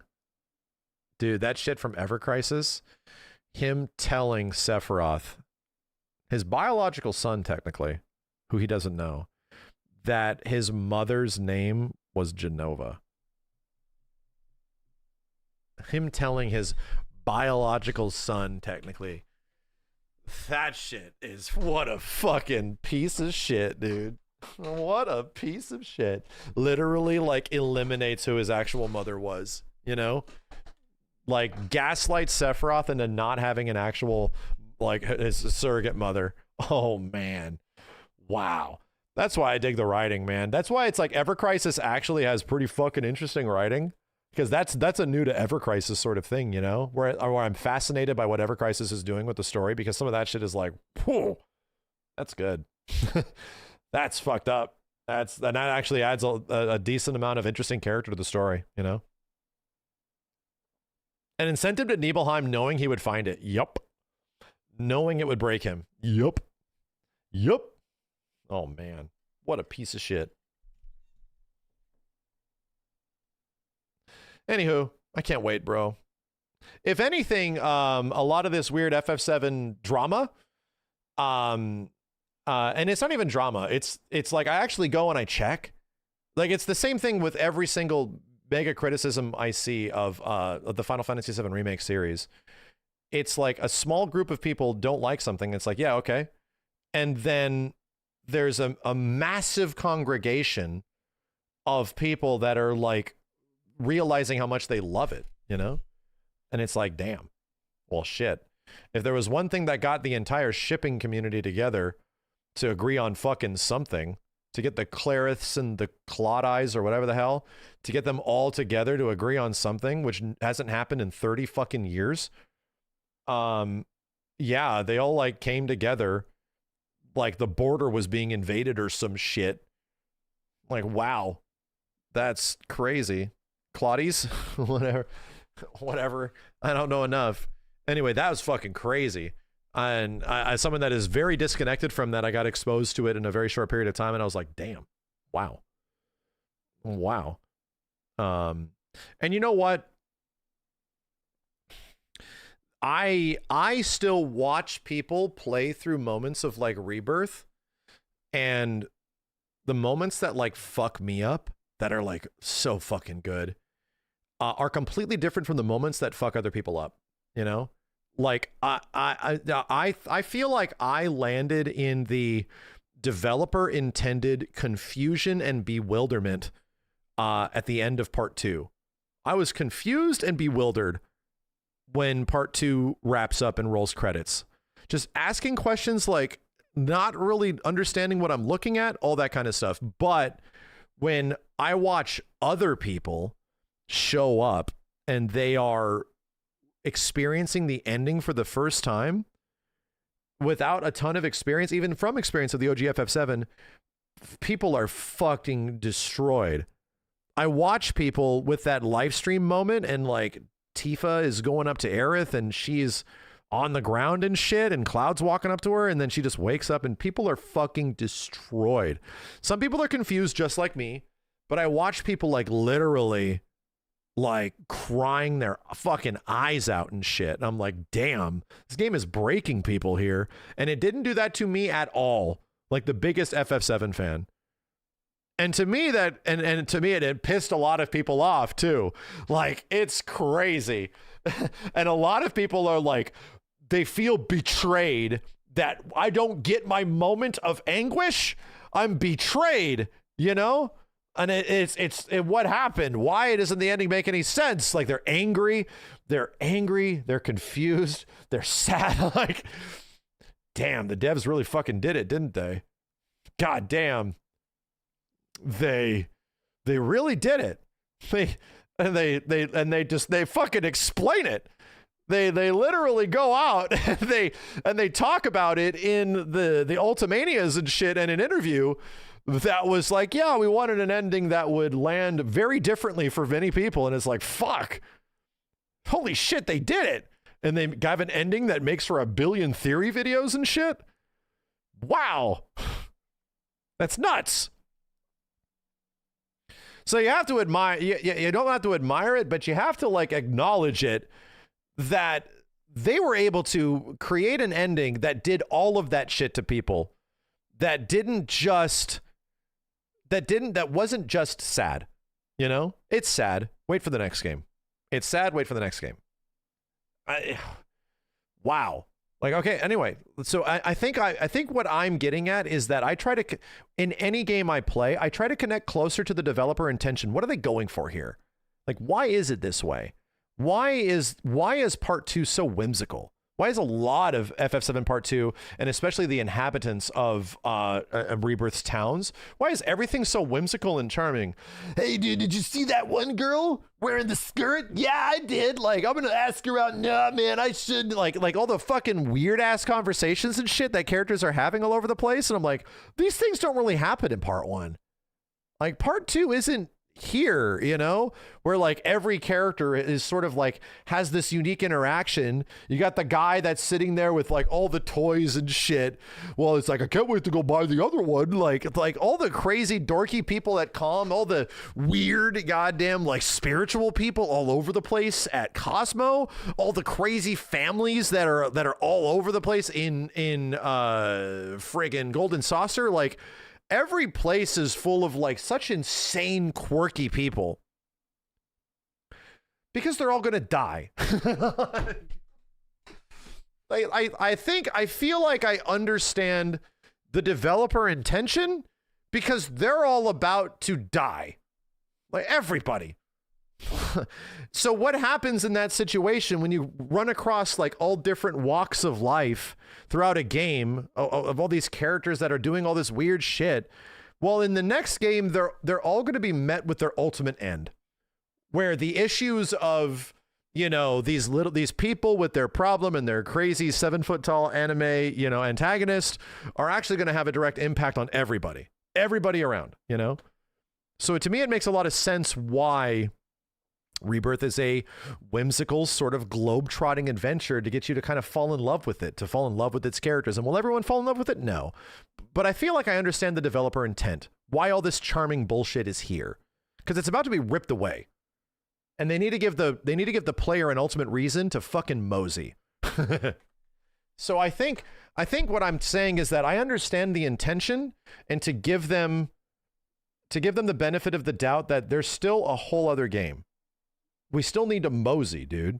And the whole reason why that moment is important is because the original FF7 is important when all these events begin to conclude, because yeah, like the world means something and you want to like try to protect it. You want to try to stop this thing and all the walks of life that you come across on the way, you know?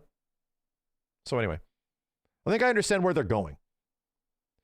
But do I expect like part 2, dude? I'm sorry, do I expect part 3 to hit, hold on a second, to hit this?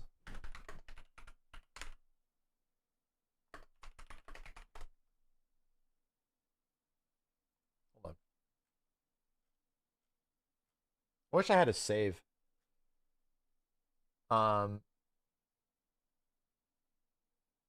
Main theme, no.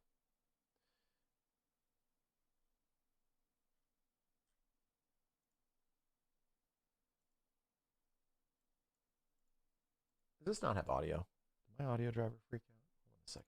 I'm trying to find the song, the music.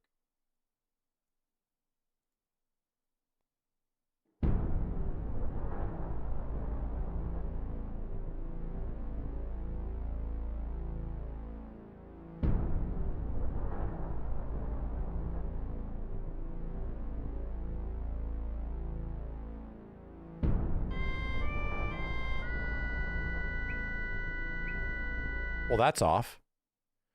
Yeah. World map theme 2. Wow, that was off. What the fuck was that version?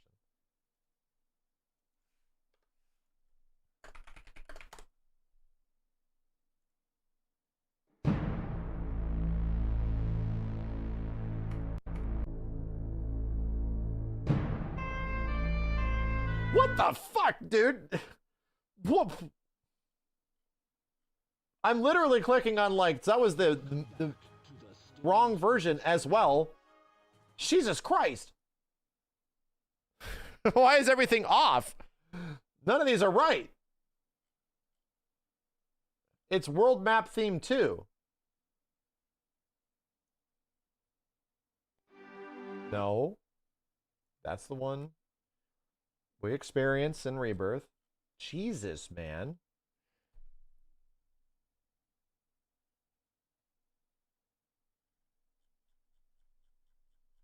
Is it Dear to the Heart? Is that the actual name of it?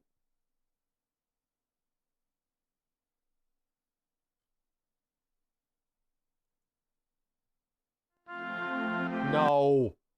No, that is not the dark ass part 3 theme, dude.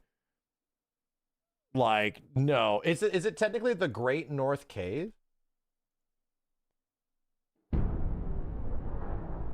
Yeah, it is. Yeah, this is it.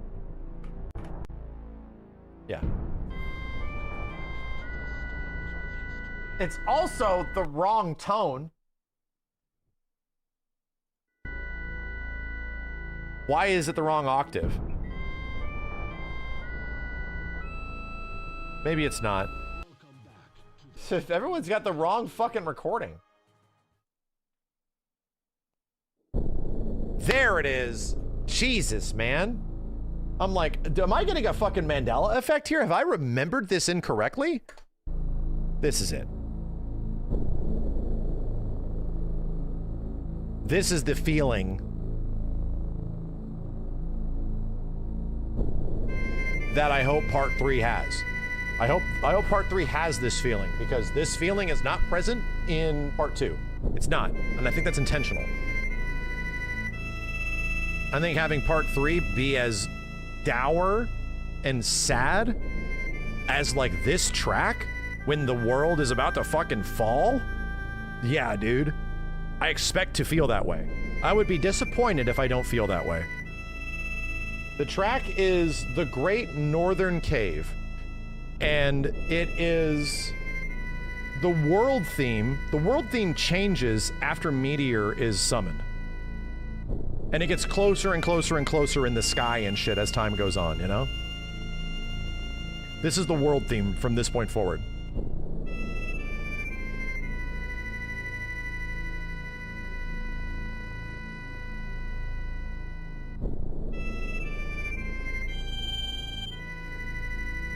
Wait for it. Here comes the best part.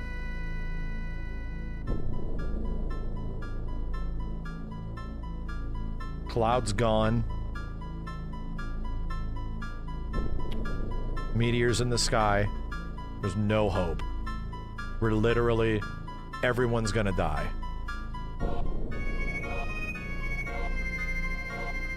We found Cloud. He's in a wheelchair. He doesn't remember who he is at all. There's no hope. They're literally fucking hopeless.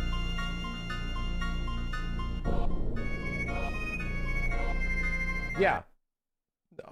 They're saving it, dude. It's right there. They're literally saving it. Then you get to see Meteor in the skybox. My dude, if you don't see Meteor in the skybox, I think they will have failed as a developer.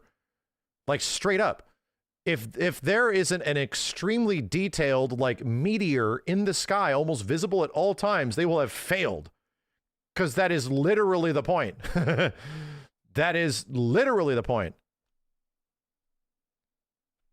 I will be asking for a refund if you can't, like, there'll probably be a focus on it. There'll probably be a button where you can look at that shit. Be like, God damn. Whew. That shit should be lingering like it's the giant rock in the sky in friggin' Majora's Mask. God damn. Shit. Yeah, that's the point. That is the whole point. Ooh, there's a Queen's Blood player. Better do this before the world goes to shit. And that's what's interesting, man. It's like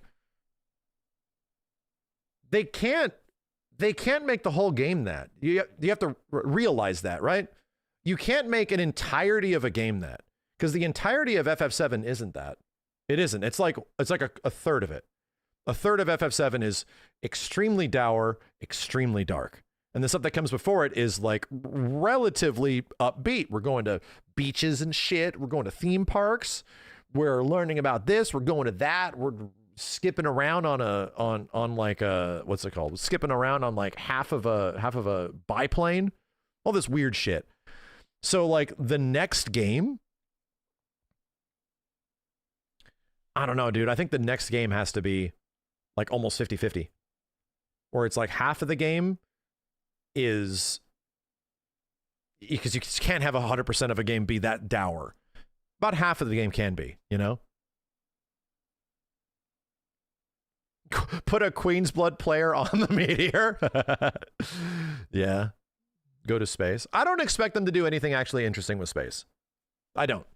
You go to space, but I don't expect them to do anything like fascinating with it. I don't think we need a fucking rocket that we can control and move around. I don't think we need that, dude. I don't think we need our characters like literally in spacesuits, a la, what is that, Final Fantasy VIII? I don't think we need any of that kind of stuff. It's just a neat set piece, dude. It's a cool set piece. Sid finally gets what he's always wanted. He finally gets the thing that, like, you know, crushed his dreams. That's the whole point of space, is that it's the turnaround for Sid as a character.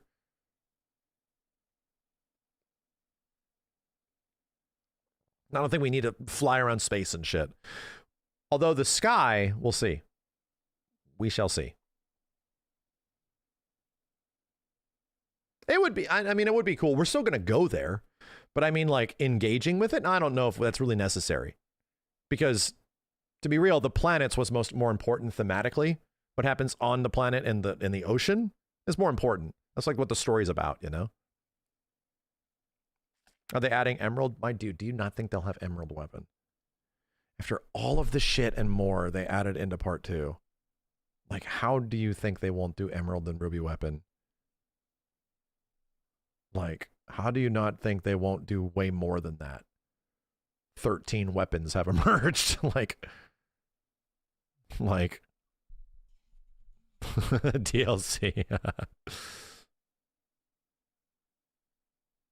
What do you think we might get? What do you think might get cut? Dude, I think anything that didn't make it into part 2 is making it into part 3. I don't think things are going to get cut. I think everything's going to be there and there will be more. And they have literally told us to have those expectations. The developers have literally told us to have those kind of expectations for part 3. So, I mean,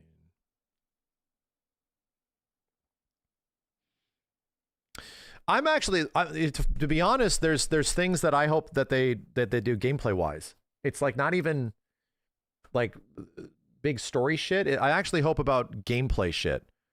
Like we talked about materia and stuff like that. Like materia feels like it's very specifically limited in part 1 and part 2 to not let things go crazy. I actually really hope that it feels like materia, the limiters are off. I really do. I hope in part 3 that they give us access to everything, man. Like, don't let us, why are we limited to only one synergy materia? Let us do it. Just make the synergy materia really hard to get again. Like, yeah, or actually have materia growth and rebirth. Materia, the whole point of it is that once it grows all the way, it gets reborn. So you get a new materia. Yeah, that should happen. That hasn't happened yet. And it should happen because we'll want to like make builds and loadouts and make every character mega powerful, you know? Sure. What is your biggest hope for part 3? I hope, one hope for part 3 that I want to be different. I talked about this before. I hope the battle arena gets turned into like a mini roguelite. I do. I hope the battle arena is a reverse roguelite in the old game where you start off really powerful and you end up really weak, depending on how it goes. I hope the battle arena isn't just fighting things, just like it is in part 1 and part 2. No. I hope the battle arena is you start off weak, like intentionally weak, and you get stronger and you choose your buffs as you move along the battle arena to an eventual final boss. And there's like a bunch of different final bosses that you have to fight and let us become like super powerful and get the chance of getting all this kind of stuff, that kind of shit.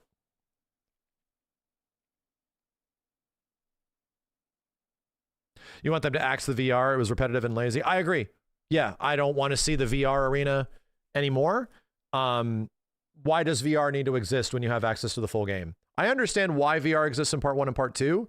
You don't have the full game. There's no full world, man. So how you populate that world and what you do with it, yeah, it makes sense that VR is just this place to add all this extra content, right? But when you get full world traversal and the airship or whatever that allows you to traverse the whole planet, then why do we need VR arenas anymore? There's going to be a lot of places to go and you need things to do there. And there needs to be these unique fights. So the question I'm proposing is that, so why do we need VR anymore? We don't. I don't think we need VR arenas. How about those are the things we do in the world, you know? How about like all the cool materia rewards we do? You just go out to different places in the world and find unique fights. And now you get something for it. Yeah. Yeah. Yeah, that's how we fight Genesis. Exactly. You eventually come across Genesis and like a side quest or some shit, a missable side quest. That's the best way to handle Genesis, bro. Fucking Jesus. It's the same way they did Weiss. Weiss is technically a missable side quest, only in hard mode. So yeah, that's the best way you can do it. Yo, Master, thank you. We're going to play Ninja Gaiden in a second. Thanks, man. Yeah, dude. Just the exact same way they handled Weiss in part 1. He's a missable side quest. You can do the exact same thing with Genesis. Put him somewhere in the world, in some crazy spot. Dude, what if you went to Benora or some shit? The crater of Benora? I don't know. Someplace relevant to Genesis. Like, whatever would be relevant to him. And yeah, you find his sword or some dumb shit. And it sends you into a fight. Like, who knows? Fucking A. And they've already promoted the fact that you can go to like mystical lands and shit and fight there, which is what happens with, oh God, my brain. Which is what happens with, in part 2, Gilgamesh. Yeah, Gilgamesh, you go to some mystical land and fight him and shit. Someplace like in between Lifestream and shit. So why can't you do that with... Why can't Genesis exist in that way? And you make him a unique fight for that shit. And he beats the shit out of you, you know? You honestly know nothing about Genesis. I thought he was dead in the time of episode. No, he is. He is. But in the exact same way that like characters sort of exist in a live stream ethereal form, just like Gilgamesh. Yeah. Yeah, he can exist in some way where you can still fight him.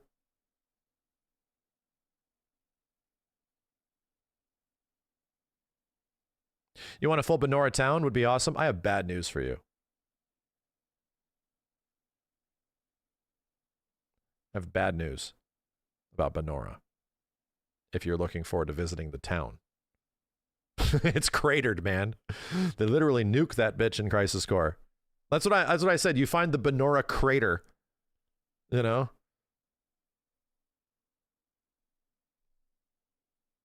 Maybe a flashback. Exactly. Genesis is still alive. Is he? I have to think back. You think Genesis is still chilling? You know what? He technically is. Yeah, because of fucking Dirge. Yeah. But if the proposal that what happens in Advent Children and Dirge is another potential world, right? Created by the Cetra, then that shit could be retconned for sure. I think that's what they're getting at, is that Dirge of Cerberus and its ending in Advent Children as a continuation of the story is not where this story is going to go. Those things happen, but they just happen in like technically different dimensions. While this story is sort of setting things right, setting things like back to the way it should be, you know? Even without Dirge, he still lived. Does that bitch literally fly away at the end of Crisis Core? I don't remember. He turns into like God. Weiss takes him. Yeah. Then, you know, yeah. Deep Ground takes him. Then you can make it a Deep Ground fight. Why not? All these things are things that are fine, right? I'm just trying to give like, I am actually trying to get Genesis into the game in a way that would be fucking cool, you know? And I'll be honest, man, I don't have an issue with Genesis showing up in part 3. In fact, I think if he didn't, that would be shitty. I think that would be shitty. I think he actually should. Do I want him to be like a main story character walking around and talking about dumb apples and shit? I do not. I don't want him to be reciting Loveless. We got plenty of that in part 2. But he definitely should be a boss fight. That bitch should 100% be a crazy fucking hard boss fight. Yeah. Like whether or not he's a recreation or something, like who knows? Like they'll find an excuse, you know? That shit should happen. Nero too, he's still around. Yeah, why not? I feel like Nero, dude, you're gonna fight Nero in Wutai. In the Wutai War, whatever they're setting up, they're gonna do that shit. He's coming back. For sure. We haven't gone to Wutai yet, and Wutai is a huge part of the story for part 3. There's a world war about to happen, you know?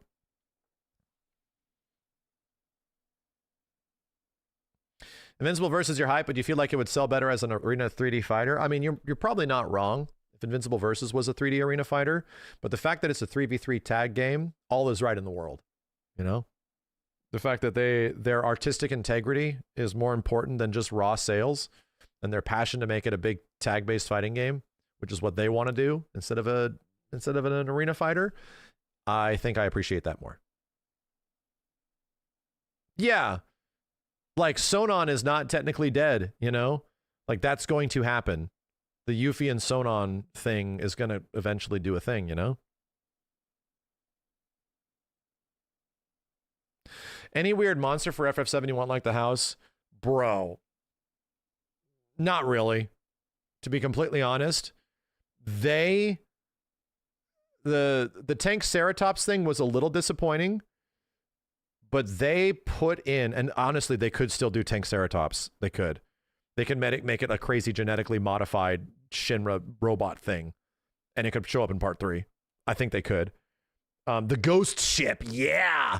The wild-ass ghost ship that shows up in one area and literally has he's the only guy you can morph the underwater materia from. Damn, bro! Did you guys run into the fight in... It's like Dio. There's an underground arena fight in the prison that Dio brings out this dog that talks all fucked up. He says things. This modified dog. And this mutant modified dog in Rebirth, this prototype, it has a very specific name. He's in Rebirth, is actually a reference to an old debug tested glitch enemy that can potentially show up in the OG FF7. Yeah, test 0. It is the most unhinged, like, corner of the earth reference in OG FF7 that they actually included in the game. It is the deepest fucking cut imaginable. And they made an entire fight around it. They give a shit so much.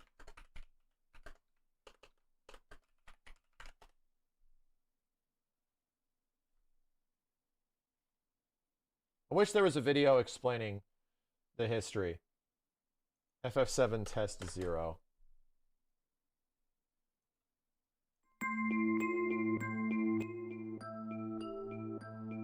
And it takes place in the same place? No way.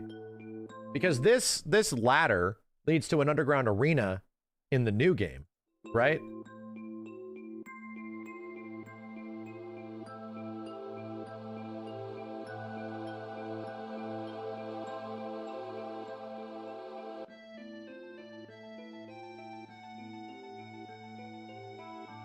And it for some reason leads into a crazy-ass debug fight in the OG7 with an enemy called Test 0.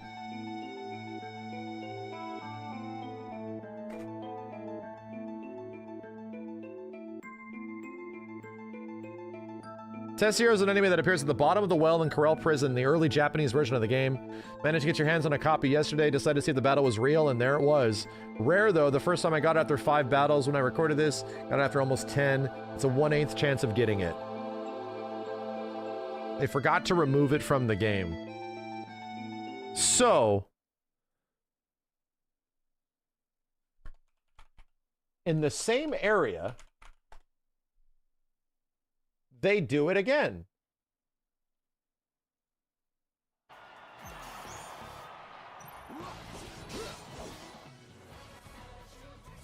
A test subject that managed to escape from Shinra's R&D division due to a developer oversight that has since acquired the faculty of speech. However stilted, it's mindlessly parroting all it hears. And it acts all glitched out.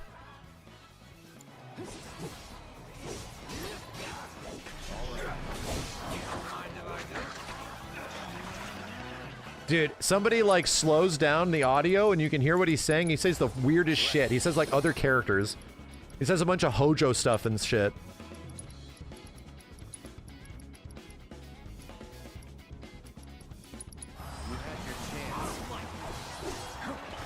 They have weird voices.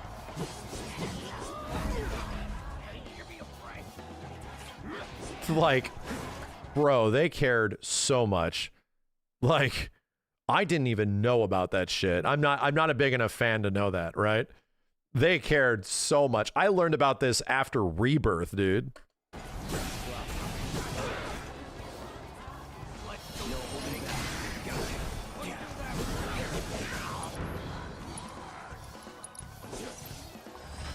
That shit's crazy. It says Gus, yeah.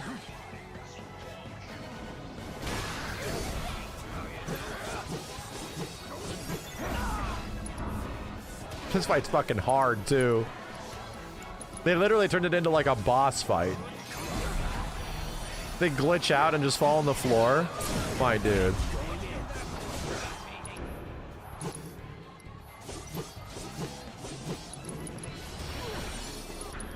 Counterattack is amazing good in Rebirth, dude. It's crazy good. You know, and it's interesting. It's like, it really has gotten to a point where I thought like FF7 Remake had its issues, but FF7 Rebirth's combat, I thought it was just like universally beloved. I was like, man, this is like just one of the best combat systems ever fucking made. I really feel like it's just so incredibly fun to play and has so many different characters. I really feel like I'm playing like a fighting game in Square Enix combat form, right? And then I've heard like a lot of, like maybe not an actual large majority, but a lot of people actually don't like it, you know? A lot of people think the combat's like not particularly good. And I'm like, this goes back to my old Back to the Future thing, right? Where I remember for like the longest period of time, it was impossible to find another human being that disliked Back to the Future. It was just the greatest movie ever, you know? There's no way. And then eventually the internet was around for long enough where you would hear impressions of things from people and start hearing people say they don't like Back to the Future. They don't think it's that good. And I'm like, wow. Wow. I guess, wow. That's crazy. There are people that straight outright hate the Goonies. Like, how the fuck? What the internet has proven to me is that you'll find something that is universally beloved and people seemingly like everybody loves this shit, right? And you'll find a corner of the internet that is dedicated to how awful it is.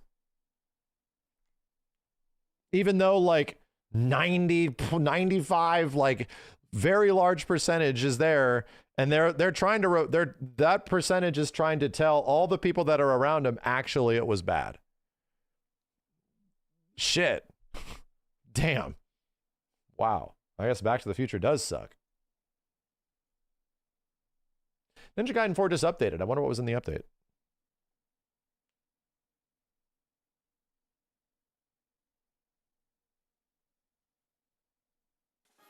And Part 3 will have a big combat shakeup? Dude, it has to.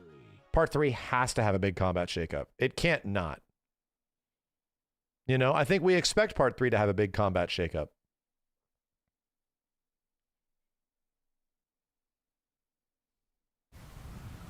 Bug fix, cutscene, playback error? Really? Just bug fixes? Okay. How does Rebirth compare to OG FF7? Totally different games. Yeah. By design. Dude, there was something that people were having a really tough time comprehending. That I was trying to like get to when I was responding to some people on Twitter, which was stupid. The idea of that, like, when and where you play something is really important, right?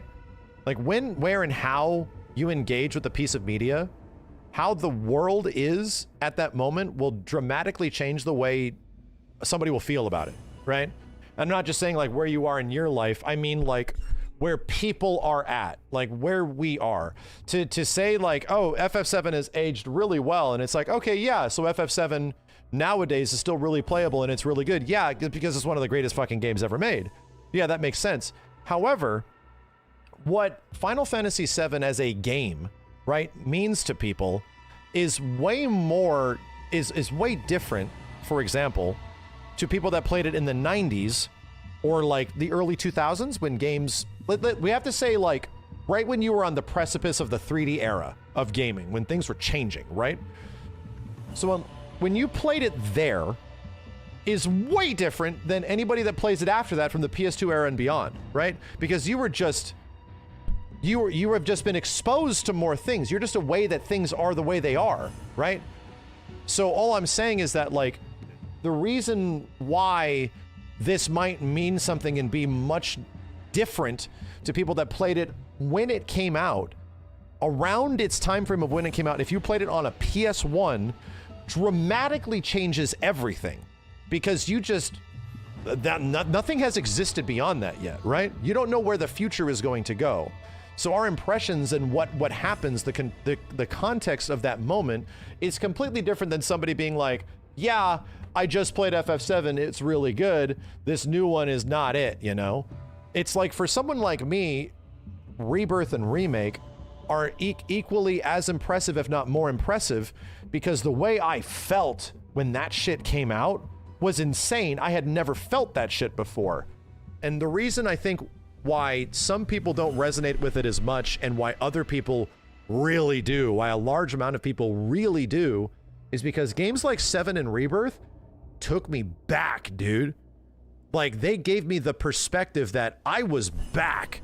Like, I felt like I was playing PS1 RPGs for the first time all over again. That perspective is something that is kind of unique to people that played these things at the time, and you being exposed to it all over again, you somehow brought me back to feeling this shit again, like literally feeling my childhood. And that is a lot different than just playing the same game again. Like, and I give the example, here's the direct example I give. A couple of games. Shadow of the Colossus remake and Link's Awakening. Yeah, it is Link's Awakening, the Game Boy one. I played Shadow of the Colossus again, and yeah, a remake, but more of a remaster, right? And it's great. It's just like, yeah, this is a Shadow of the Colossus. But I kind of know everything that's going to happen, and I know how to do everything, and we're just sort of like going through the motions. I'm like, this game's amazing. Nothing will ever be able to match the moments of me first playing Shadow of the Colossus again. It won't. Like, that game was fucking unbelievable when it came out. Ran like shit, didn't matter. It was unbelievable. But I'm just like replaying the similar game, and it just runs better. And I'm like, this is great. Like Metal Gear Delta. You're playing the same game, but it just like runs better and it controls good. That's nice. It's good to be in that situation. Link's Awakening. Simmons, that's his favorite fucking game, right? Like, his favorite game of all time is Link's Awakening on the Game Boy, or Game Boy Color, whatever. So, when he got his spiritual remake, and Link's Awakening came back, and it's like, on Switch, here's a full remake of this shit. But it pretty much is similar to Shadow of the Colossus. It's kind of like a one-to-one, you know? It kind of is doing the exact same thing, just different visual fidelity, and you can play a bit more of it. Guess what? He fucking hated it. He was like, dude, it was just the same game. Like, and it's the same feeling that I had when I played Shadow of the Colossus. I'm like, this is awesome, but I'm just playing the old game, but new again, you know? And then you get Final Fantasy VII Remake series. And then you also get Resident Evil, specifically RE2 Remake. RE2 Remake is not a one-to-one, man. Like, a ton of shit is different. A ton of shit has changed. Like, things and where you go, how you get to them, the way you engage with the enemies, the engage with the environment is all vastly different than the OG. The way you play other games like Shadow of the Colossus and you play Link's Awakening, for example, is pretty much the same shit. Like, you're kind of playing the games the exact same way. The Remake series and games like RE2 Remake are going for something else. They're trying to be something else, right? They want to invoke a lot of those feelings and emotions again, but they want to take you on a new sort of adventure. They want to do something completely different.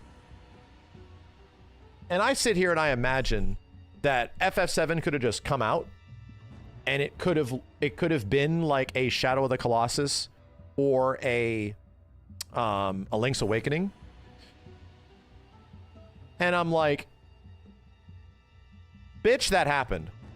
That's actually happening still. It maybe isn't happening in the way everybody wants because it is a gacha game. Sure, that's not what everybody wants. But no shit, Ever Crisis is, if it wasn't a gacha game, is literally that. Is literally a one-to-one, practically a one-to-one remake of the old Final Fantasy VII. And you get into the battles, and the battles look way different, you know? And imagine that would be the proper, like, up-resing of old FF7 to, like, modern day in some way. That's kind of what that would look like. So, if that wasn't a gacha, that's what, like, the old people would look for. It's kind of like the same shit. So I don't know, man. It's like, I really feel like making a one-to-one recreation of the exact same old thing is the least interesting thing. You know, that game doesn't count as a remake. Because it isn't technically. It's like if let's just say it wasn't a gacha, it would be closer to something like Link's Awakening or the Shadow of the Colossus, where it's just like, yeah, it's just the old game. It just looks way better, and it does. It does. It has the chibi characters, and then it has the battling, really good-looking characters. It has the pre-rendered backgrounds, like all of that shit, dude. Yeah, it lacks stuff in between battles, but what I'm promoting, take out the gacha aspect of it and make it like the full re-envisioning sort of thing, like the way it looks right now, but it actually represents the full game. We can see that, like we can visually see what that would look like, the OG FF7 being remade in some way. Yeah, it's what Ever Crisis is. Minus the fact that it cuts corners and it also is a gacha, but you can visually see it in your head. That doesn't seem nearly as interesting, you know? That doesn't seem nearly as interesting. You enjoyed Dead Space Remake? I enjoyed Dead Space Remake. I had a great time with the Shadow of the Colossus remake because Dead Space and Shadow of the Colossus are great games. But did we think about those things at all? Like after the first couple weeks they were out, they were fun. Demon Souls remake, same shit. It's like, dude, that shit is still Demon Souls. Has all the same fucking problems, you know? They're great when they come out. They're good. It feels like we should be playing these ones now instead of the old ones. Feels like we should be playing maybe the new one instead of the old one. They're almost there to replace the old game. And I just do not feel that that is the case with FF7, right? Or even Resident Evil 2 remake. They're not replacers. They're completely different experiences, but similar, you know? And in that way, it's like, that didn't replace Demon's OG. For me, it did, dude. I would not go back to OG Demon Souls. I get it if you're a hardcore Demon Souls fan. Yeah, I understand. But bro, I would not go back and play PS3 Demon Souls when PS5 Demon Souls exists. It's very close. It's like the same thing for Shadow of the Colossus, you know? Where yeah, there's some differences for sure. But I'm not going back to playing PS2 Shadow of the Colossus if I want to play SOTC again, you know? There's some things I prefer in that one, but man, it's way more playable. Way more playable, you know? Remake series ain't that. RE2 Remake is not that. They're not those things, you know? They're not trying to be the exact same thing as the old thing, just better and replacing. Even though the remake devs and the Capcom guys have specifically said that like the new games sort of replace the old games, I aggressively disagree. You know? In some situations, I can see why developers would feel that way. But to me, the more different a new version of a game is, like a remake in some way, the more different it is, even especially if it's good, it feels different. It feels like it becomes its own thing. There's two different pieces of something I like a lot, like RE2 and FF7, that feel like I can play either one of these, man. I can still play the old one. I can still play the new one. Holy shit, dude. I absolutely could. So like even in Capcom saying like, yeah, the new game's trying to replace the old ones, that's why we don't release the old ones. I'm like, no, I don't agree with that shit, bro. I definitely really disagree with that take. But still, it's the thing that I value so much about the remake trilogy is that like I feel like I like Final Fantasy VII as much now as I did back when it was like super fresh, like 20, 25 years ago, when it was like still relatively young and like kind of cool, you know? Like this shit has been around forever and it managed to do it in a way that feels like modernized and like in a way I never thought it could. Like that's where I find deep value, because Square tried to modernize Final Fantasy VII before, bro. And it was in the mid 2000s to varying degrees of success and not success, varying degrees. And I have that perspective of them trying it before and it was not good. Like a lot of that shit was rough. So the fact that this is as good as it is makes me like value things like Final Fantasy Makes me value things like the remake series as well as like RE2 remake, like why these games are so good. That's a fine line to ride, dude, and to be able to get that shit done, Jesus, man. That's tough. That's super tough. I'm just glad that Square doesn't lock their old games away like Capcom does. And the funniest thing about Capcom is that weird-ass Resident Evil quote where, like, some Resident Evil producer was like, you don't need the old games because the new games are just the old games are better. And it's like, what the fuck? No. What the hell? That is the reason why we don't have a collection, a Resident Evil collection. That is the reason why. Because is that traditionally a Capcom way of thinking, chat?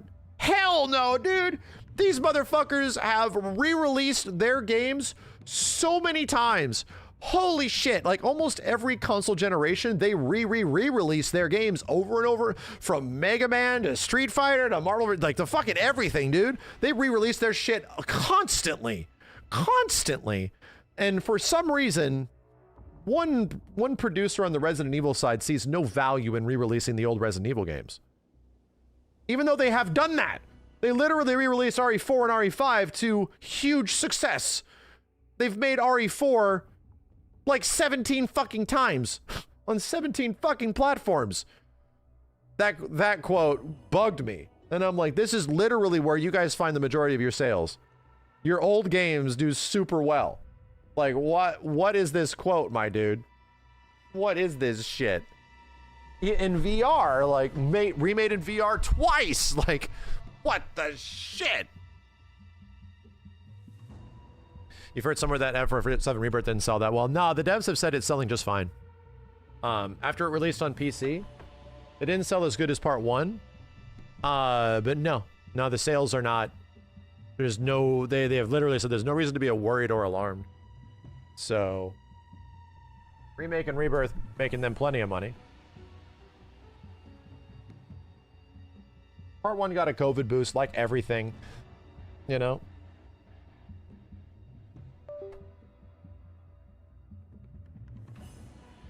One second.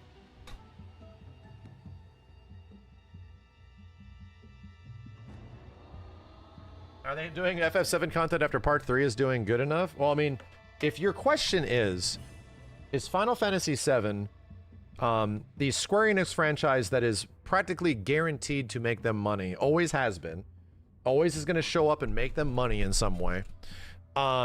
Is Final Fantasy VII just going away after FF7 Part 3? No. Is the story going to be done in FF7 Part 3? Yeah, that story is going to be completed. But do you think Final Fantasy VII and all its characters and properties and characters and franchise rights and all that kind of thing, that shit just disappears after the next game? All I have to tell you is that it's a company. No, it's not going away. I don't think that shit'll go away. What are they gonna do? I don't know, bro. I don't know what they're gonna do, but it's not going away. it doesn't stop. Moo! Yeah, dude, it's literally been, Final Fantasy VII has been their cash cow for nearly 30 years. Like 30 fucking years. It's been their cash cow, dude. It's their Resident Evil 4. I'm not saying that as a gloat. I'm saying that as like, not all of it has been good. You know, we lived through, hey, we're gonna make a full compilation of FF7 shit. From games to media to movies to like, yeah, this sounds amazing. Oh fuck, most of it sucks. Like, oh no, oh god, please stop. And they're like, maybe we'll hold off for a while. Maybe we're gonna hold off. The dirge happens. Jesus fuck. A battle royale? That was later, but. And it was clear that like not people aren't going to buy everything, man. People will not just like scoop up and eat everything. Because it still has to be good. The thing with Final Fantasy VII that is an expectation is that people expect quality, right? Which was the whole point of the remake series, to make it as fully capable of Square's capabilities as a fucking company, you know? With like where they're at currently as a business, the ability for them to make like large scale big RPGs in the modern era, they were like, well, it's going to be the Final Fantasy VII Remake series. We put all this shit into it or nothing, you know? And how do I know this? They've literally said it. They've literally said it where it's like, all the original producers are afraid to go back and tackle FF7 because they're like, oh, and you know, it's going to be too hard, too much expectations. We're worried, all that kind of shit. So it's like, and if we did do it, we would have to put everything into it. Like that was literally their mission statement when they first started doing it.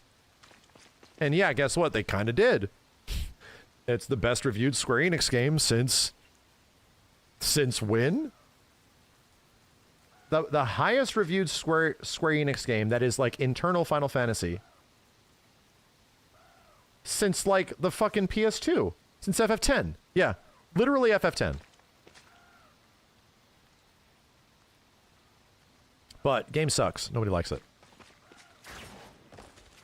Moving on. Game actually is terrible. How do I use this again? There we go. There we go. There we go. There we go. Remember this? Damn, this game feels good to play, dude. Holy shit. I think the Nightbot thing is acting stupid. Let me try this.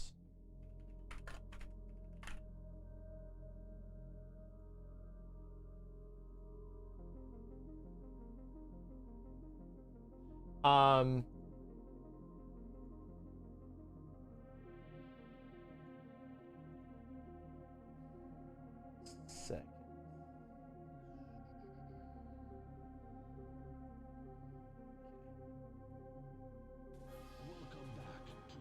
Shit ready. Ninja Gaiden Haya.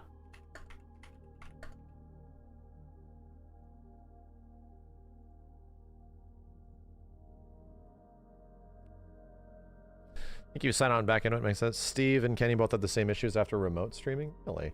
Oh, Nightbot. Yeah, we had this happen before, Cal, right?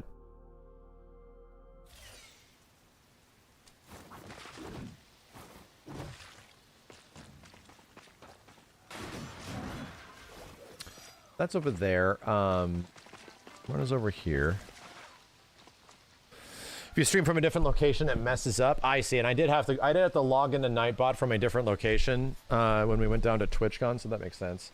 Time for a Dirge remake in the character action renaissance. I'm not saying it couldn't be done, but the story needs to be rewritten. It just needs to.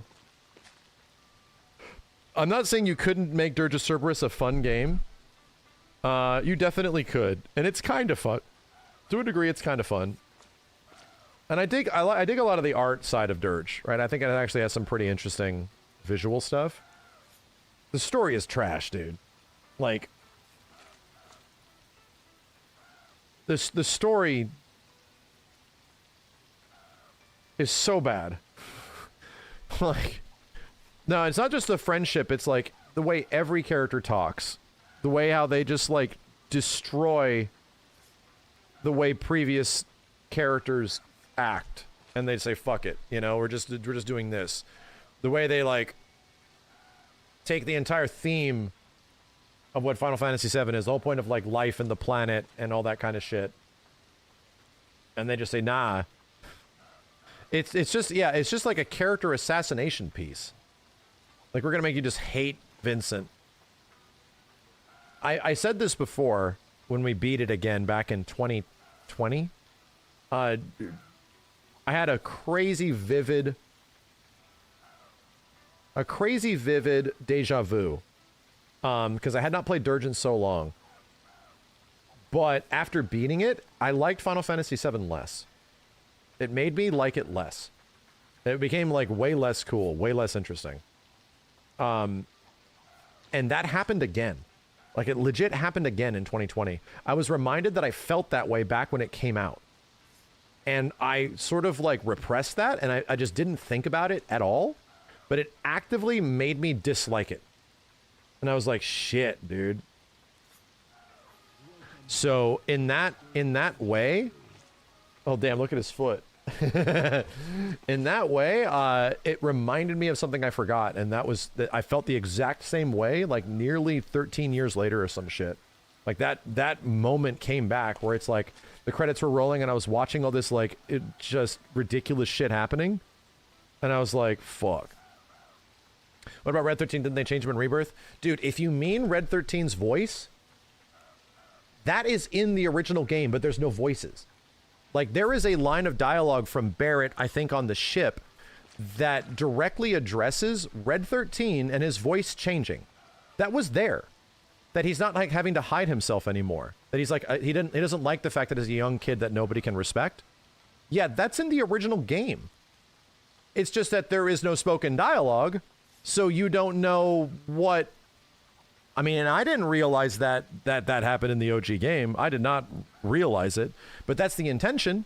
That's actually the intention of the character. So, like, there's no voice acting in the old game, so we didn't know, you know? And the only other time we hear Red talk is literally, like, once in Advent Children. And he's around a whole bunch of people that aren't his friends as well. So, of course, he's going to talk that way, because that's what he does. Anyway...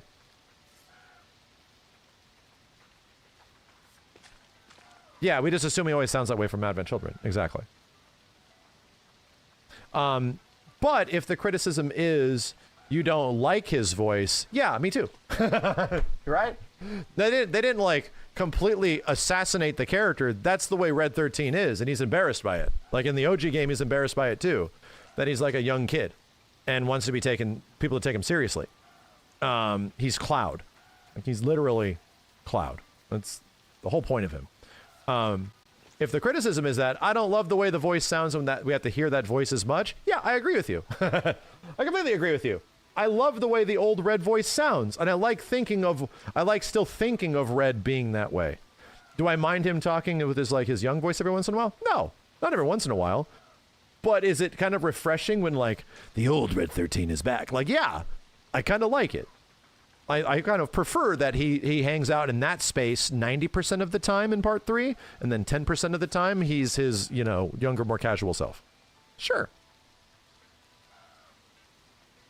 Him having the voice you don't like is lore accurate.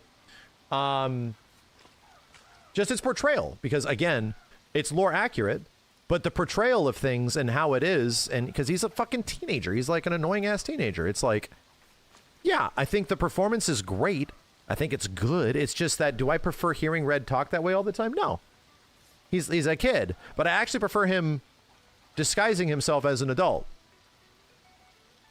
Two things can exist, you know? Like, I can appreciate the fact that it is lore accurate, but also, I like hearing him talk with his gruff voice. Please have nuance. Please understand what nuance is. You know? Please keep faking it. I mean, to be real, Red 13 as a character likes people around him treating him with that sort of respect, which is why he does the voice, you know? That's the whole point. So it seems like it's a choice, because even in part 2, in moments where he has wisdom to share, guess what he does? He goes back into the fucking voice.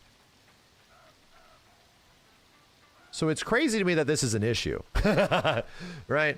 It's also crazy, like, yeah, you're allowed to not like something, but they also toggle it, you know? They also, like, he also toggles it himself. Sure. Sure. He does the voice when talking with characters outside of his main party. No, that's the point. Is that when he talks to people that aren't the people he's comfortable with, the most comfortable with, he puts on the show. You already platinum Rebirth, but all the discussion about it makes me want to replay it. Me too! Ninja Gaiden! Let me go use the damn bathroom! Fuck!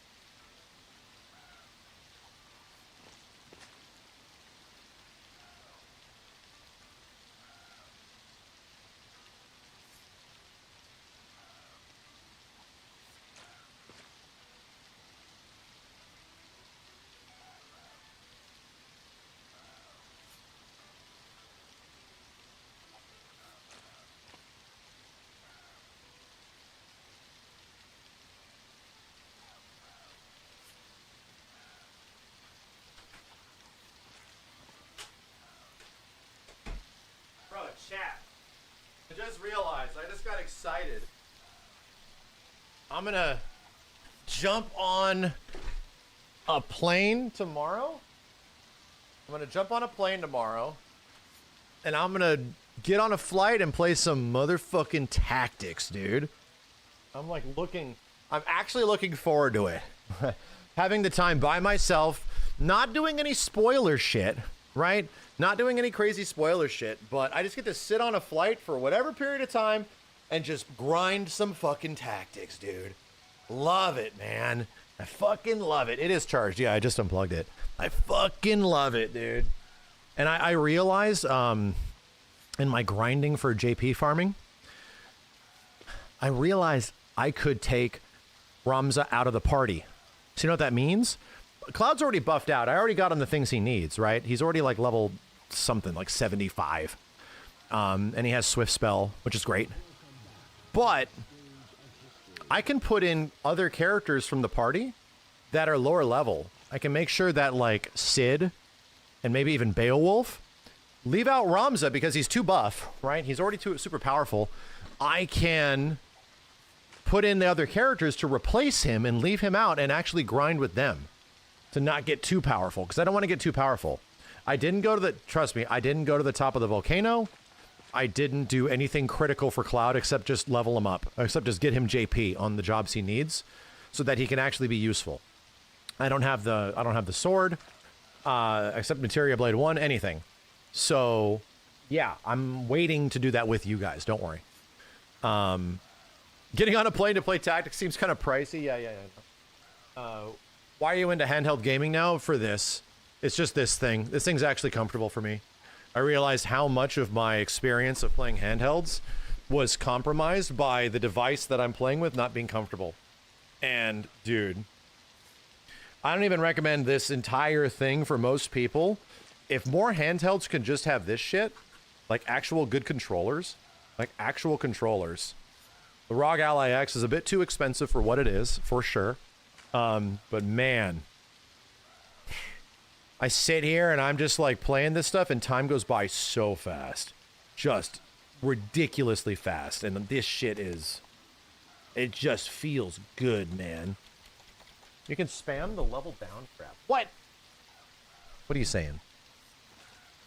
Level down? There's there level down trap? Is there an orator skill or something that makes you level down? An FF7? I started doing the thing that I needed to do the last time I played a little bit off stream. And I was getting my my faith and my brave on some characters up permanently to get their faith and brave much higher. So yeah, I was finally doing that. I got Cloud's faith like into like 85 or something like that. You can't get it too high or else he'll leave. If characters are too high in faith, if characters get to like 95 faith, they'll leave because they're one with God. So they don't need anybody else. Like, and if characters brave gets too low, they become chickens and they won't want to fight. So like, that's a literal FF for friggin' Final Fantasy Tactics work. If characters have too much, you're trolling? No, I'm not trolling. If characters, if you, there's ways for you to modify faith and brave in a fight. So you usually get characters 5 faith, 5 brave, right? But every 5 points you add adds 1 permanent point, okay? If you end up giving a character too much faith in a fight, it's literally described as that they seek a higher power and have faith in that higher power and don't need the party anymore. So it's like their belief in God becomes so powerful that the reliance on the party is not there anymore. They go to find God. It's freaking crazy. And if you lower somebody bravery way too much, if their bravery goes below 10, they literally turn into a chicken. Like, and they'll avoid all fighting and they run away. It's fucking amazing. The inner systems of Final Fantasy Tactics are so cool. Like, permanently gone? Yes, permanently gone. Like, they will leave. They don't come back. Like, oh shit. So, ugh. So you have to be really careful about how much faith stacking and brave reduction you have on certain characters because they'll just peace out. Yeah, you can reload to get them back. I think, yeah, it should delete them permanently. You can't reload. Can't do nothing. Anyway. Yeah, it is literally an over-leveling backfire, yeah. You can't just grind out constantly all over the place. It sounds so badass when he's faking it. Sorry. But it's true. It's legit true. It's an amazing mechanic. All right. Back to Ninja Gaiden. Man, we had a ton of stuff to talk about tonight. I lost my voice talking about Final Fantasy VII shit. I'm sorry, man. I just love it so much. You gotta understand. I just like it that much, actually. Okay, I've forgotten how to play the game. Wham! Did he say my fucking arm? I'll have to turn up the volume. My fucking arm! That's what I need more of, right? I need more character enemies in action games, like screaming at me and shit. I'm gonna go up and heal again. While I get refamiliared.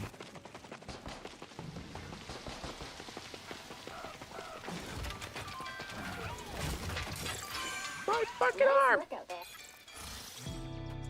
Yeah, that's like, oh, I have an unreported mission.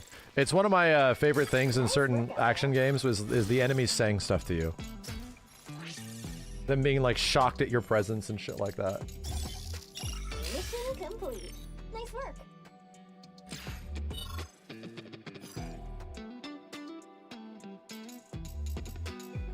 Like, imagine having an enemy run at you.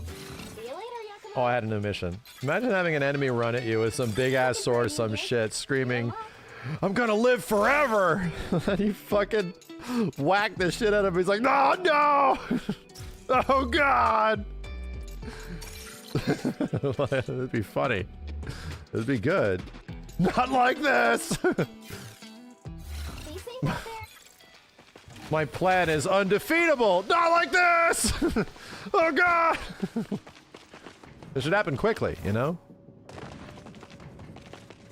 Alright. Where are we going?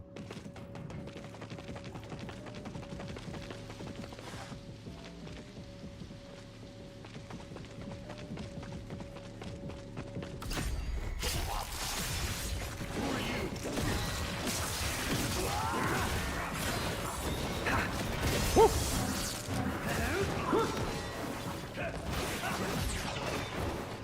Oh, buddy. Ow!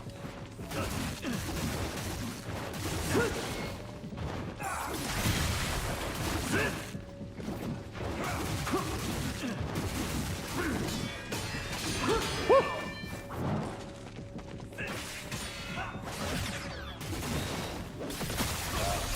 Damn! Hammer is pretty satisfying, dude. Hammer's pretty satisfying. I don't know about the pole. Not really done with the pole yet, but what's going on here? My ears are about to bleed. We've got company. I'll take them out and move ahead.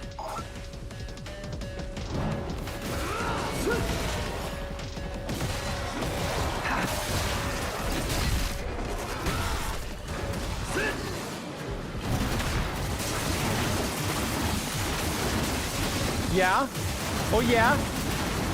What are these dudes? What am I fighting here? Oh, I have a projectile on this hammer? Oh my God!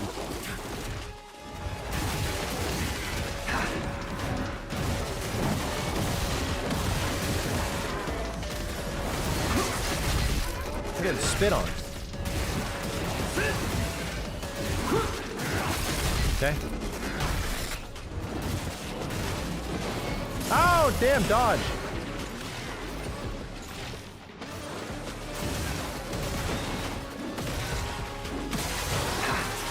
Dang. Okay. Can use the moveset.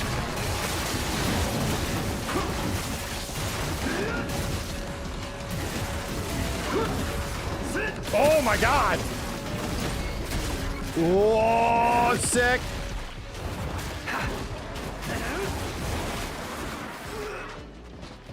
I'm sick. Actually, I'm sick. I'm throwing up. I'm in this poison. That's what's going on. I'm sick and throwing up because I'm in this damn poison. Okay. Makes sense. Puked me to death. Don't you dare put me back at the checkpoint. Don't you dare. There we go. Okay. Ow!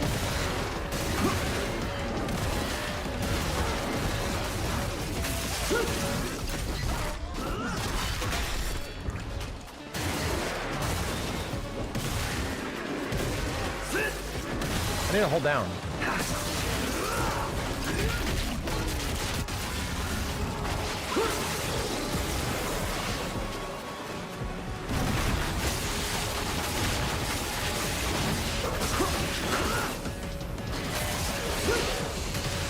Shit.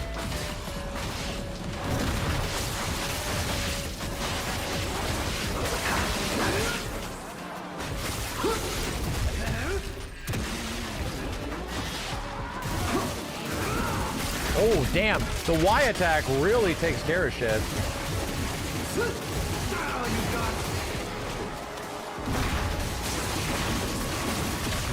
Damn, zipped over here.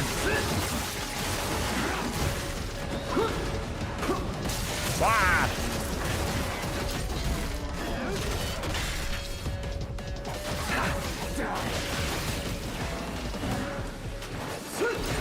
Woo.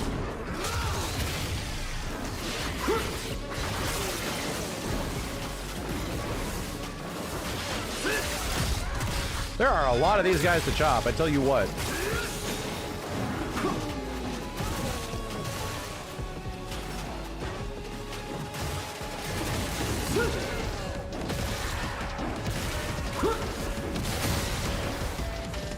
Where are you at? Stop spitting on me.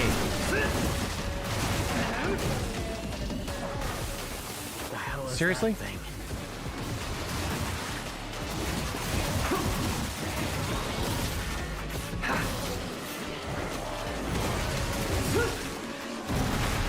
Money is everywhere.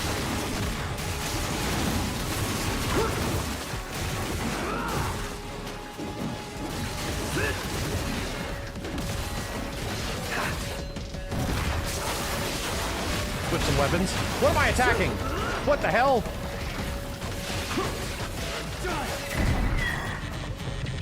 What am I attacking, dude? All right. Choppy, choppy. Big fish.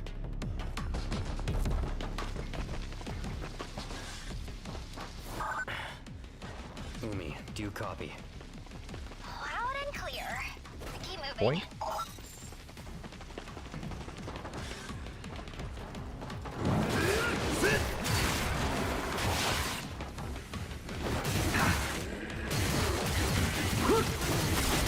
Okay.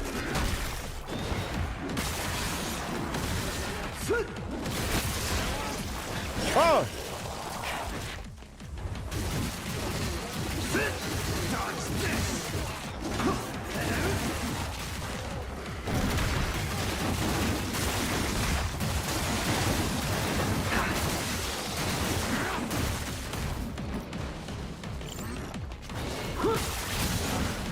Nice.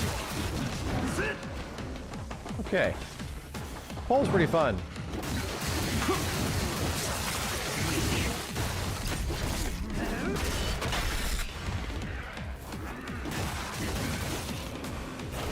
Woo.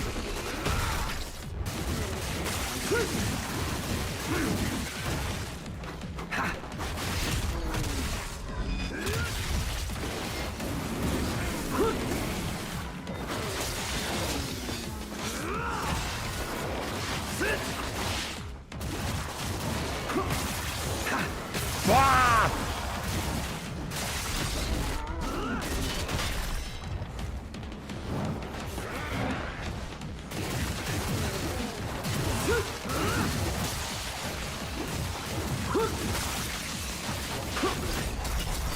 I'm switching weapons like crazy.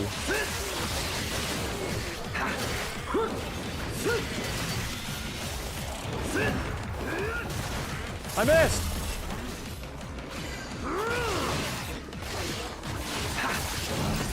These are very spongy dudes.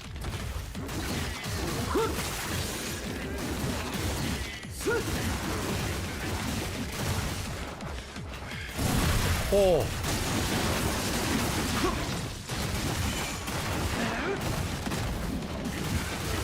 Okay, I think I just realized. They keep popping out of this damn thing.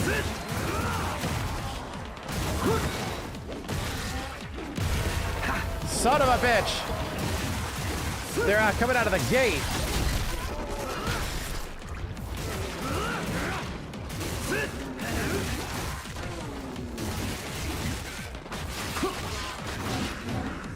All right.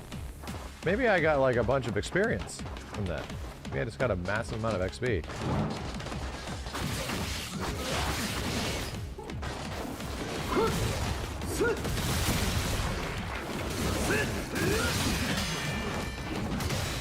Oh!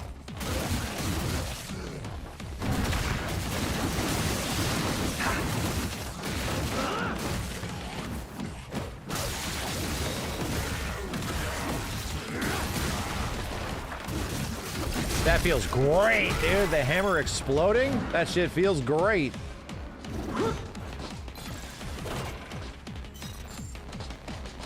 Ninja coin. Okay. I don't use those a lot. That's for sure.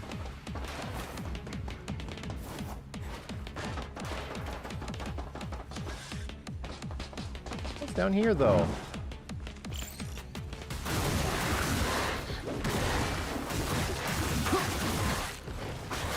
There.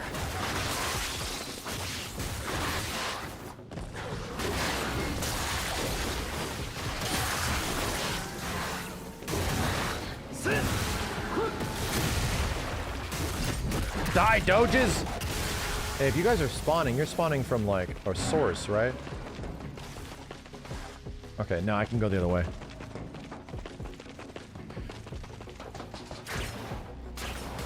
This is the side mission. Light attacks have negative edge too? Really? On hit?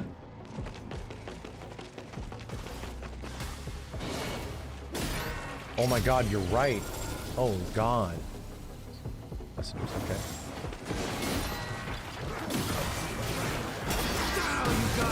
Nice.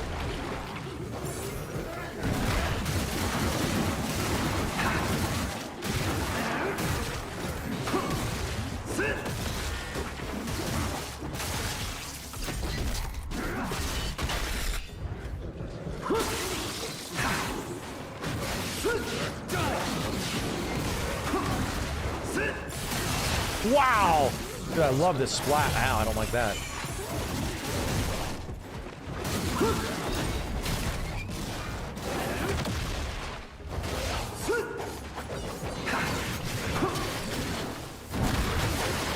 That was close.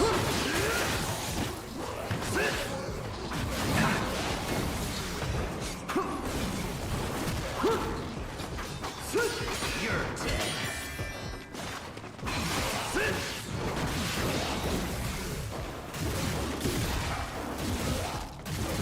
Try to get the thing to hit. Hiya! Trying to get this to land, yeah. The explosion. Is the combat better than Black? Ninja Gaiden Black? I have not beaten Ninja Gaiden Black. Combat was great, but I did not like the platforming. Because the game asks you to do a lot of platforming. It's kind of a, yeah, somebody just said, it's a very different game. This has a lot of like the spiritual Ninja Gaiden-ness in here, but it obviously is like with a fresh, different take, you know? It's also like really fucking fast, you know? I don't remember the old Ninja Gaiden games being nearly this quick. Old Ninja Gaiden games are fun, but they don't feel like games for crackheads. This game feels like a game for crackheads, and I use that term a lot. Sort of, nicely, too, you know? Games for crackheads. It's so fast.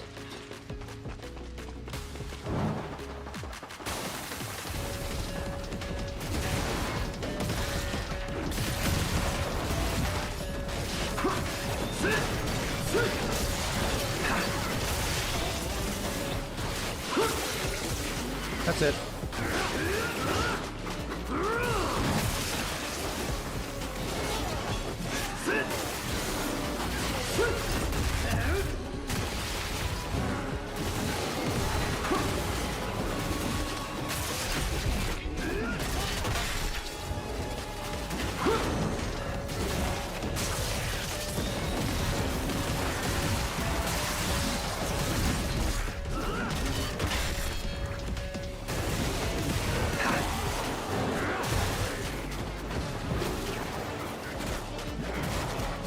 Oh god!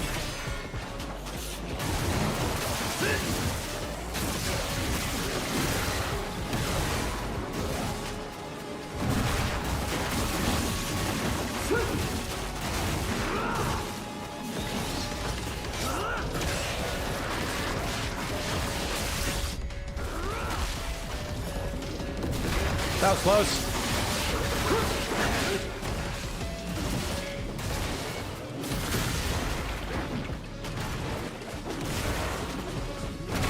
That was so close, dude.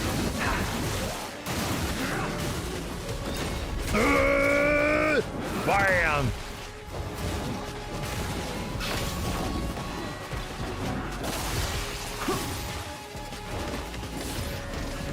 Damn it! Did the wrong thing. I forgot how I gotta do the rage mode finishers. Oh, there was also a portal. Keep focusing on murdering. Super murdering. It's like you just have to like fully charge something or other.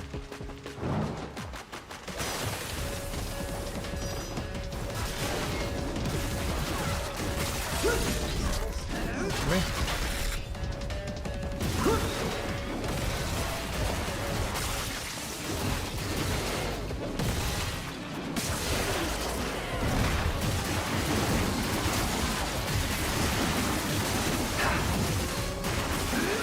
Jesus.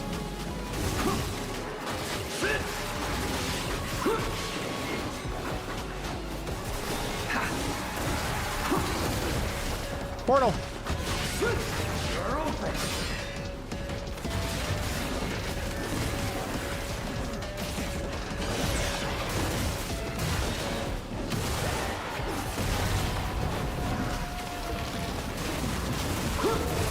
God damn.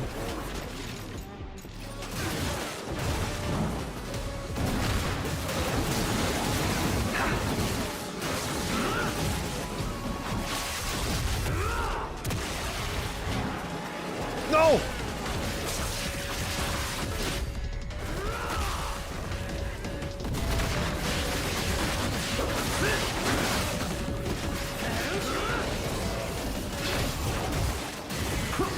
This will hurt. Ah! Cashed it out on accident.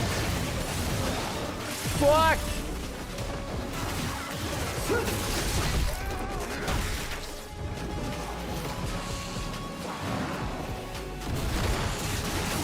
That's close.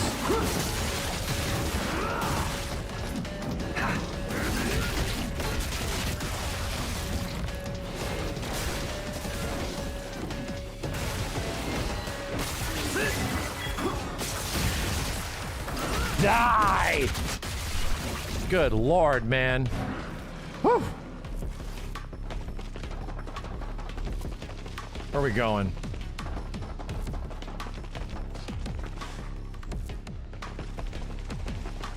This way. Can definitely use a heal now.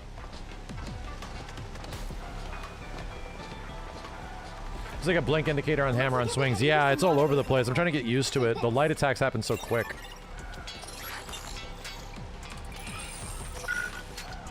Pawn Strider, huh? Platinum gimmicks. Oh yeah. Did something. Job's all done. You're good at this. Did something.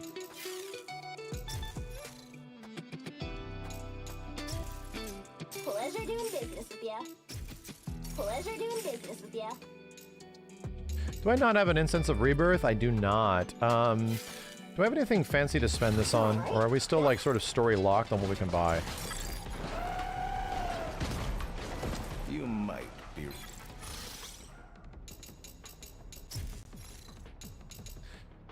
We got... Oh god, it's amazing. Still have everything else though, dude. Holy crap. Yeah, we have everything else. Combat skills 24, 25. What the hell? We're missing one. Art of Defense 3! Oh, damn. We have to save up for it. See you around. We have a new, This is crazy good. New accessory. Defense increase. Damage recovery speed increase. When equipped, increase temporary damage recovery speed. Huh. Bloodbind gauge consumption decrease at low health. Major defense increase at low health. Halves damage from ranged attacks.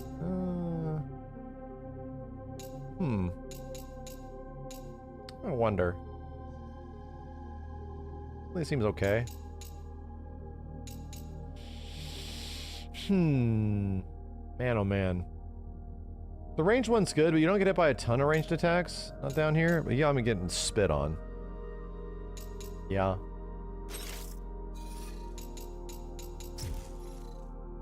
Maybe I don't have anything on this yet.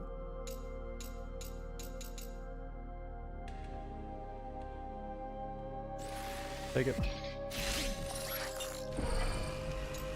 Wish there was a way for me to have more Bloodbind gauge.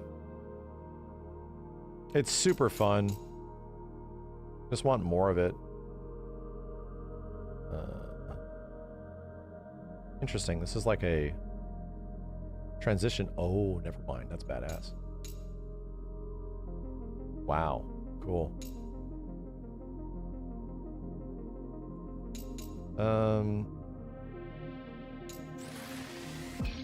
Circular with heavy. Circular with light. I'll go with this one. And that reaches very far. Yeah, the circular with heavy seems crazy useful.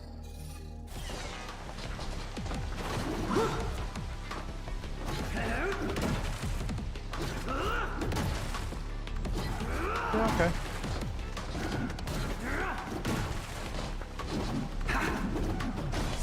Wow.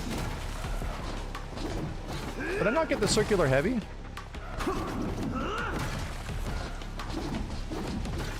It's giving me the other one.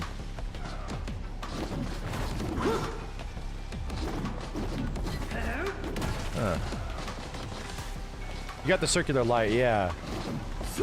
Cool. It looks neat. For Pond Strider, this Raven gear will allow you to surf across bodies of water at rapid speed. Now make haste, for Sayori's sake.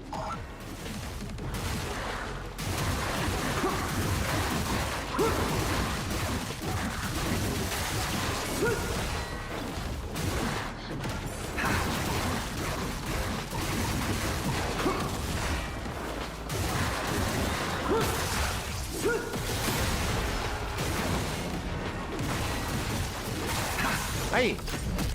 He bit me!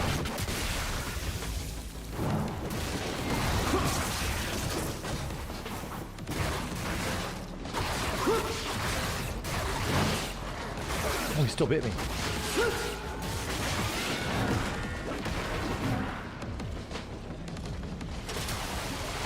Zoopin.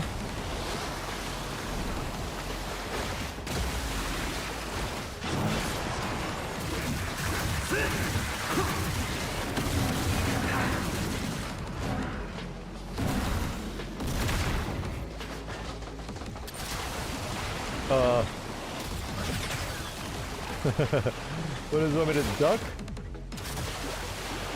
There we go. Duh.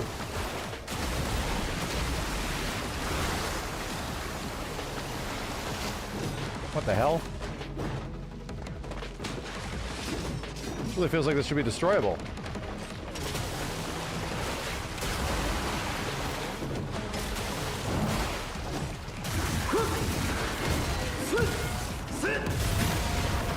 Work for me.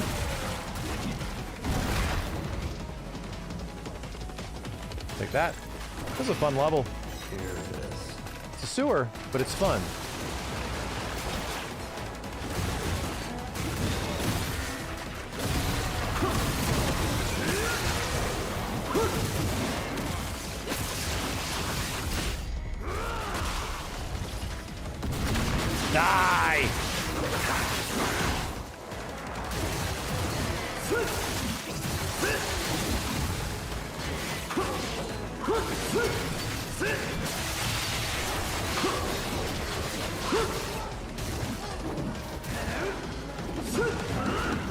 I'm swinging. Never stop swinging. That does not look like a gate that would open.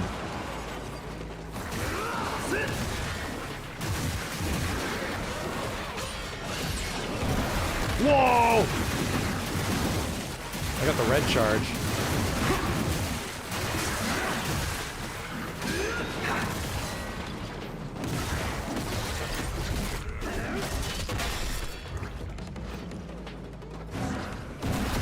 Through the gate.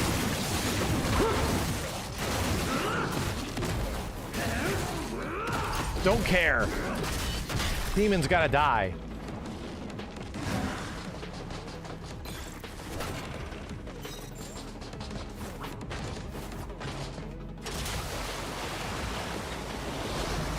Yeah, chat, we want to get this game to sell more. Just put K-pop Demon Hunter skins over Yakumo. That's it. That's all you gotta do. Easiest marketing ever. Wretched inhabitants of the underworld whose vile corruption knows no bounds. It wouldn't surprise me if the creature that attacks Seo. When in rapid waters, the Pawn Strider can only move left and right. You need to jump slide on the Raven. He was a fiend as well.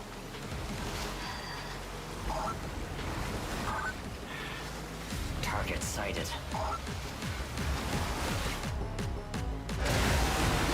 That's a big shark.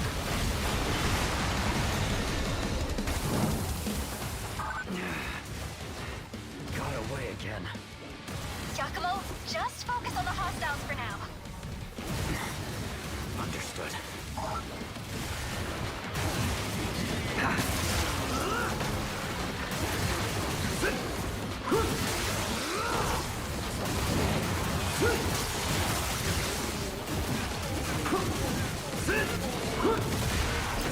I gotta get these charge timings. I think I got it. Damn, that feels amazing!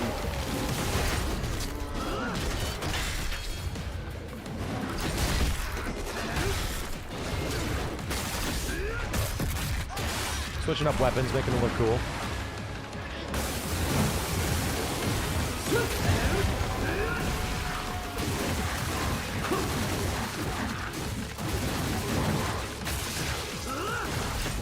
God damn!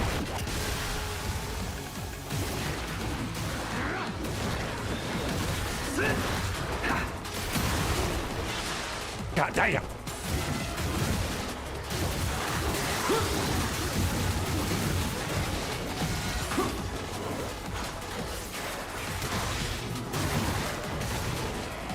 Gotta get stuck!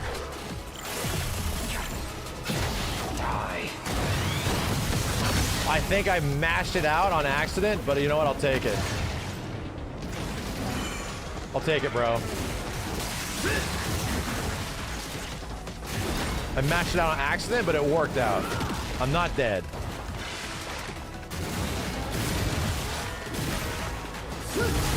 Wow, I took damage, but dude, the combo.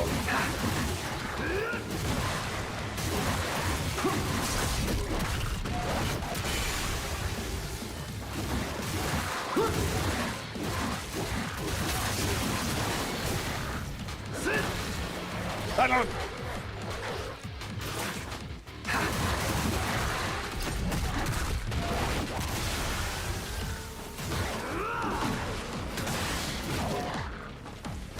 These dogs are suddenly a problem.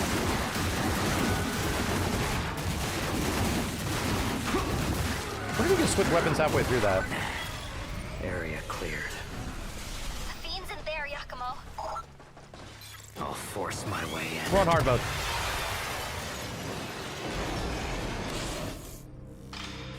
It was a little... I wasn't happy with the way enemies were fighting me in easy mode when we were first playing. They sort of were just getting beat up.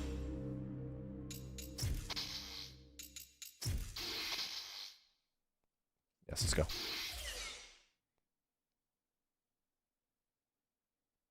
Yeah, it's funny, like, hard mode first level was actually harder because you had limited abilities. The rest of the game hasn't been nearly as hard. Like, giving Yakumo more stuff he can do, more stuff, makes him clearly way more capable. Misaki, come in. Hey, Incense of Rebirth. That.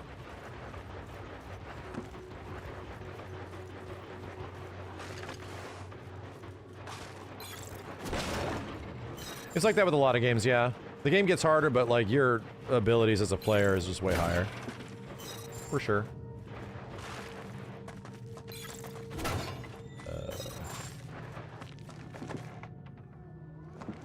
It's down here though.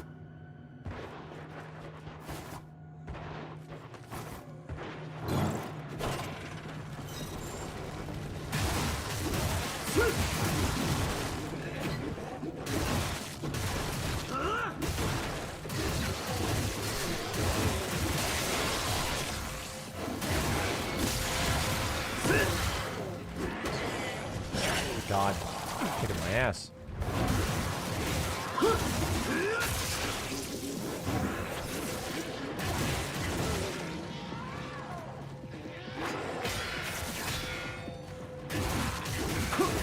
Let's see that moveset a little bit. He beats me up.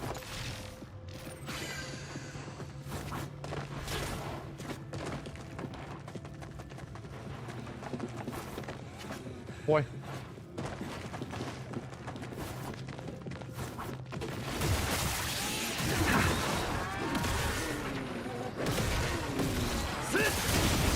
Dude, it makes the moveset bigger. That's badass. Wow. He literally gives you another attack. If you hit the timing of the negative edge, the release button, dude, it literally gives you another attack on your light attacks. That's so good.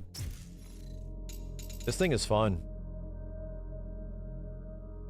Use Streamlabs or OBS? I use OBS. Sunset Crusher. A to Y. Oh. Oh. Damn. Let's get Aftershock Dance. These are very fun looking moves.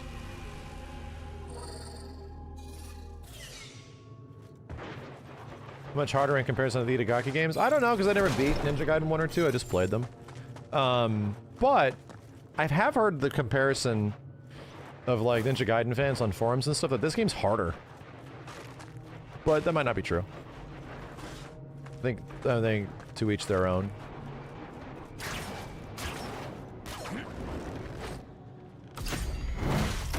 Bet your dog.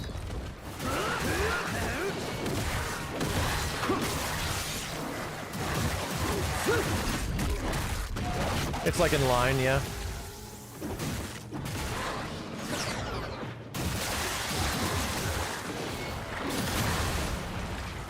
Damn, that felt awesome.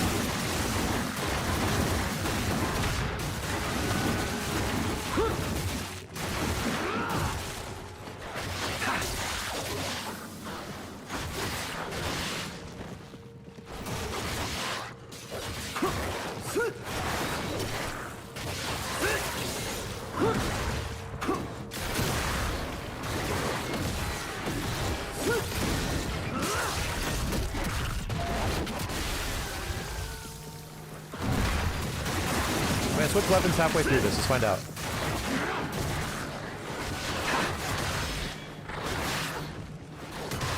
Oh my god. Oh, that was badass.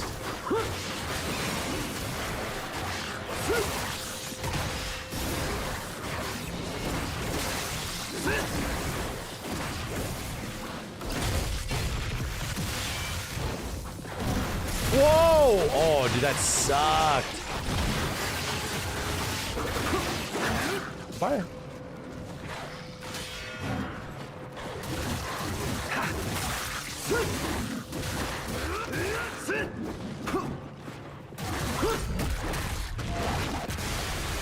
Sick. Whoa.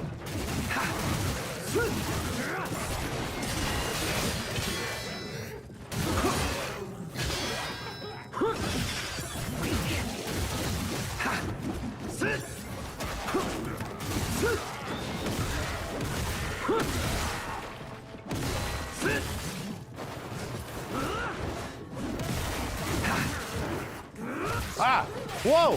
Whoa! No! Damn, I was doing cool stuff.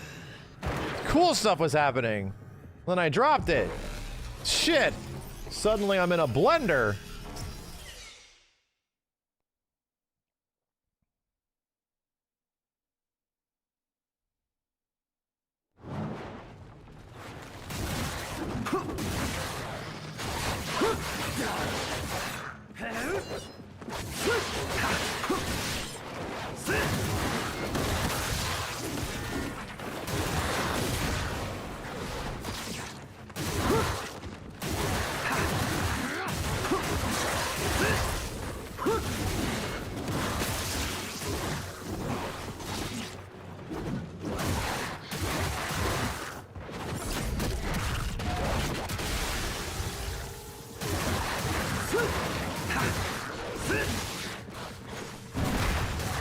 Go after the big dog.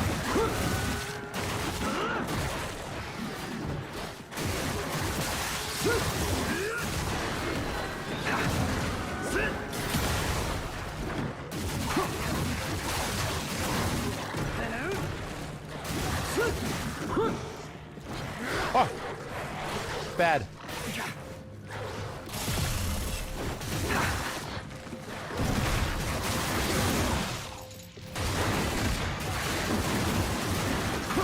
Okay, focus.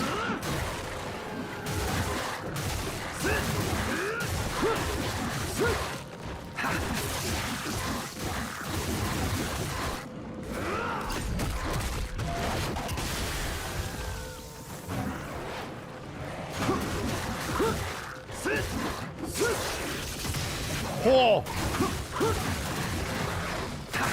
Oh!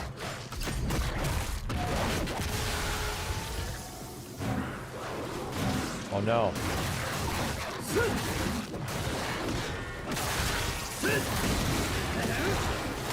Ah!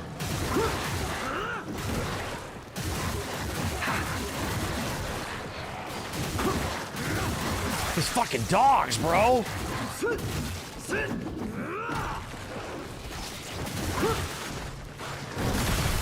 Leave me alone!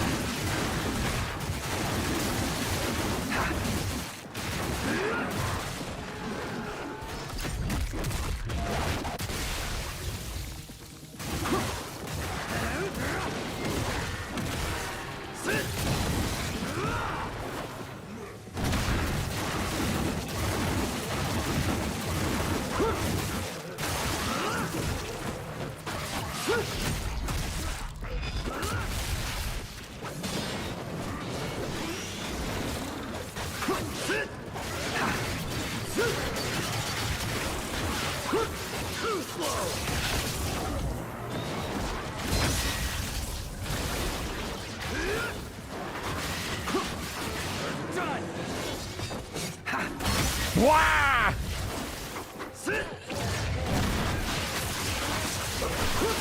Jesus! Are we done? All right. God damn. I'm out here fighting, dude. Oh, I should have used the divine. Should have used the divine elixir. We got another one.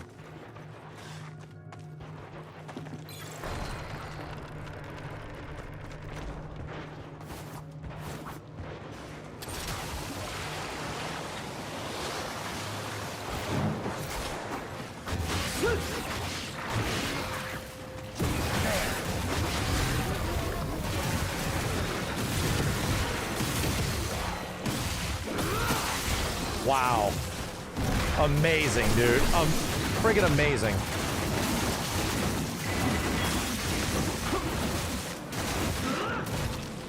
I think we win. Dude, it's so cool when you hit the timing. Like, ba-bam, ba-bam, ba-bam. You can cancel into guillotine throw in mid-combo, including air combos, so like, really? Really? Rejuve elixir.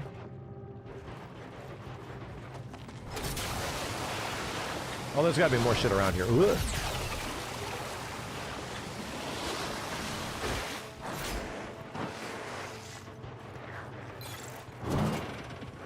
Do it. Another Rejuve elixir. Down, you got. Sit.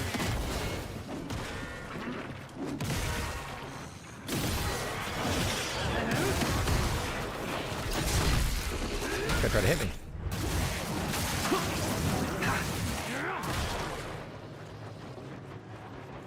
More stuff?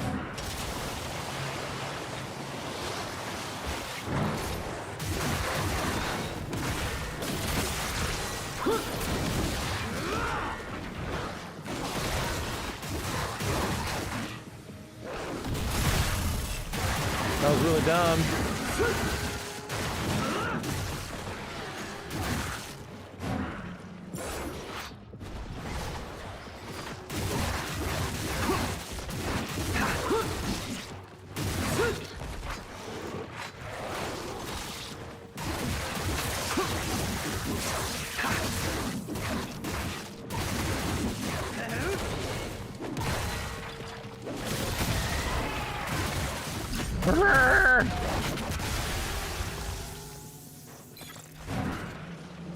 Cool.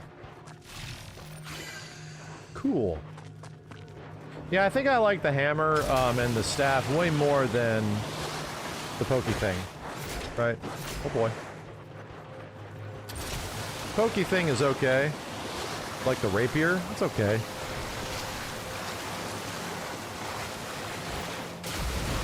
Bro, where am I going? Places.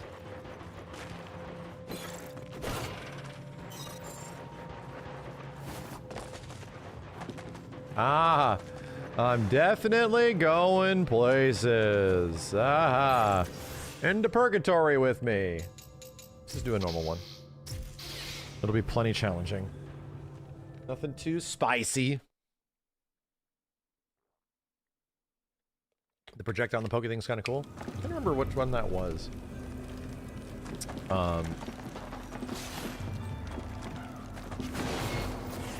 Yeah, you're right. You're right. Good to see you.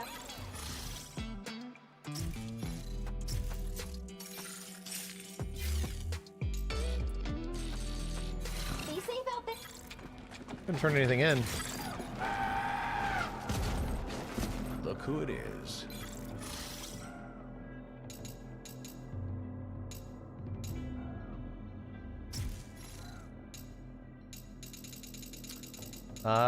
Very nice. More defense, okay. Let's try to do that. Unless we have poison under our feet, let's see if we can actually do some blocking and defending. A little bit. Just a little bit.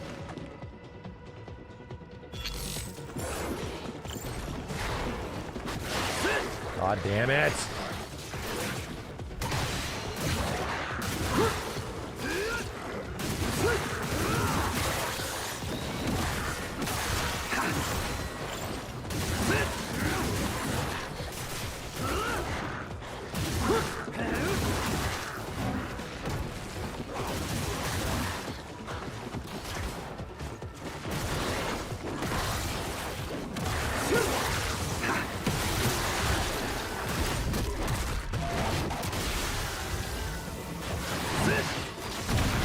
That was so close. Did I actually get hit?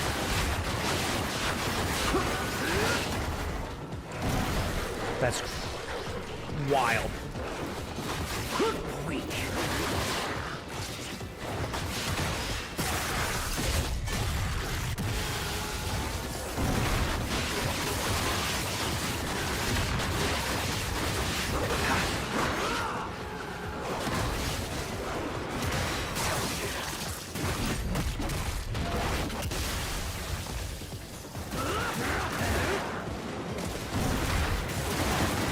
Poison spitting bitches.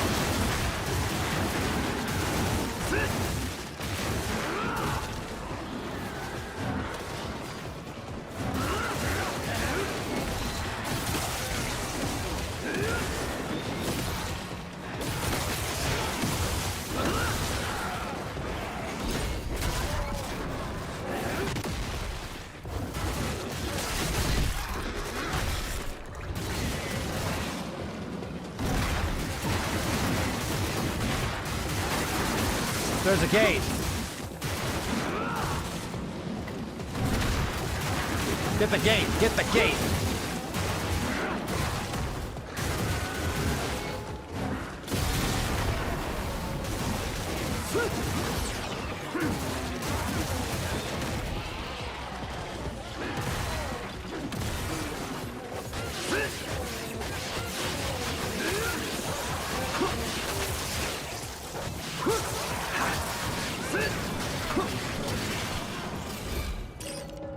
Get the gate!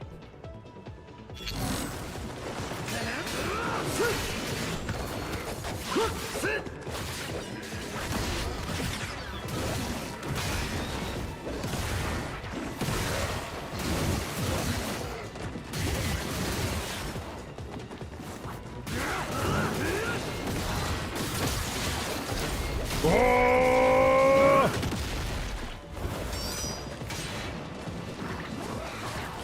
Fucking little shark! Ah! No!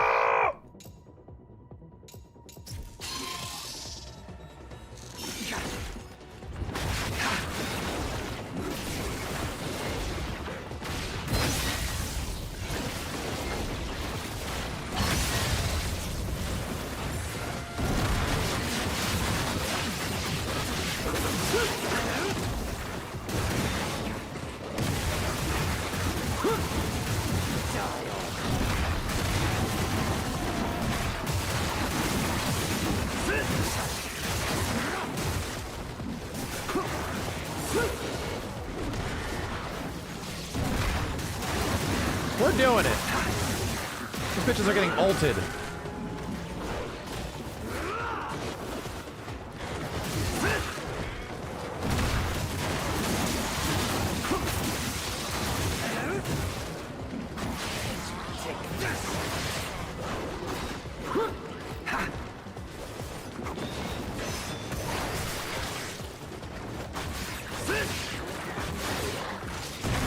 My God.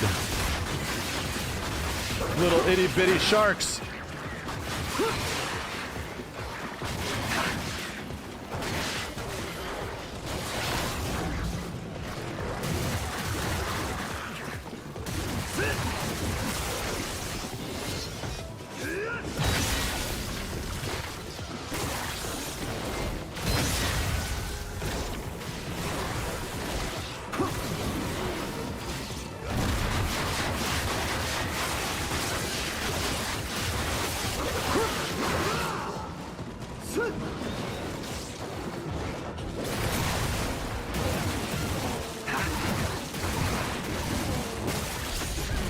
We're out here fighting, dude!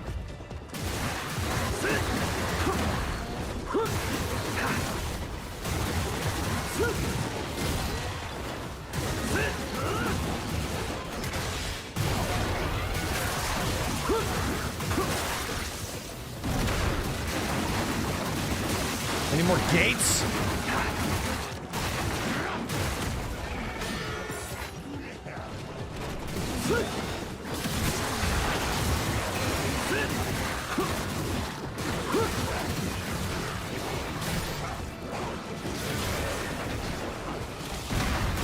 My God, man.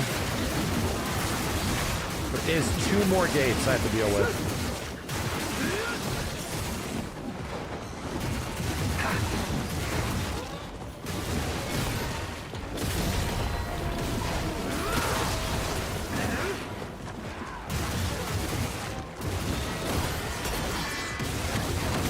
Wow.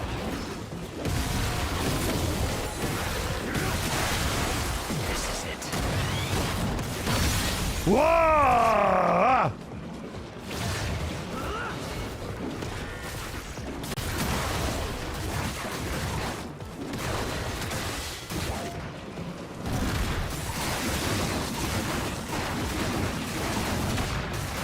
cannot believe how long these friggin' goopy dogs live.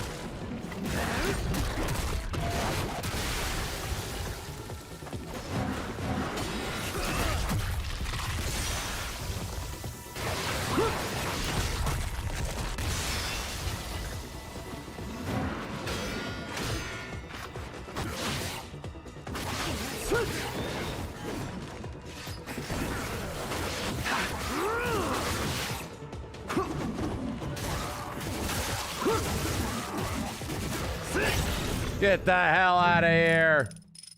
Get the hell out of here. All right, that's done. Jesus, man. Those portals just kept popping up right behind me. You wanted Black Myth Wukong to play like this? I don't want to throw shade, but that was what I was hoping for the whole time, yeah. Yeah. If there was ever, like, a point of my life where I was disappointed that something was a Souls-like, usually I'm fine with it, right? Usually it's like, cool. Cool. I'm okay with Souls-like. I like Souls-likes. I really wanted Black Myth Wukong to be like an action game. I really wanted it to be like this, yeah. I think I would have liked it a lot more.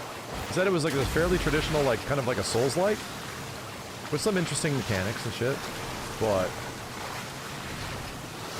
Yeah. Yeah, I'm with you. Yeah, it's still good. It's still good, don't get me wrong. I'm not actually talking shit about it. It didn't hold my attention for super long, but it's still good.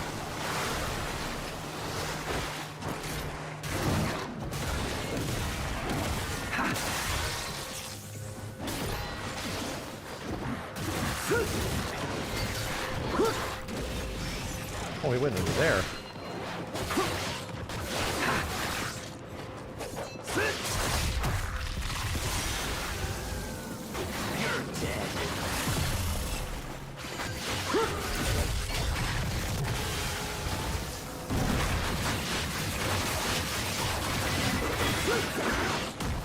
Good night.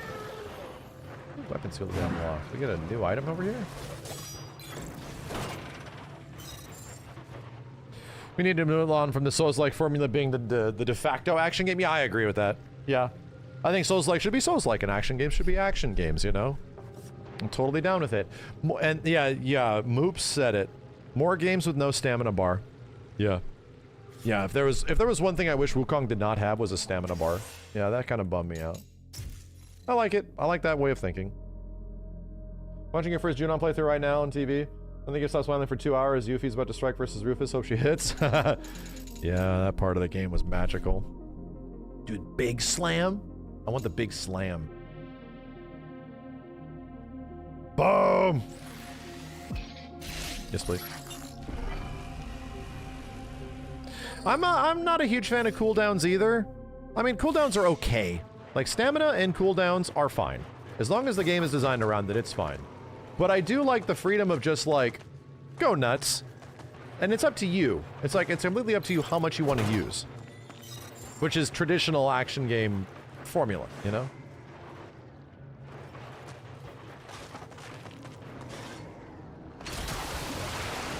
Yeah, I think we got everything.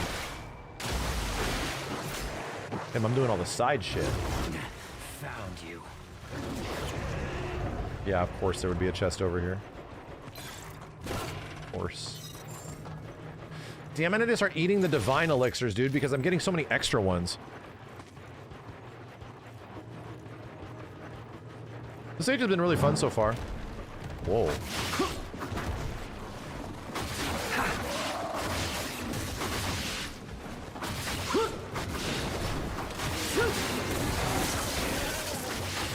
Okay. I'm not appreciating the spitty bitches, right? The guys that are over here spitting on me while I'm trying to fight the big goopy demon dude, don't like it. Better put me at the start of that fight. You better put me at the start of that fight. Oh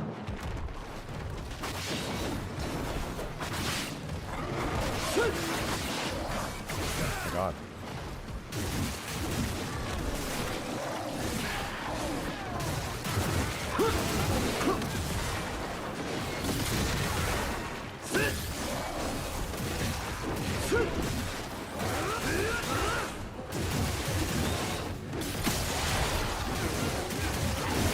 Ow, brother. These guys are still alive. That's crazy.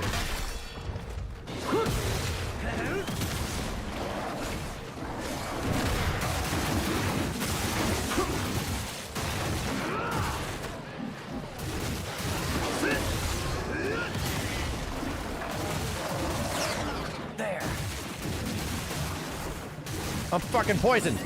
Bro, chill.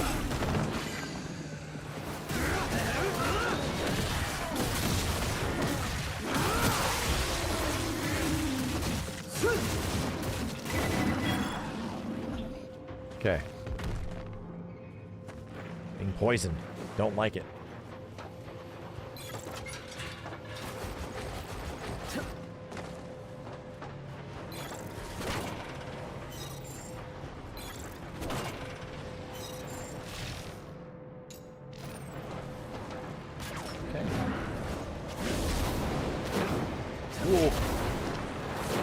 Kind of fun. Kind of fun.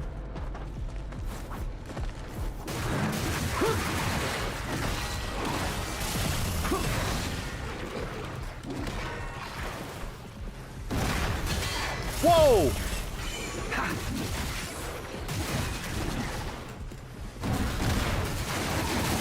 These big ass dogs do not die.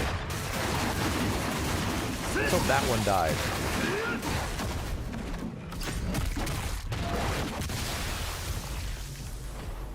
Right. Boom. Yakumo! Finally regained connection. I have returned. Where did you go? And what was that portal thing the Fiend created? A gate to the underworld, I presume. A world completely different from our own. Home to the Fiends. Hold on a sec. This was never part of the plan. No other way. That's where it took Sayori. I'll deal with these fiends and find another portal to the other side.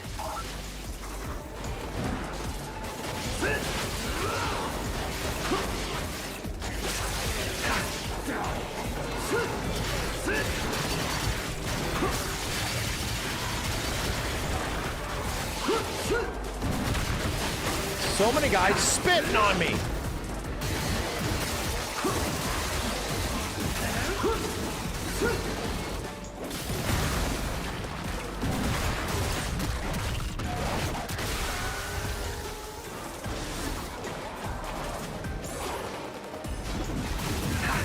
I just realized I can get up here.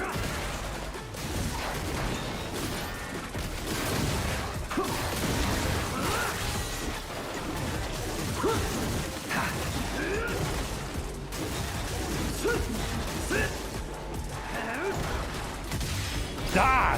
Whoa!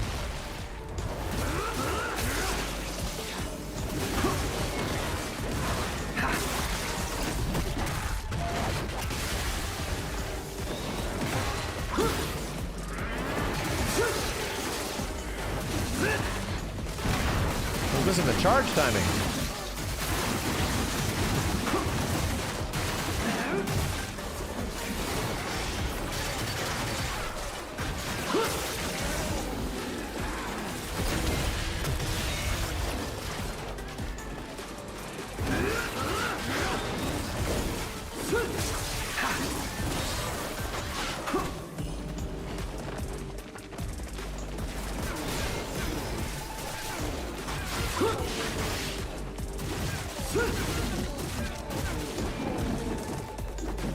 And he's dead.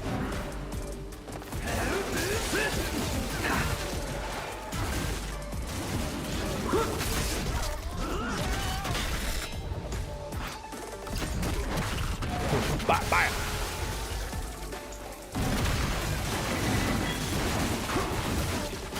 Not dead. You can get the instant landing charge after Yukemi and after Izuna drop. After Yukemi, I didn't know. After Izuna drop, I did know. That I knew. That's like one of the biggest opportunities I use to use it. Yeah, the flow state in this game is wonderful, dude. Like the locked in flow state feels good. Feels very good.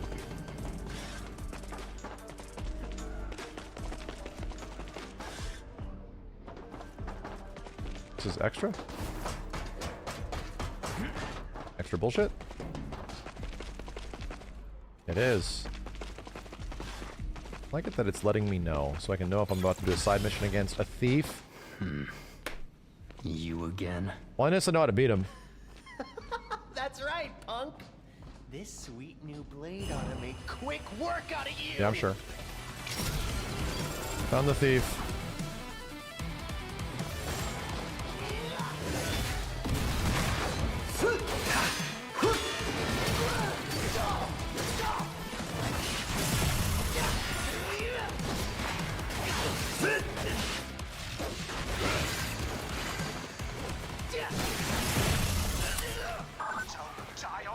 He has a sword now. He has a sword now. So doing my cheese. He swords now?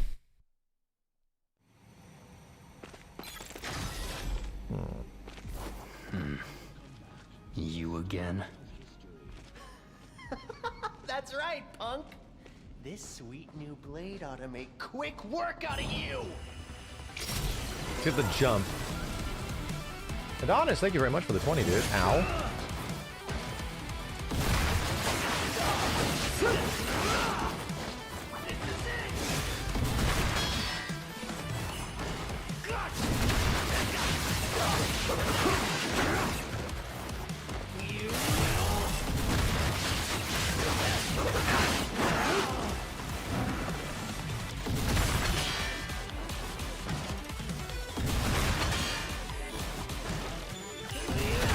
Hey, oh no. He directly fucking counters it.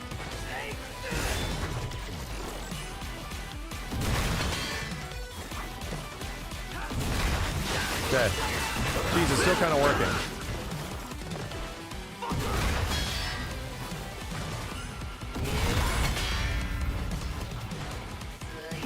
Got him. Yeah, the cheese still works, okay? Gotta do it. It's the way you kill this guy without being here for an hour. Fucker! Grade A hater. That would have been a secret. Hey, good. Looking for a new...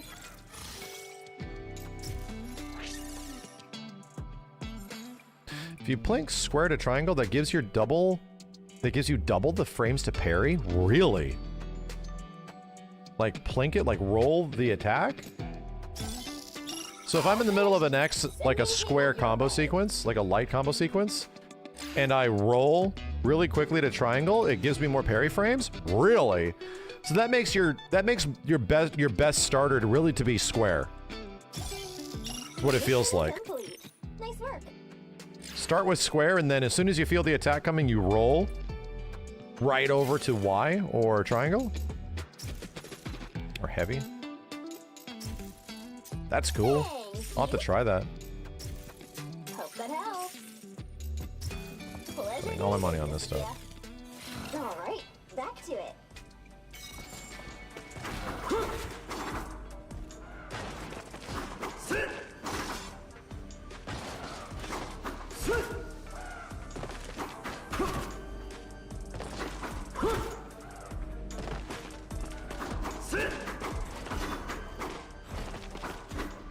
Huh.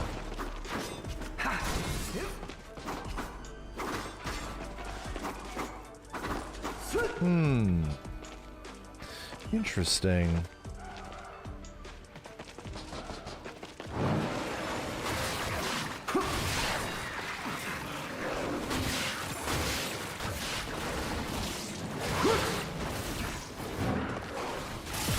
Dude, I'm getting my ass kicked. Take this. Not anymore.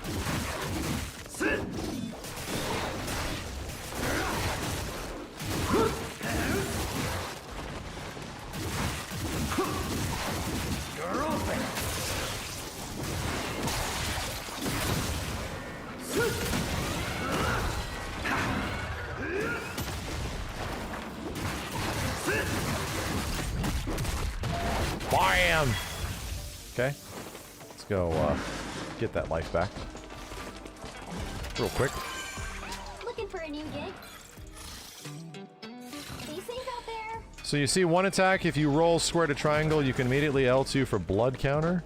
I rolled square to triangle when I see an attack coming, I want to parry. Yeah. I'll have to keep it in mind. Adonis, thanks for the 20, dude. Would you suggest the best jobs Monk is good starting out, but just want to branch out from there? I'm kind of stuck. Yeah, Monk is good. You can look up job guides on YouTube for FF Tactics, but Monk is very good. Ninja is also extremely good after that. Monk and Ninja are like a couple of the best ones in the game.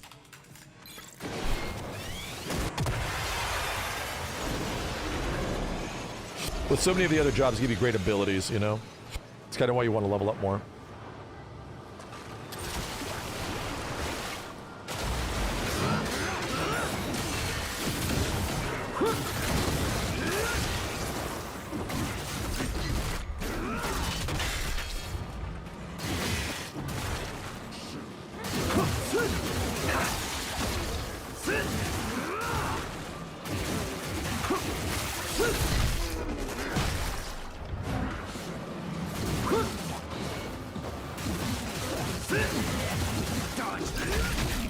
Dodge this.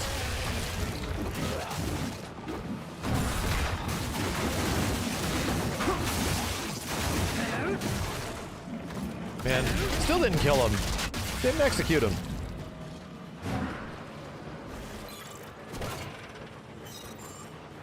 Give me that. Whee! This shit's fun. This is the most fun, stuff like this.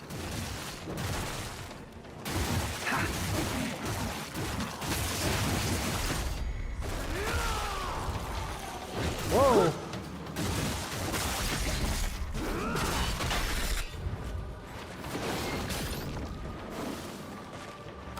I'll definitely assassinate you.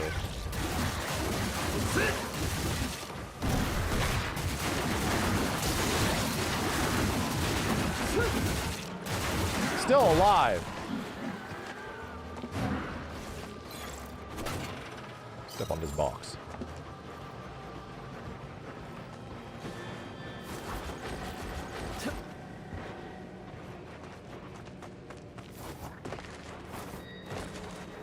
This is definitely the secret. No, it's not.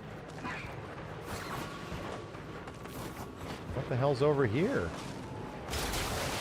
Secret! Oh.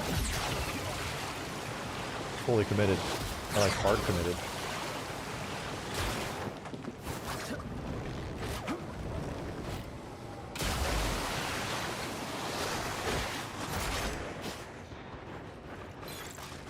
You do the same thing.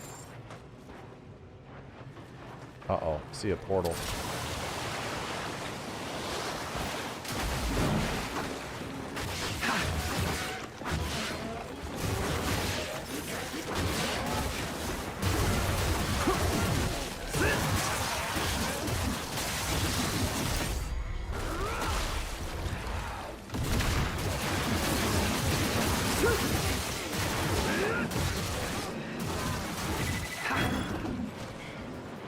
Alrighty then. I'll get that new weapon skill in a second.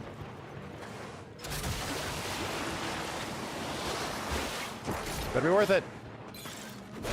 Maybe like a new amulet or something.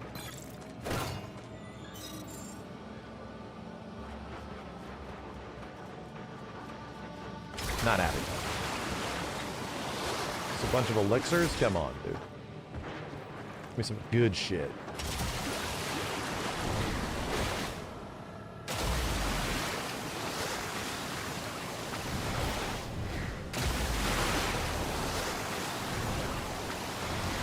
Want a taste of the good shit. Oh, well that can happen, apparently.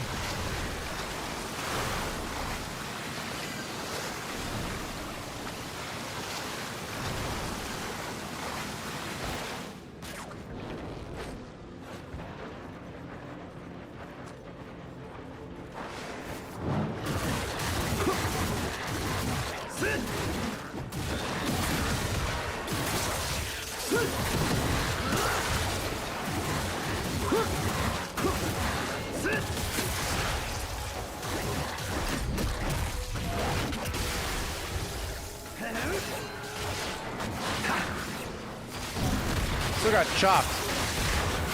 Oh, there's a gate.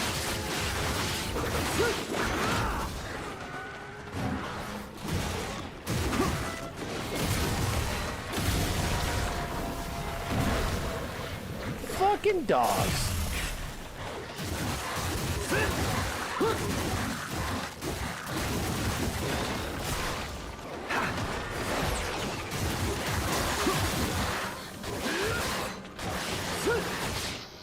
No! Yeah, sure. Man.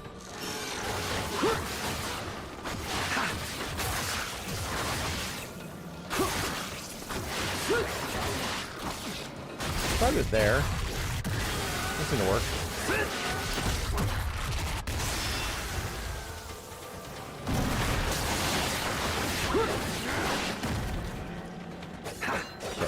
Well, what did this end up giving me? We don't know yet.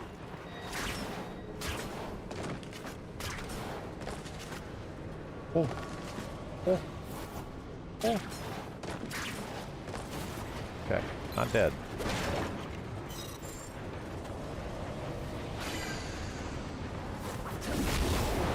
We are going places.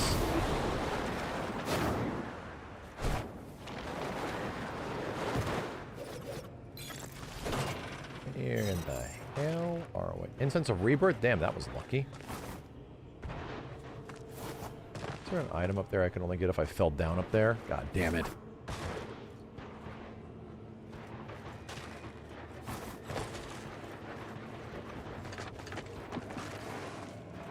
The checkpoint.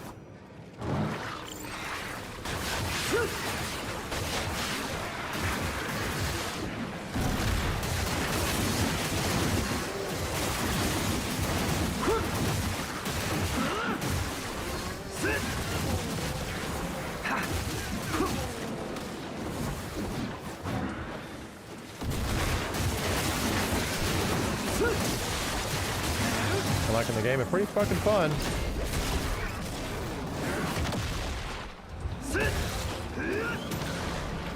Let me get the timing on this. I don't think I've gotten it yet.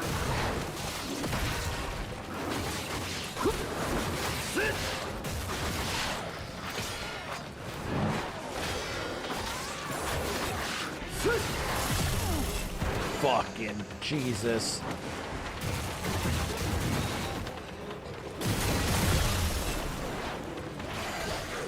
God damn, dude. Didn't even get to take it out yet.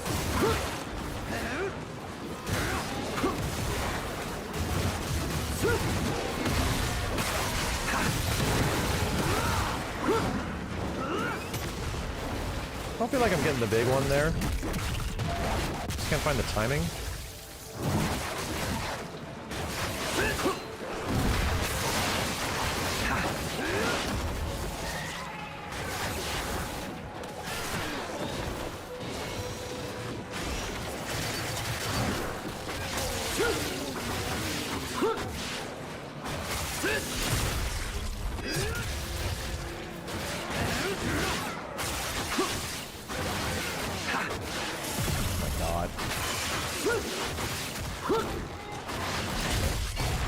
Yeah!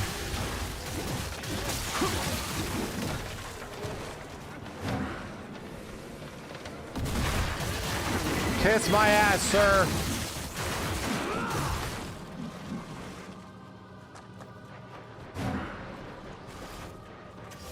What else can we get?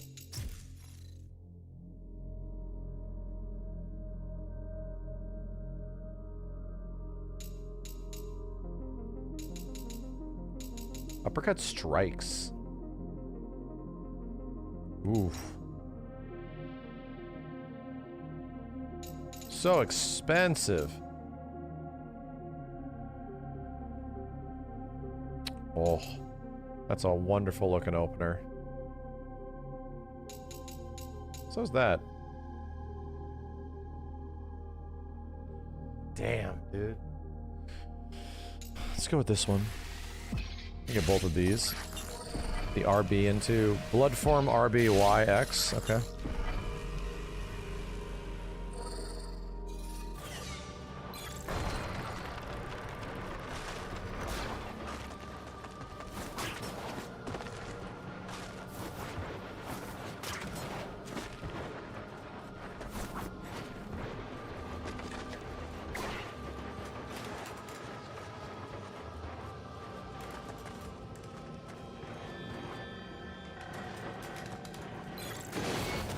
Is this the way? Oh no, I could have gone down there. Oh no. Can I go back? I can't go back. Crap. Crap. Or maybe. I don't know. Let's get to it. I'm up here. Everything. Acquired. See you around. Yeah, it's just a save. Found some new. Cash it in.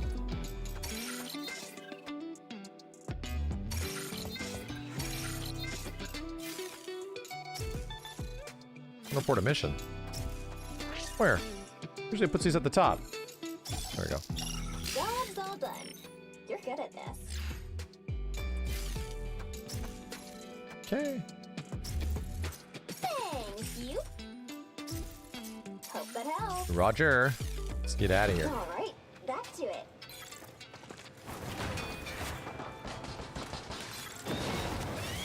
So it's just a quick save point because they don't have access to this world. I get you. I get you. What are we about to run into here?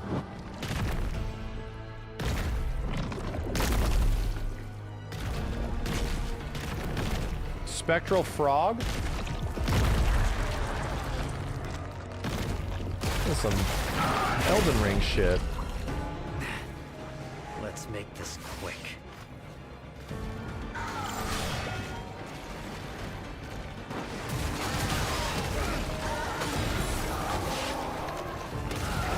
Okay.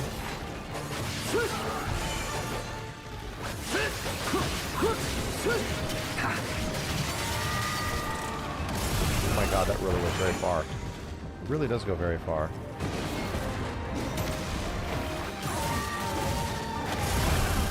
Very fast. Okay.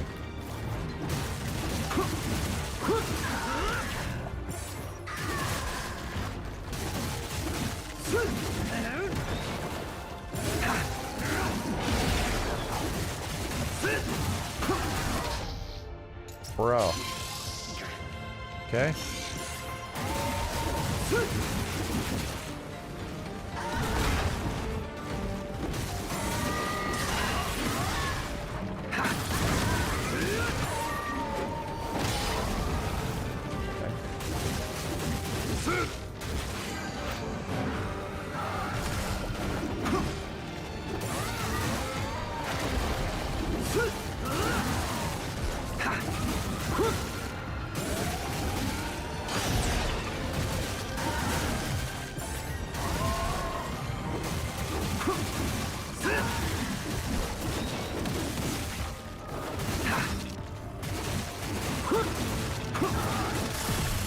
That still hit me?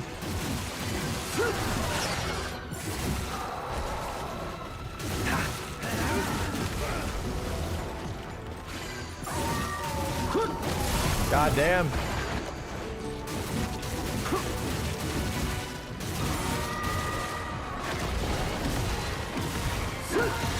Just the timing.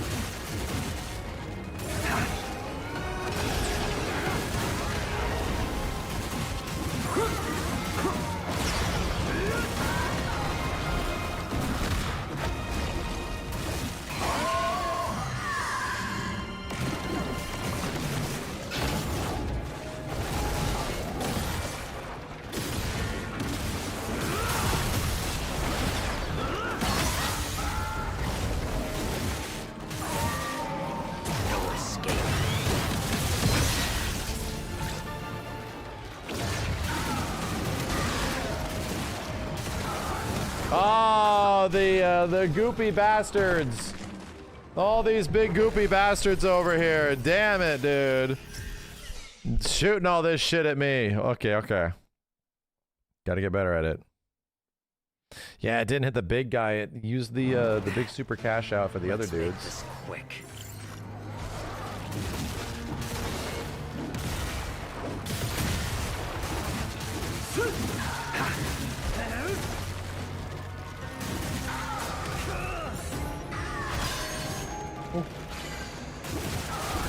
Oh my god, wow.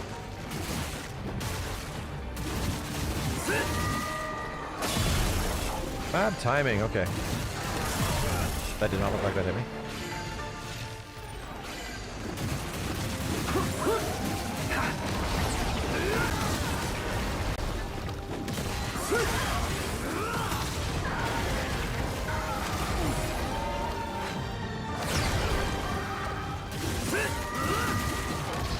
Bruh.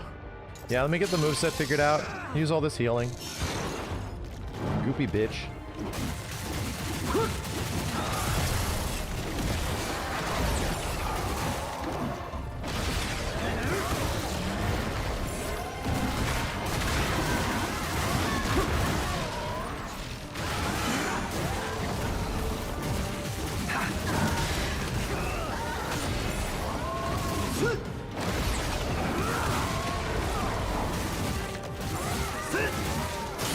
God damn.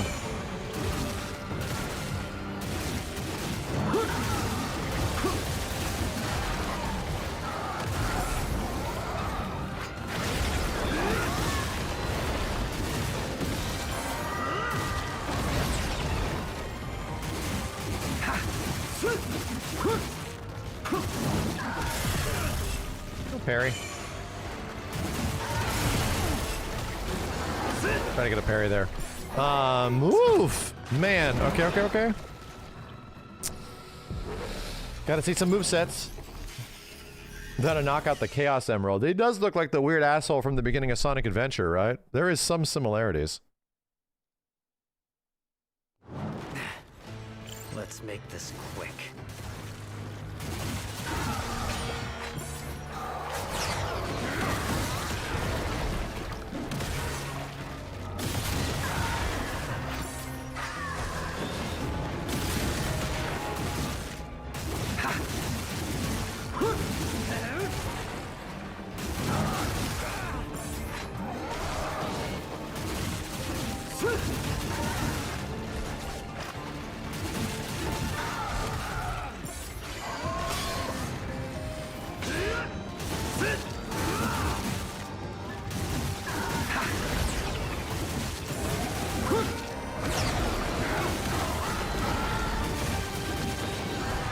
Oh my god, you big asshole.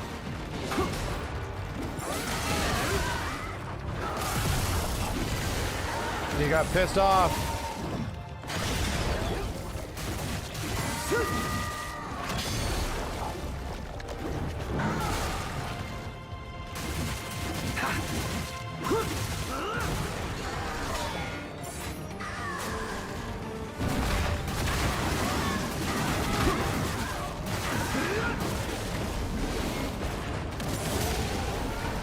Oh, the red attack didn't knock you out of it?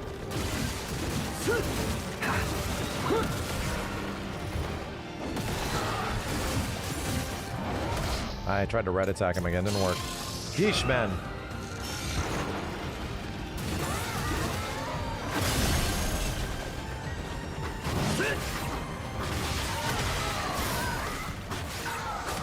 Ah! I'm wondering if, yeah, the staff isn't necessarily great. It's good for, crowd control situations, but I don't know if it's supposed to be working against him. You get the staff and it usually is good in, like, the next thing you get is good for the next area, but... Let's make this quick. Or just die. Just literally die right at the start. Just literally die right at the start.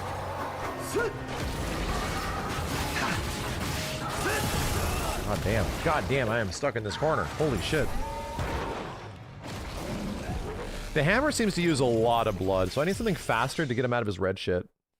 Really do.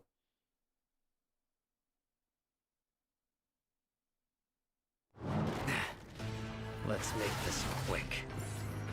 Can't see shit.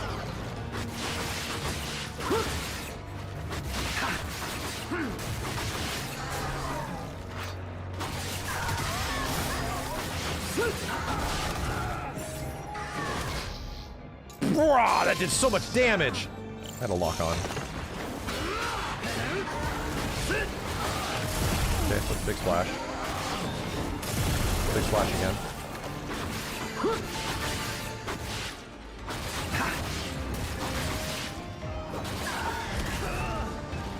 using that one.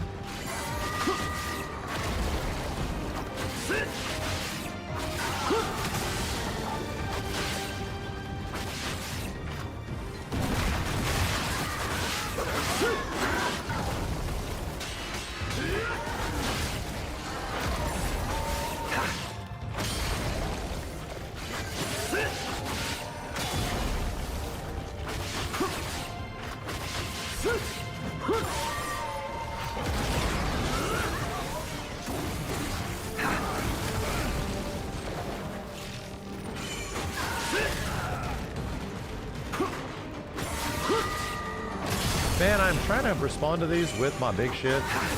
It's just very hard.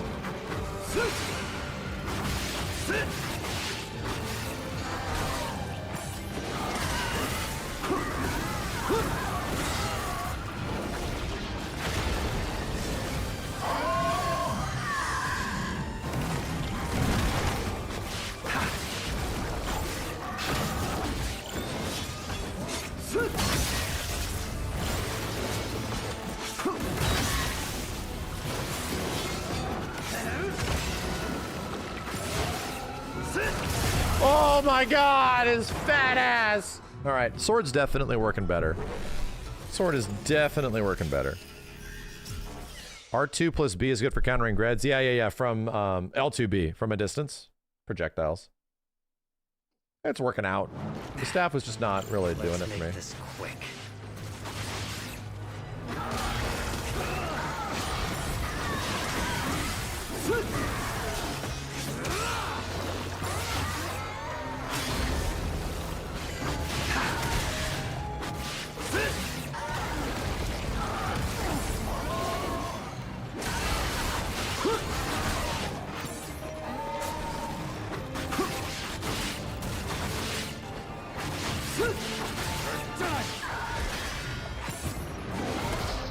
That's crazy. Let's not do that. Let's not use it this early. I might have to just commit to the other one. Yeah, the staff moveset seems to have a lot of commitment, which is great for, you know, a whole bunch of enemies, but in a boss format, I can see why I only want to use the hammer. Let's make this quick.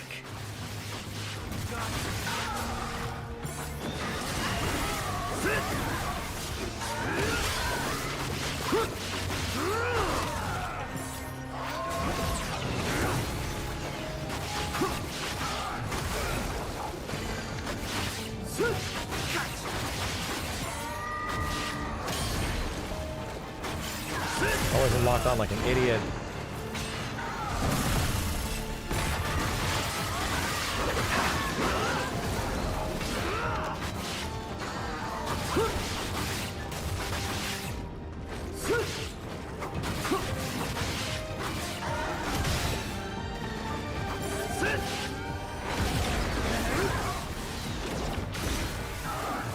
God, your fat ass.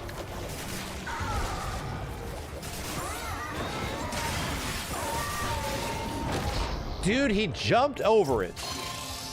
One red attack to the next. Damn, brother.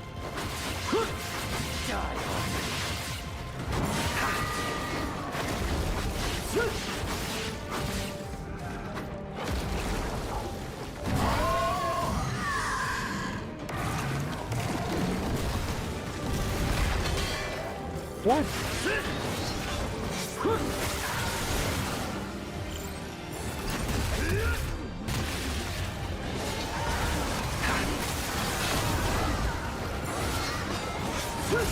Jesus, he wouldn't let me. I'm trying to kill your friends. I'm trying to kill your friends. God damn. Okay. He got me midair. He like jumped up to fuck me up. Let's make this quick.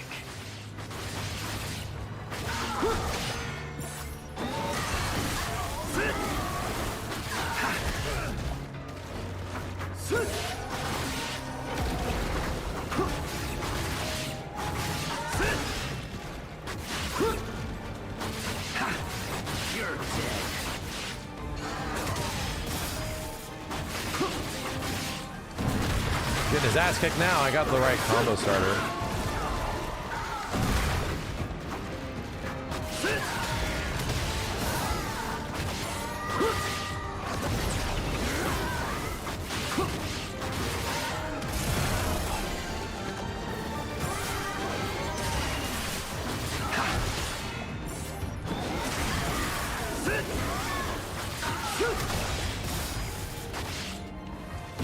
Get his ass kicked now, boy!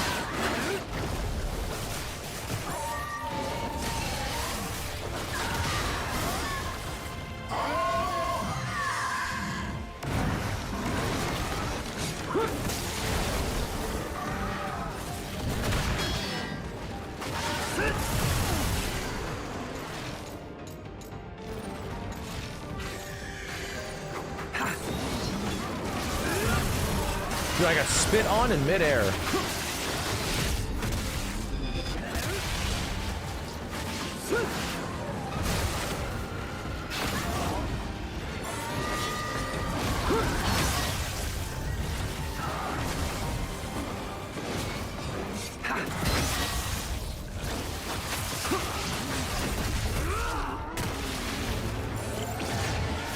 I tried to catch it out.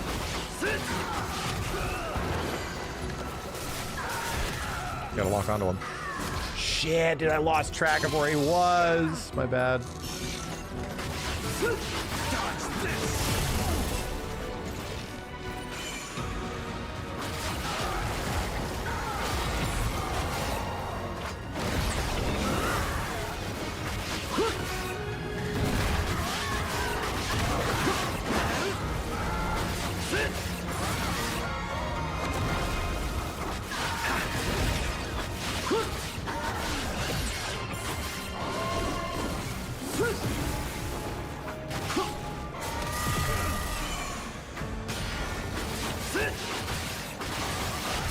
Oh my god, cheap shit. What in the fuck is happening? What is happening? What is he doing? What is he doing? Holy, what the dumbass. Okay.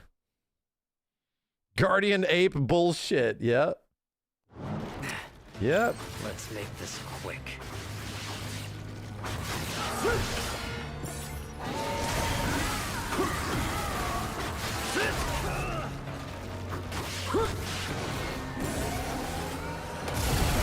Fucker.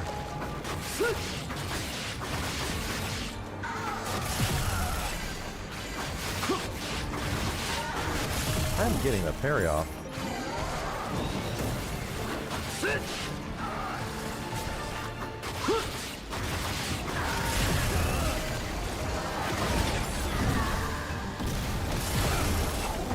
You big piece of shit asshole.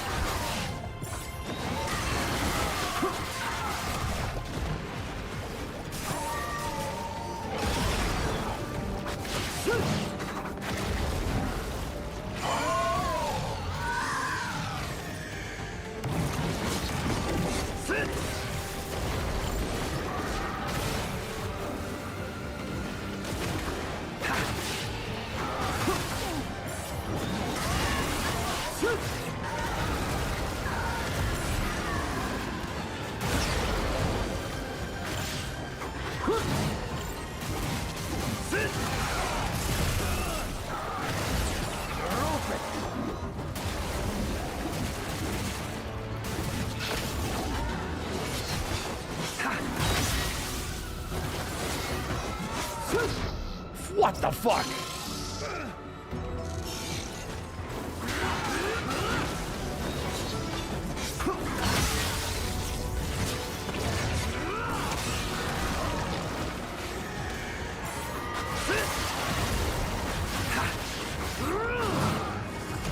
Ah, Christ, man. Hands are taking damage. Yeah, I didn't get the cash out. Cash out is L3R3, right, chat? Or is it L2R2? Which one? I always forget which combination of buttons it is. Let's make this quick.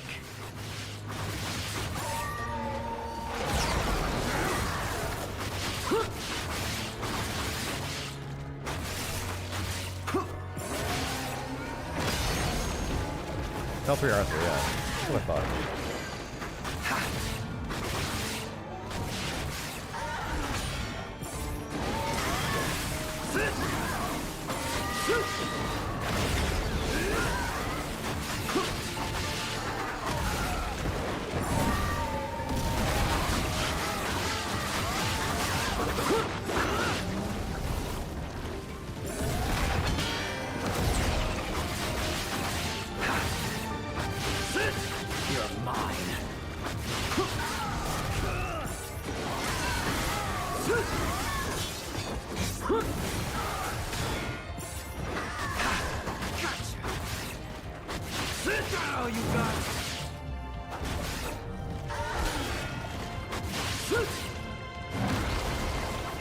Okay.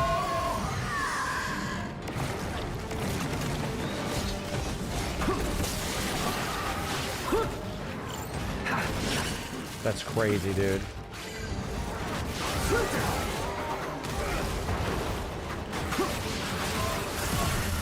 Something killed me really fast while this dude was on the ground. I think a dude's spitting at me from behind him.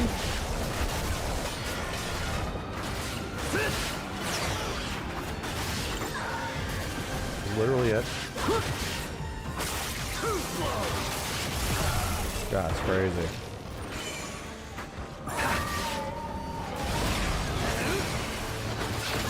Say goodnight.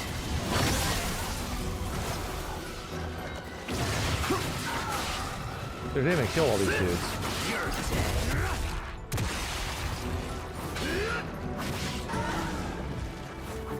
They all dead? Oh my god, they're just trying to go for the insta-kill!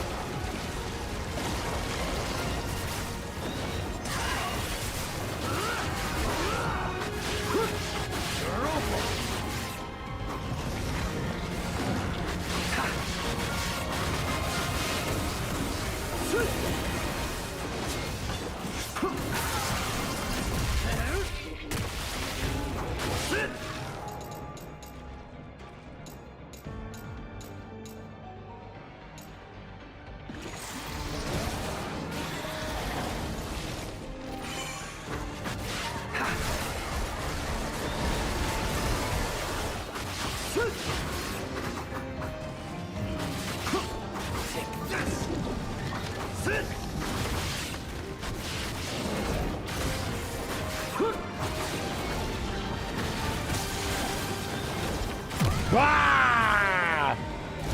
Ah! You stupid goopy bitch! Ah!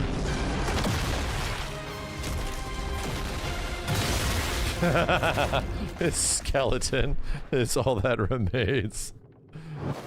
Alright, good lord. What an asshole. Fun, but an asshole.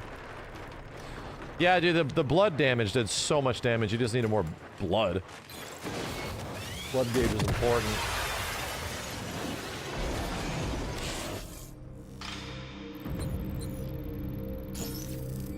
Alright. Yeah, alright. Whoo-wee.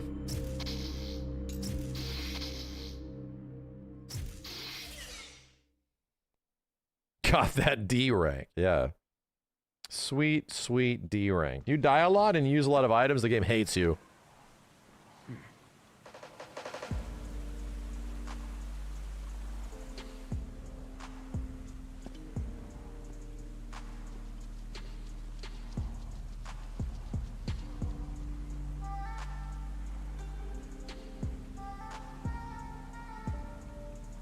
This design's kind of neat for Ayane.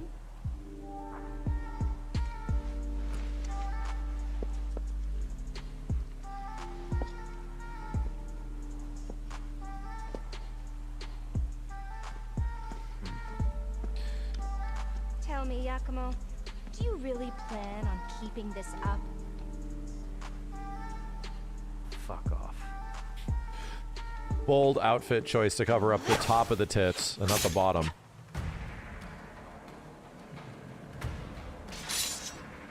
She has gravity no jutsu.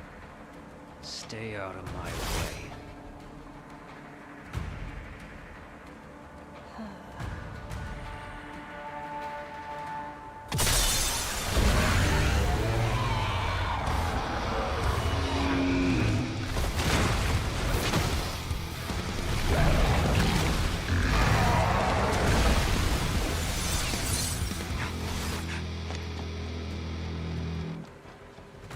Well, he seems busy.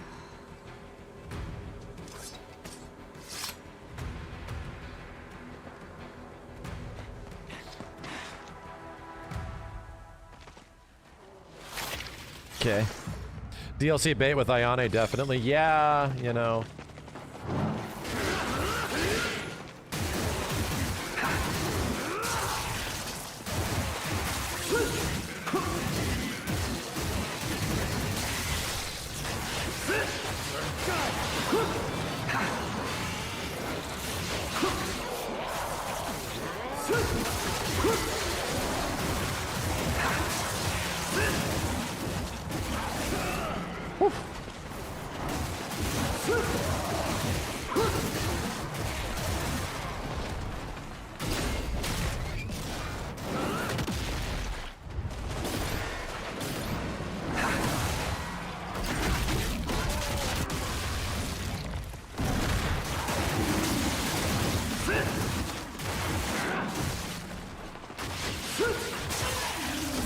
Damn, that sucks.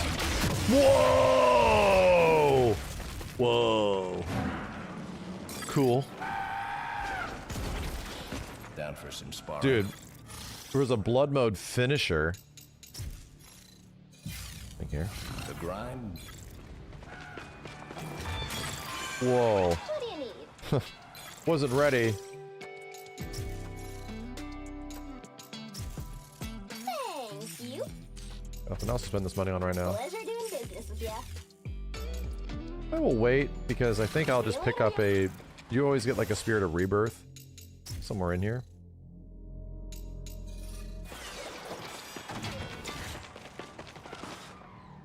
Well, what's this though?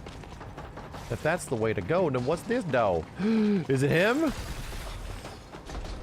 No, not, but it is this. Boy howdy, here we go.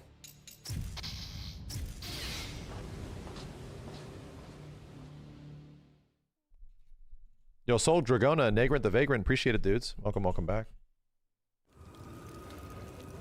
Oh boy.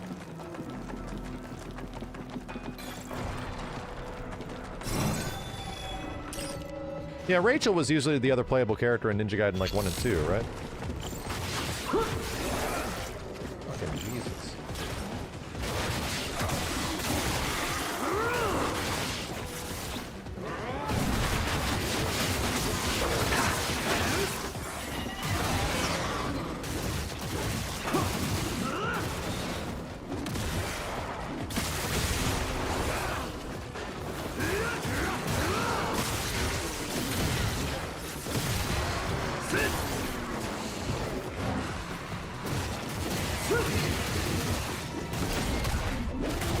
Big boy dead.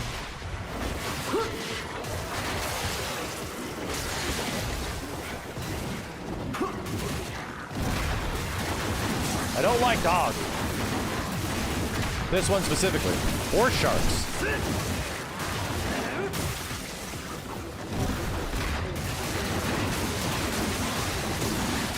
This is so obnoxiously long.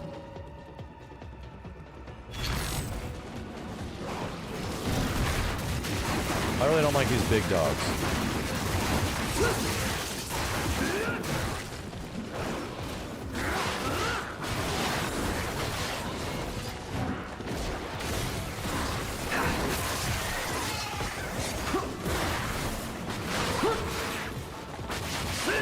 You're mine.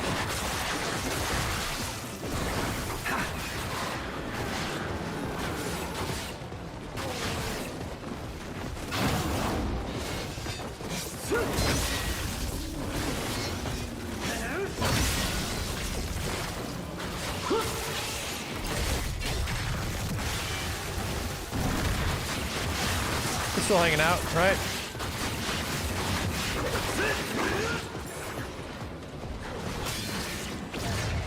Oh, I missed it.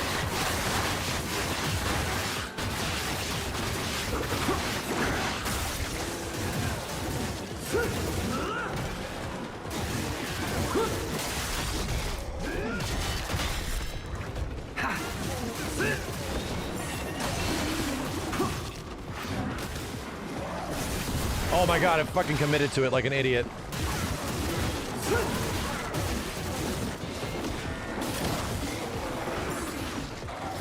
That really hit far.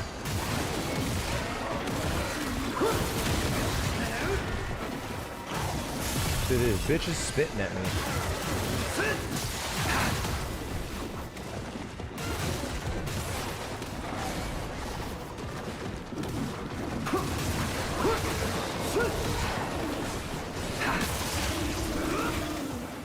I got interrupted in midair.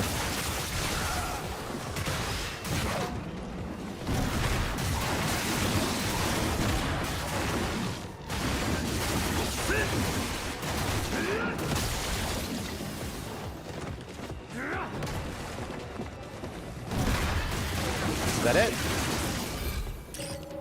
Level 3.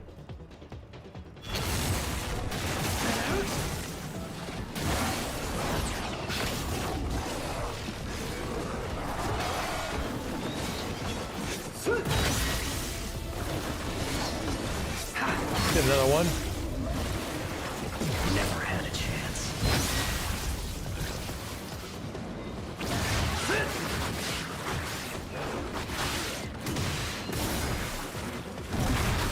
Let's go.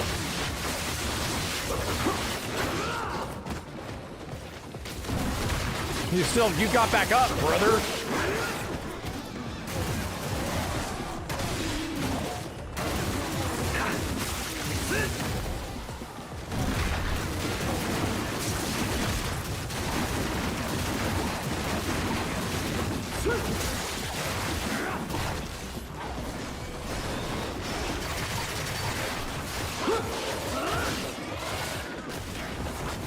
Fucking hate you guys.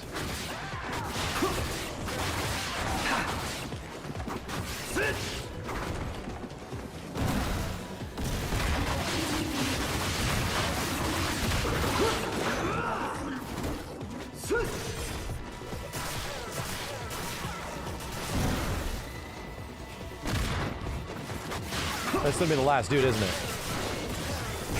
It totally is. Last dude is the guy just barfing on me from a distance, man. Literally, bleh. I'm sitting here trying. Yo, Pettit approves. Thank you, dude. For the 2 years. Okay. Not a big deviation there. Got some extra stuff. Feels good. Invulnerable during animation. During the animation, you are invulnerable, yes, but not before. Where is... There it is. Nice look. Pleasure doing business with ya. Barely heal anything. All right.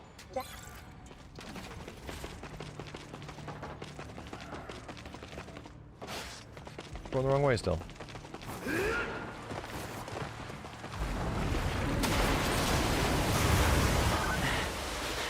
Umi, Misaki, I'm on its tail.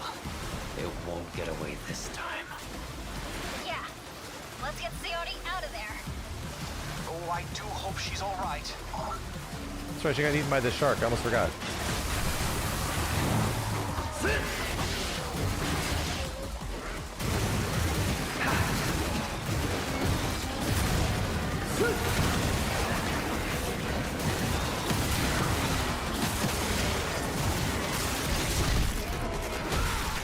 You're dead.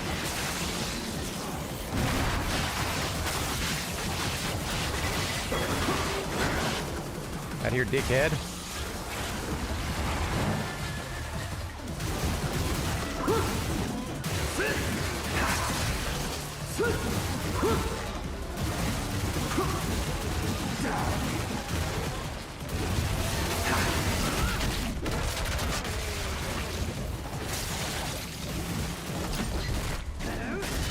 Good night.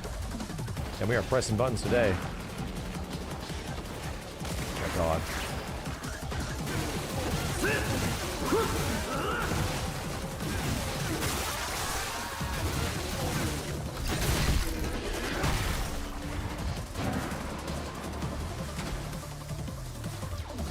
Really felt like that was the way to go. It was not. It indeed was not.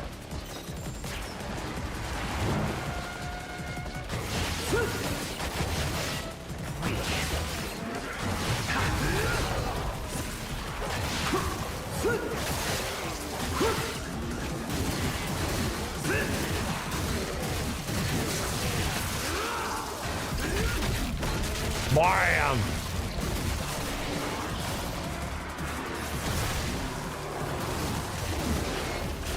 I think I got this way to like do the let go move of this. I did a lot. Projectile, I think everything has it, right?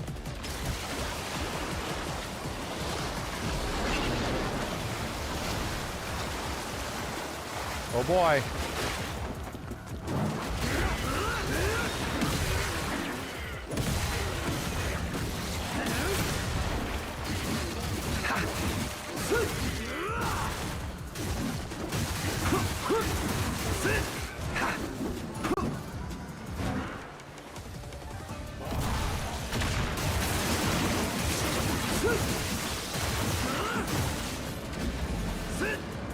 Don't tell me that dude's still alive. He is not.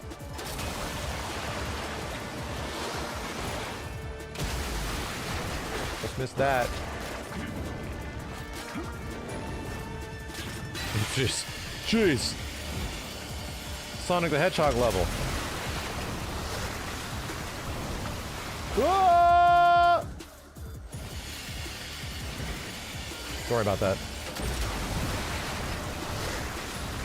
Took the hardest way possible there.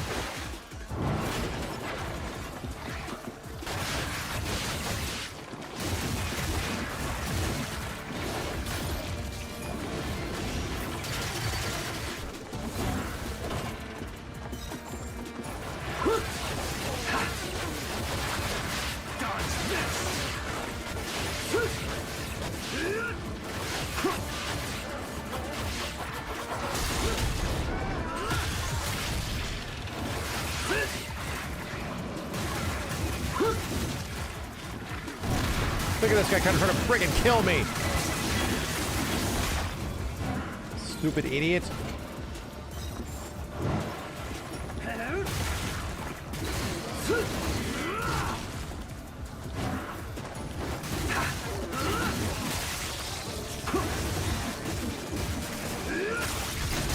Yeah.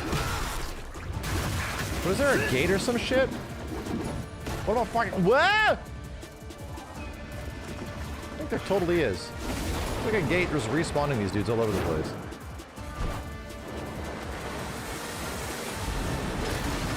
What?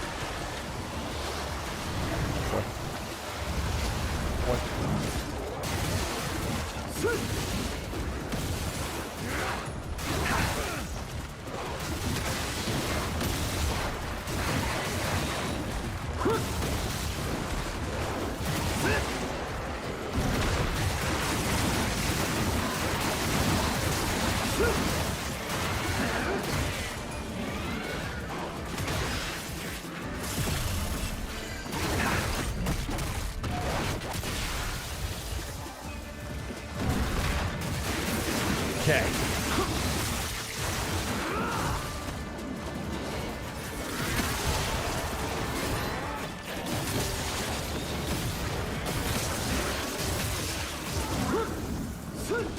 Oof. A lot of blood gauge used.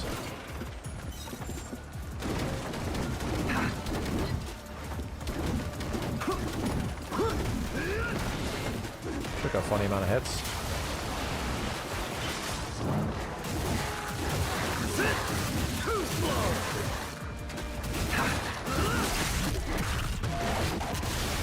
I don't think I can guillotine throw these guys.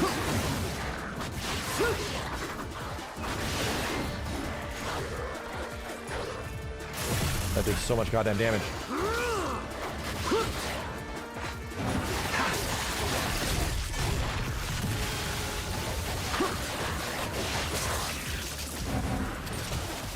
Holy shit, whoa!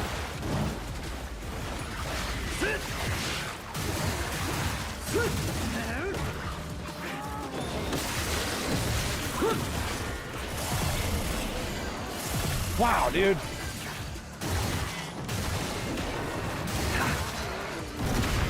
Man, these guys just smacked the shit out of me.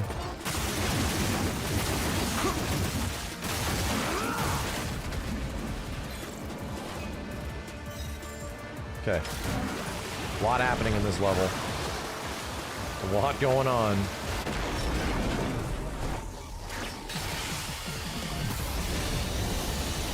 Bro, we're back here.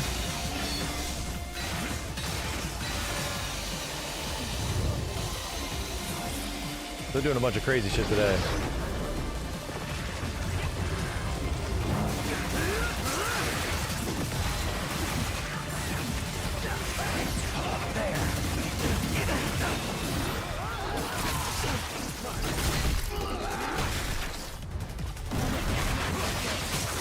A lot of enemy variety there, my god.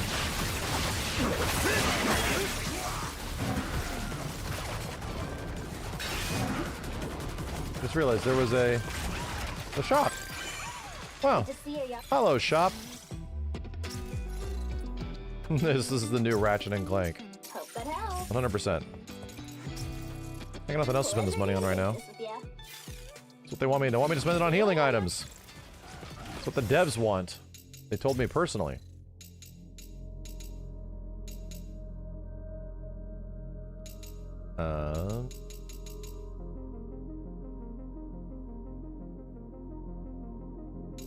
Blood Ada X.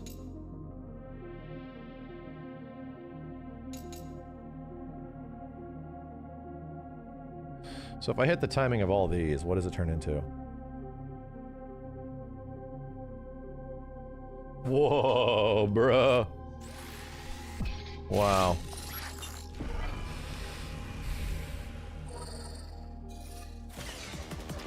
Bonk is your favorite weapon. I like it a lot too. It's very fun.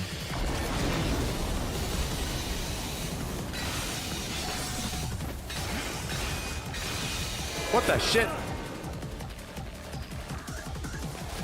What is this? Seems very familiar.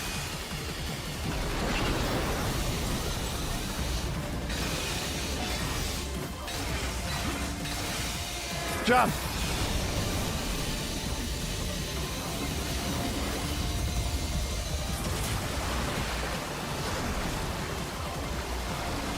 Did I just miss something up there? Might have. Boy howdy, this shark is taking me for a ride.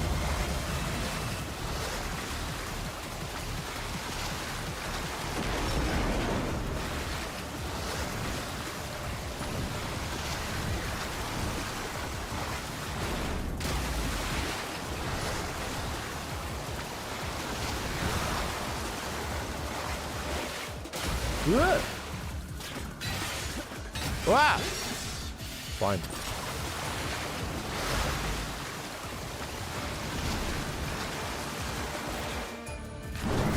And here we go!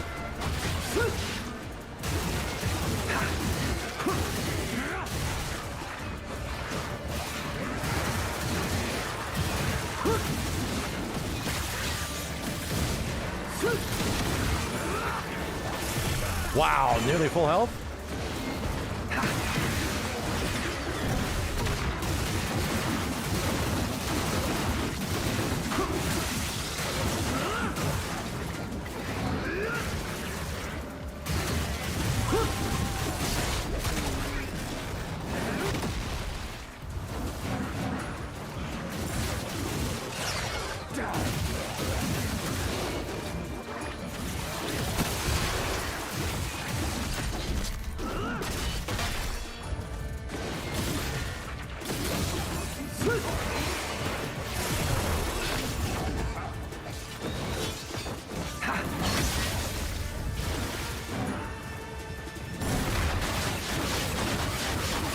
I'm doing stuff today, bro.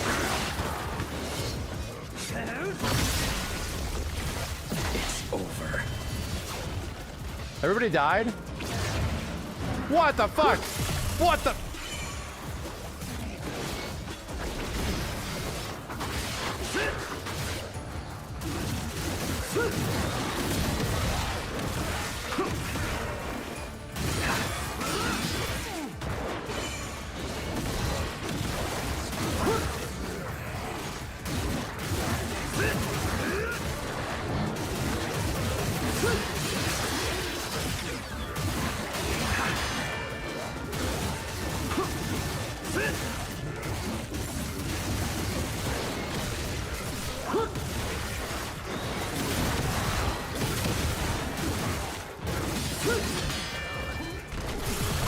Fuck!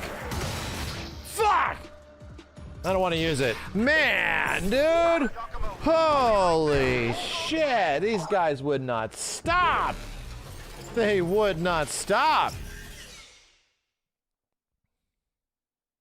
Sweaty bastards, dude. This engagement's tough.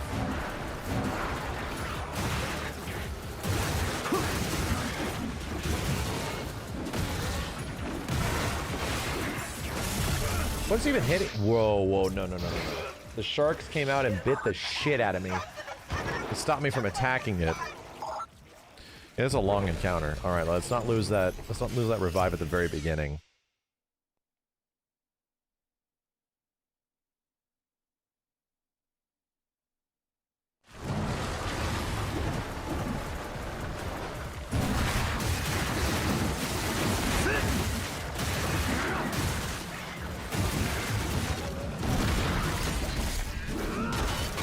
Interesting.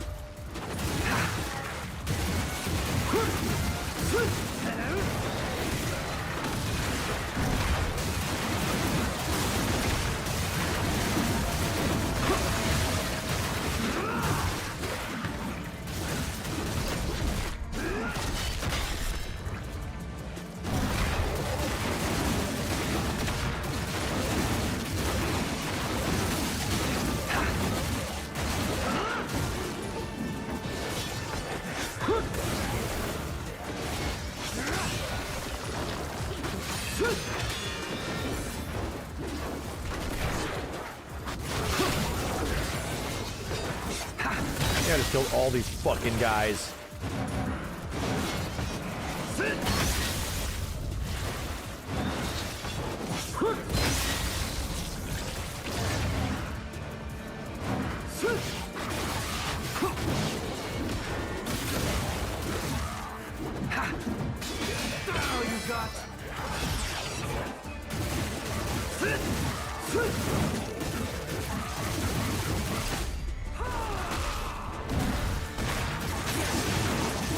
Why did you give me the weapon switch?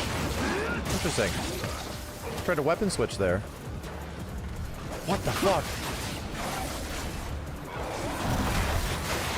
Dude, it's not over.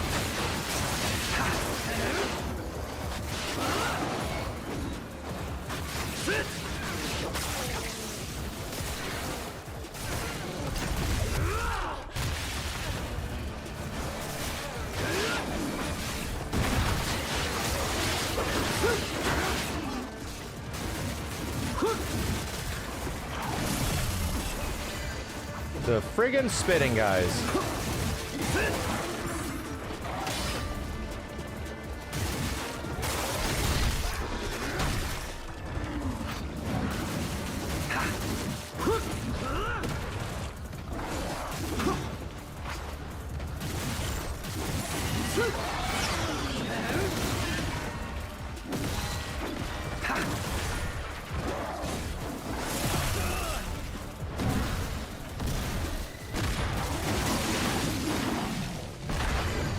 Whoa, whoa, whoa, whoa, whoa! The animation?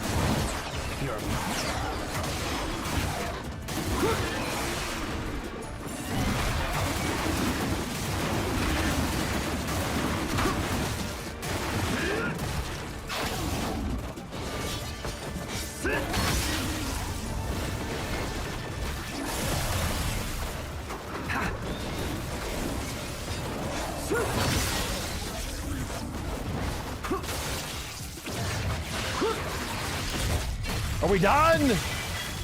Good god damn, I didn't even need to fight these guys. They just kept going.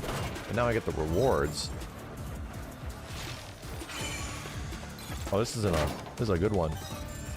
That was a divine and I just used it. How funny. It was just life. Same life I would have spent fighting.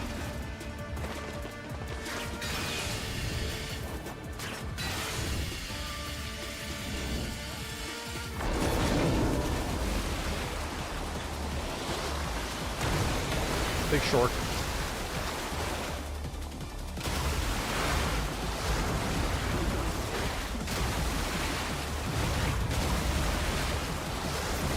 Chasing this guy this whole level.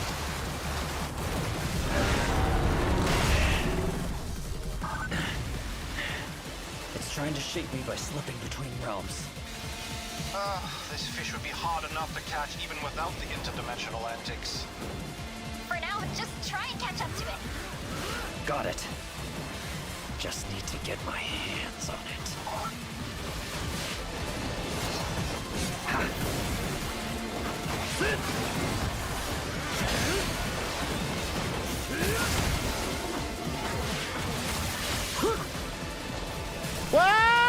Whoa! Cool.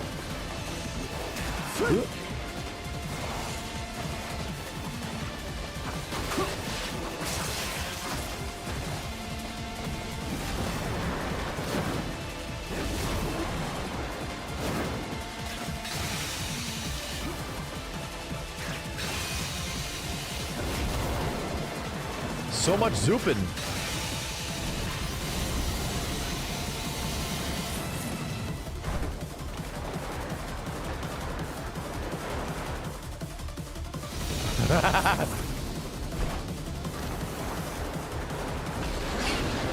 Oh, fuck. Ow. Chill. Chill, dude.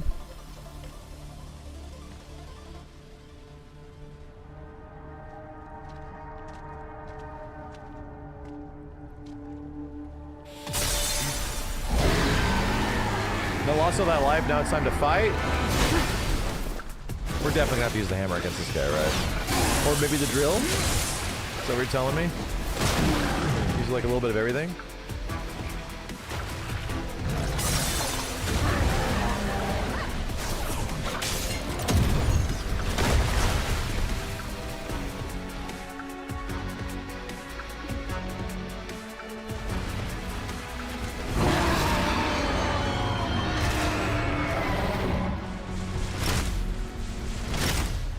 What's with the disco shark? It's a fucking disco shark, bro. Ow. Sure.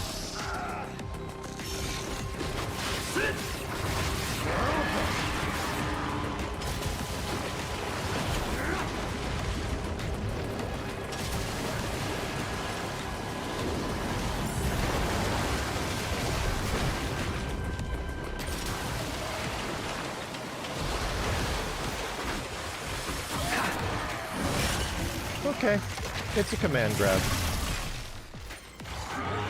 Extra dead.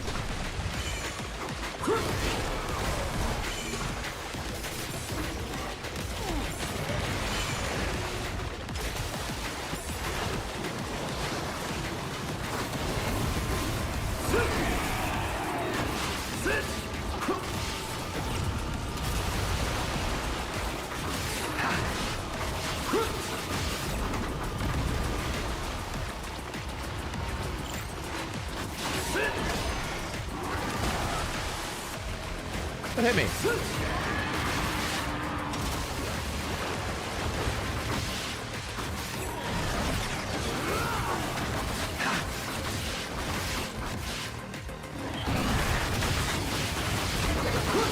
Big shark.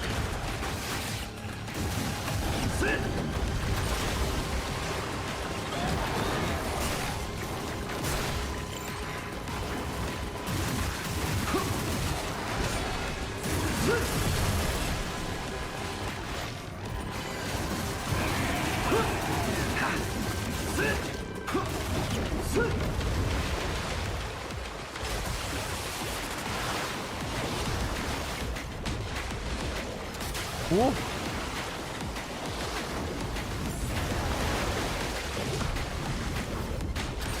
You're done, man. Come on.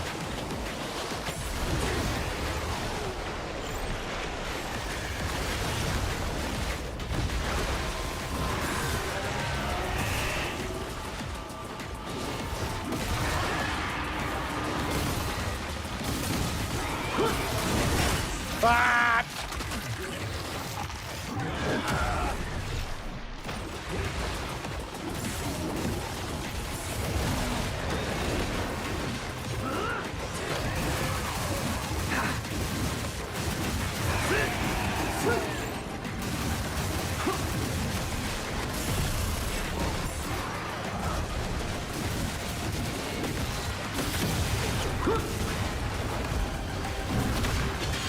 Oi.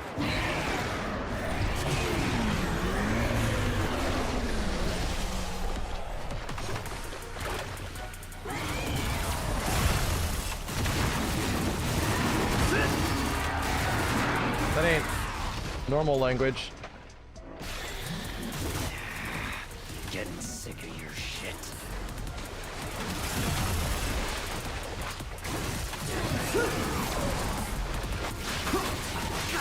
Ah! I was using everything! Okay, let's just not lose our revive at the very beginning, and maybe we'll be okay against Zamtrios. You know? Back to Monster Hunter from earlier this year.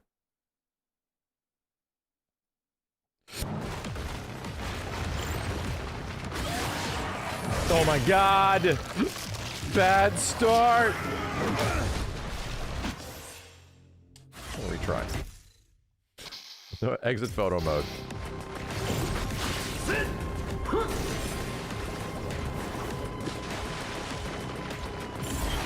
Oh.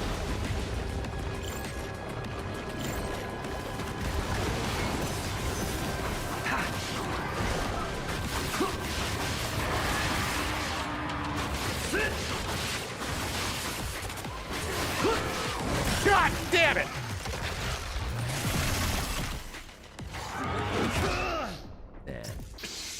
Okay. Okay. Getting used to the command grab. And the command grab anims. It's gonna be fine. The shark's gonna get it. He's not really Zamtrios shaped, yeah. He's more weird.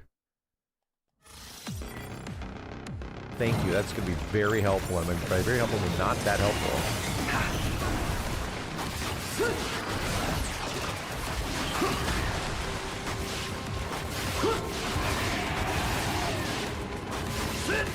You're dead.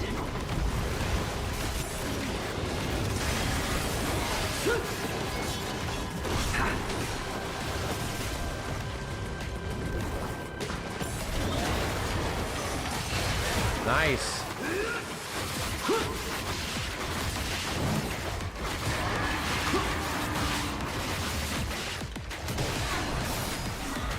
That was badass.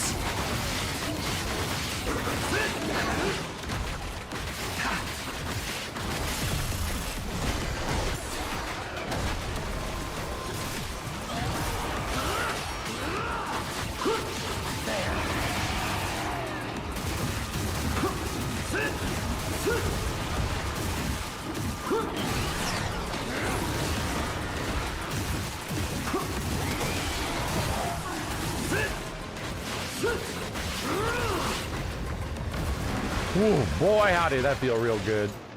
You're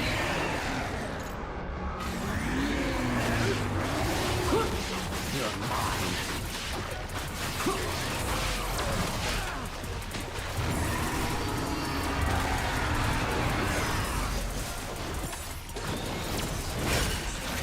Definitely thought I got him.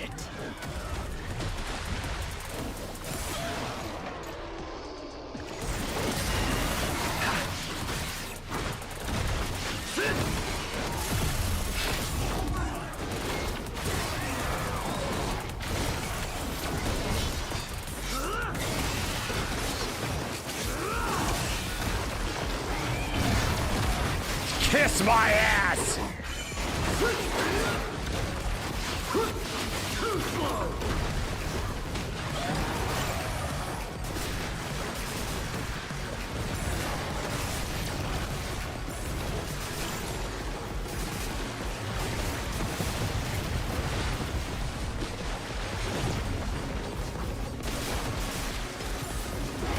Whoa!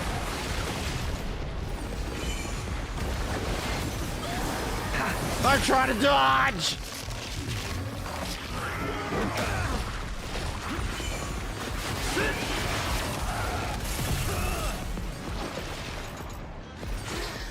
Bro, what is even hitting me?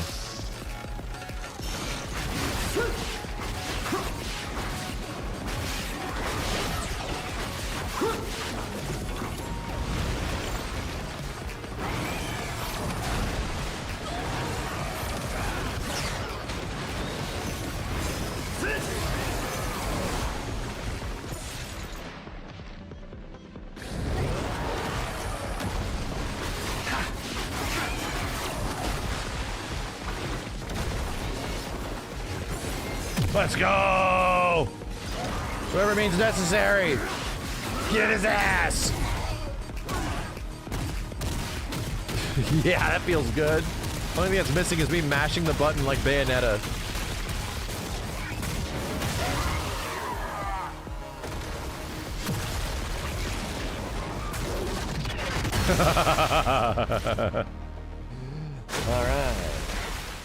All right, that was fun. She's back. There she is. Sorry.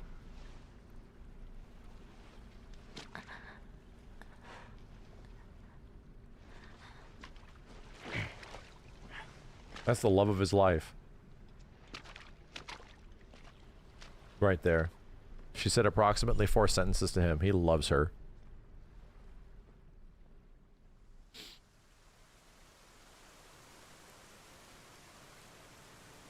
Kyrie. Yeah. Kyrie.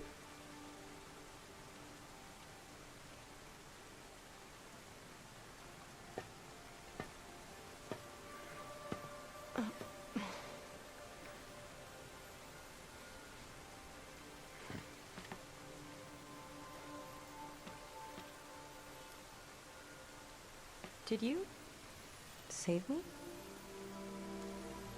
Yeah. Yeah.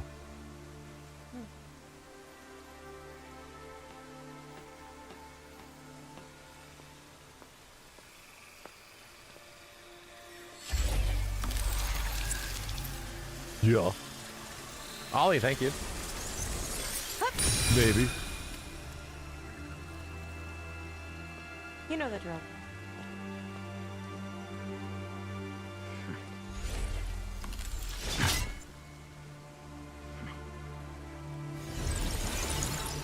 A sword? Kusarigama?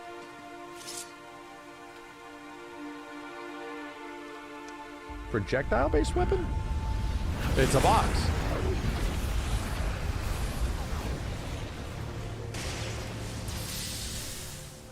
Yeah, is it Pandora's box? It's from DMC 4. Just one more shrine left to go. Oh, there's even more weapons. It won't be easy.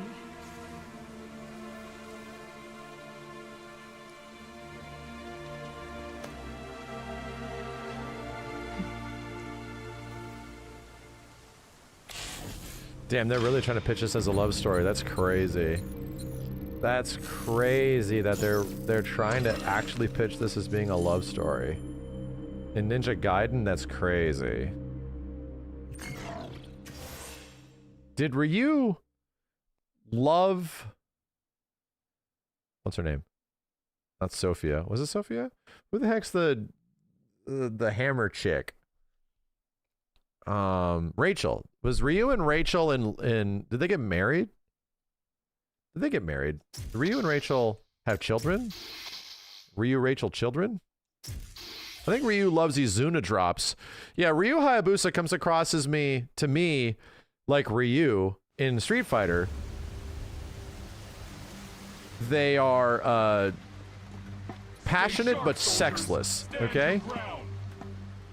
They're Izuna sexual, exactly. Like they are quite literally into combat stuff, and that's what does it for them. They're as sexless as a Resident Evil character.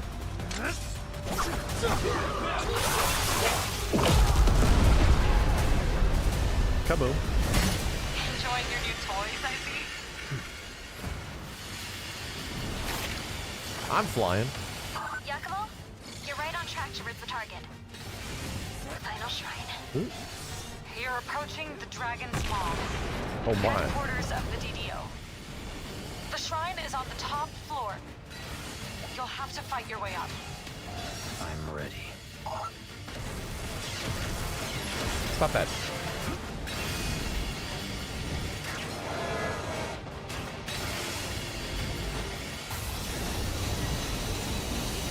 Is that the target? That's it. You're almost there. Expect even more resistance here than usual. I pray Sayori and I can make it in one piece. Okay.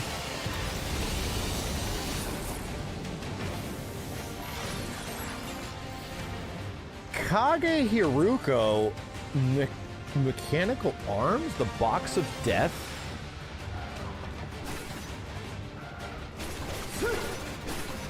Whoa, it is a projectile-based weapon.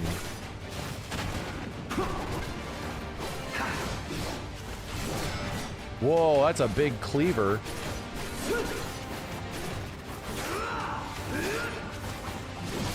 Wow, this thing's neat. Random bullshit, go! You're in luck. Random bullshit, go! What do we got here? New. Nothing to cash in, really. We gotta have new moves at Crowman, right? Is the reason Crowman, we ran out of moves to buy? Is the reason Tyrion not... Oh, we actually got new things finally. Or not. I mean, still, that's amazing. So I have to buy it. Is the reason why we never have anything to spend Ninja Coin on, except items, like physical items, because hard mode gives you way more of it? Yeah, like we learned everything. Now it's just like art of defense, this and this. Is that a hard mode thing? Is that why that feels kind of like weirdly unbalanced? Where it's like, dude, I never have any money to buy anything except like items. Hard mode has buying items from Yumi. Yeah, exactly. Me too. You buy everything and that's it. Right. What I'm saying is that like, is the way I'm playing the game, is that normal? Is that way on normal? Easy mode is the same thing. You had a ton of money. Yeah. It's weird. It's for everything. Ninja Coin is for items and other currency. Right, I get that. It's just that I bought out all the important moves. I'm not even making a choice between buying items or buying cool moves. I'm just buying a shit ton of items, dude. You know? Like a ton of items. So, okay. I mean, if that's the way it's supposed to be, it just feels like I should be making that choice of like, do I want... Yeah, the economy feels weirdly balanced in this. Do I want to buy moves or do I want to buy items? You know, which is normally how it works in an action game. But if they don't want that, they don't want that. You know? That's fine. Hard mode gives you choosing between moves and items near like the last half of the game. Interesting. Interesting. You pretty much get everything by chapter 5. That's how it is. All right. Cool. I mean, I don't mind it. It's just... I find it weird how many items I am using. Because they're just available to me. But I find it weird. There's like... a lot of items.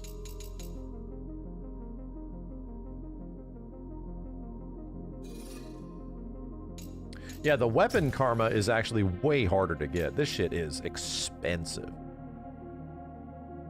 Really expensive.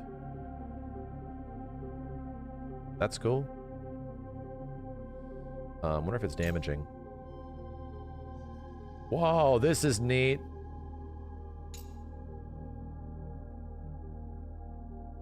I like this, man. This seems fun.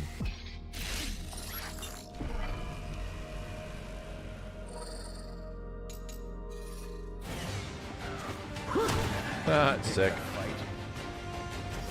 Sick. Okay, so what else do we have here? Did we get anything new? We got this at some point. Major large blood orb rate increase. Large blood orb essence drop rate. Halves damage from ranged attacks. We got that, and that. Major defense at low health. Blood bind gauge consumption decrease at low health. I don't like these low health things. I don't plan on ever getting hit. Even though I get hit plenty. I don't plan on ever getting hit. Yeah, it just means more ults. It means more bigger, more damaging ults. I get it. I get it. Let's play forward a little bit more. Base form. Use X to perform range attacks with throwing weapons and Y to slash and strike at close range.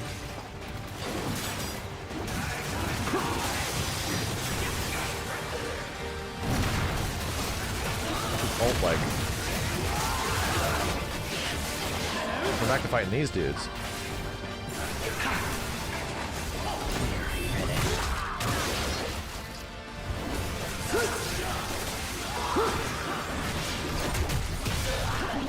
Damn, it's pretty badass.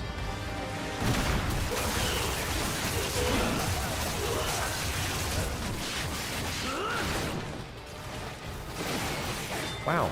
Wow, I can't see shit, bro. Oh, that you can plant traps. Wow, you really engage from long distance. Okay. Dude, you set bombs on the ground. Blood bombs. Sick.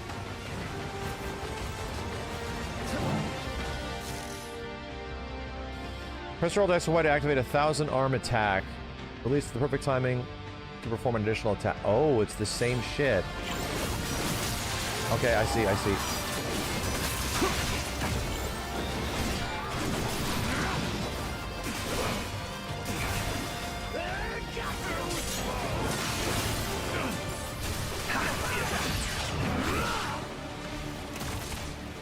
Oops, didn't have it.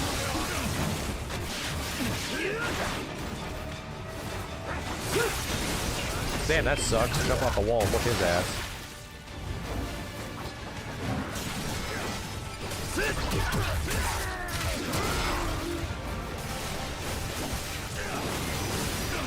Okay, I gotta figure out the timing.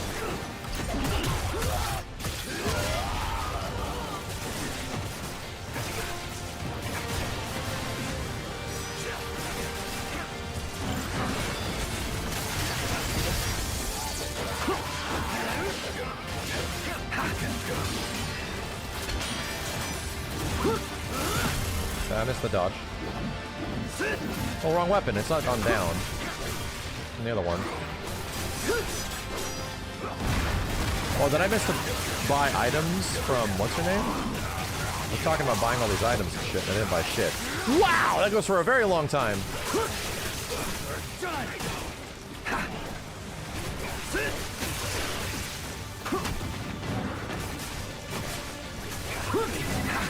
Okay.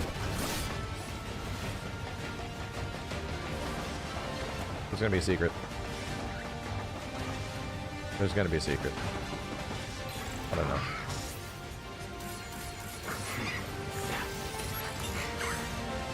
What do these even give me? Is a collectible?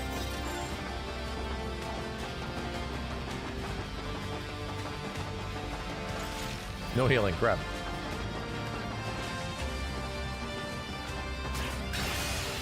Damn, the music here is sick. Damn it. Real, watch out! I'm fine. I can make it.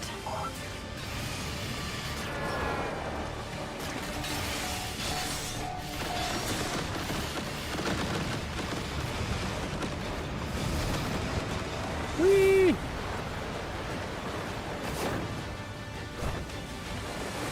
Oh, this is the level that I played with Master. Holy shit, man. We're back. Okay, that takes care of that guy pretty quickly.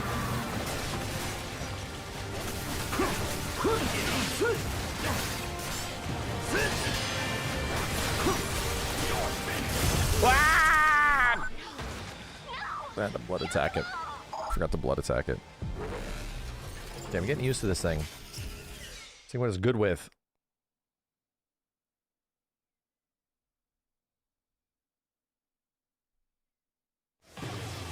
Ooh, it's still there. Okay.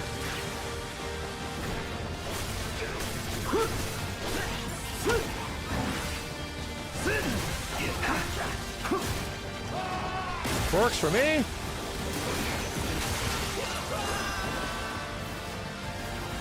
We're fucking crazy, bro. Guys, you see all that shit I did?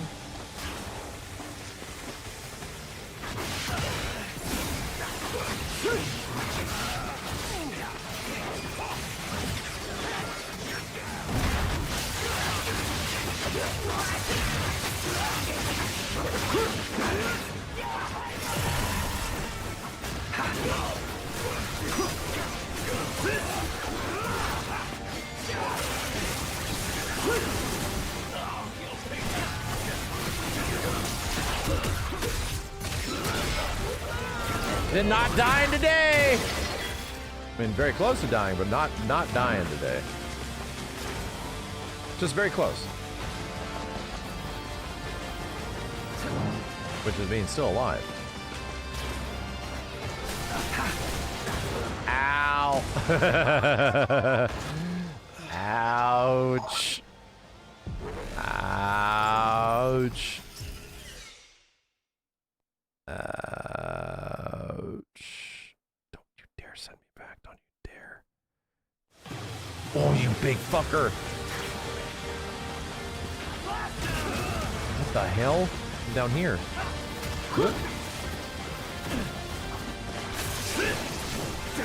Oh my god. Okay.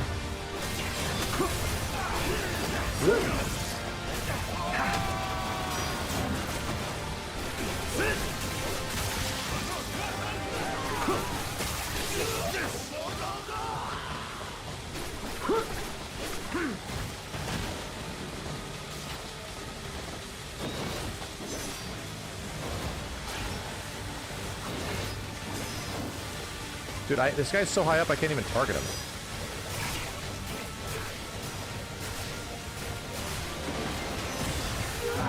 That was a little weird.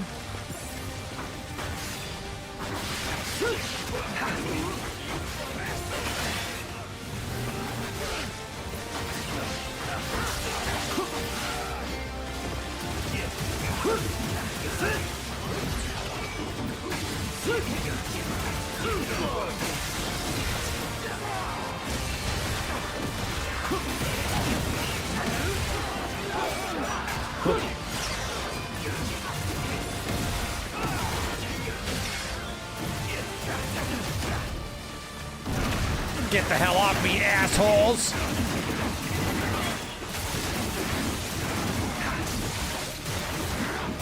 Damn, let's go.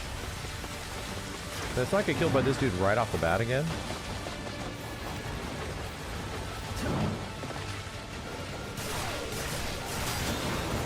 Holy shit ass!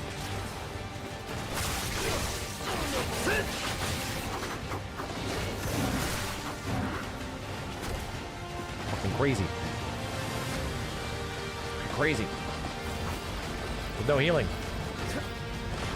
Hey, I just had to complain a little. What? God. Bye, dickhead. Oh!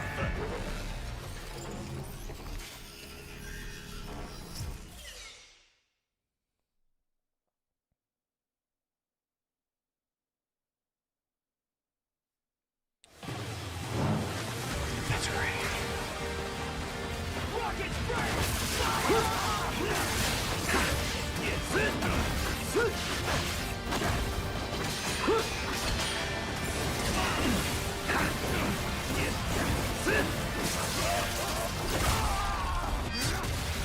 Okay, not this time.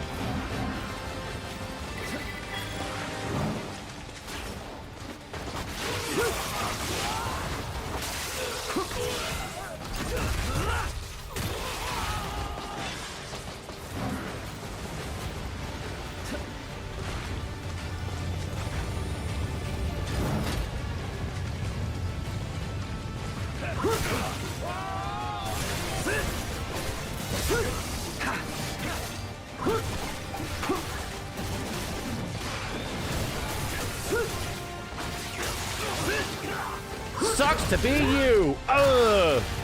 Killed my checkpoint last time, bro. A-hole. I better not spend all my money on this because we have no healing. Right? This one more. Yeah, 34k. We can't even afford it. The grind. Nice workout there. Cash it all in. Keep me alive, juice.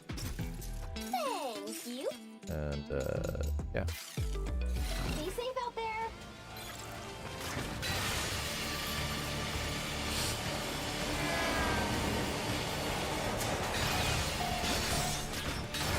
Oh, wow. Choices.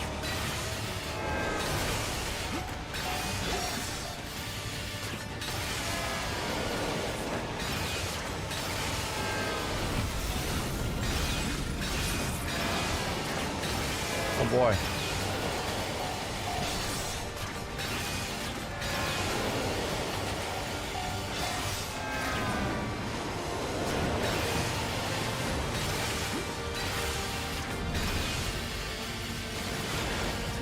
Cool.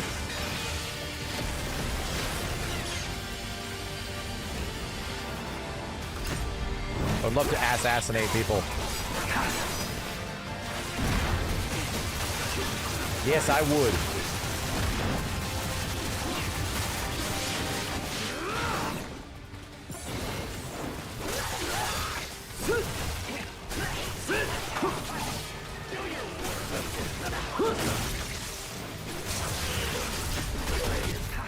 Chuck, chuck, chuck.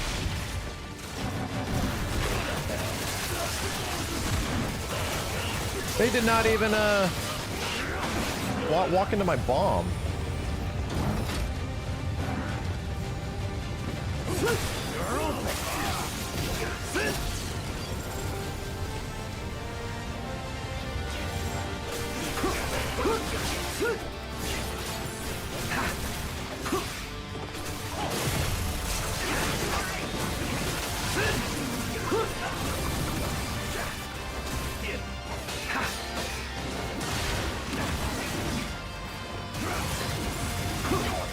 Holy shit, I did not have the ability.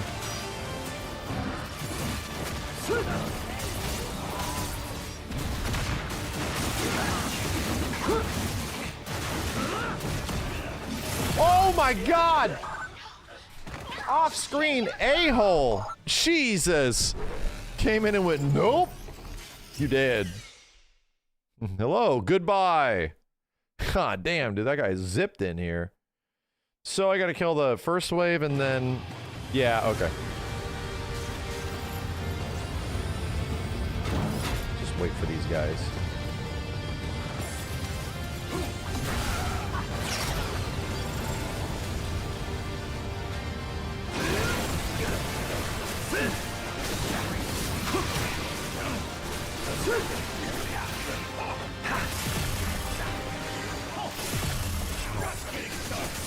So these fucking moves are no joke, dude.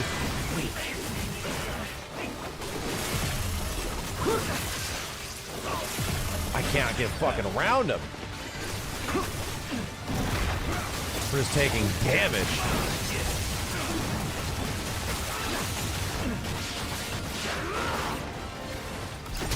That guy was still alive after all that. So nuts these dudes are.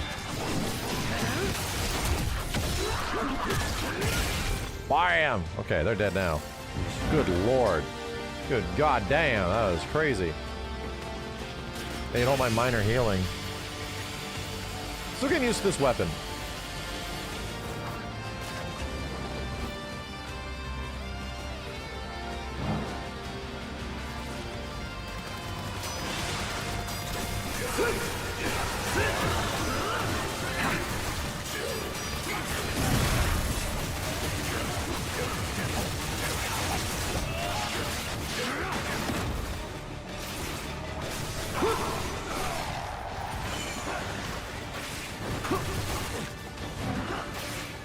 God damn it. Somebody's shooting me. Oh my god, dude, you piss off. That's how you get to him.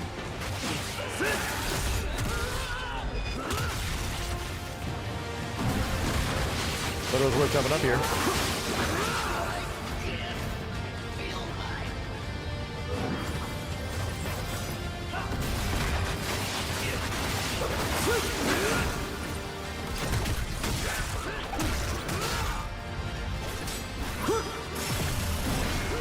Ah, crap. I saw the orb and I was gonna try to go for it. These dudes are seriously fast. Like, they mean fucking business. And they really hurt. So where does it drop me off at? Okay, good.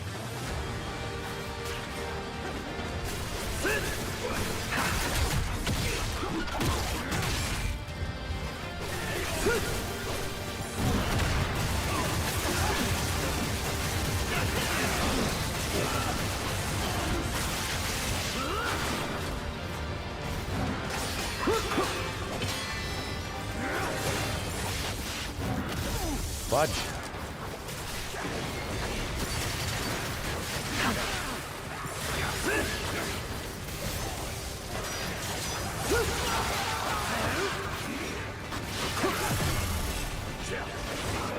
shoot! Oh, and I healed too! Holy shit! Okay, yeah, so that's what's hitting me. Makes a lot more sense now that I see it happening in front. They zip across the whole goddamn stage. Like, the whole stage. Okay. Tough encounter here.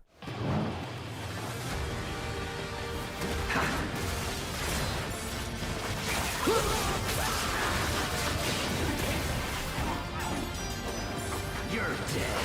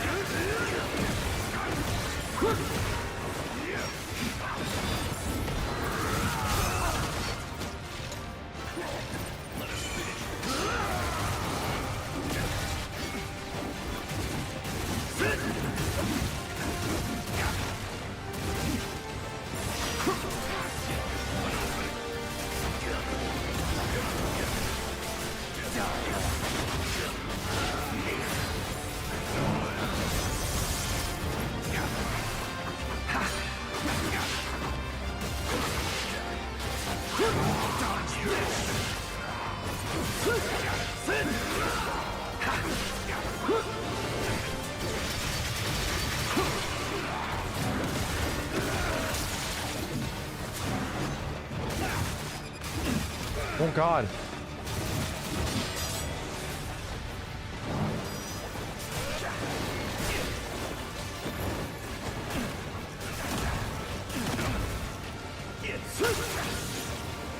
Come here, shithead.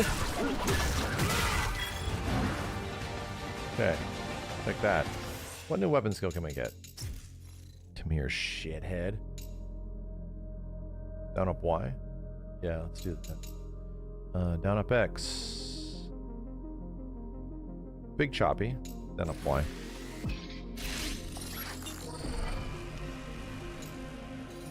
They're so expensive. Whoop. Whoop. Fast.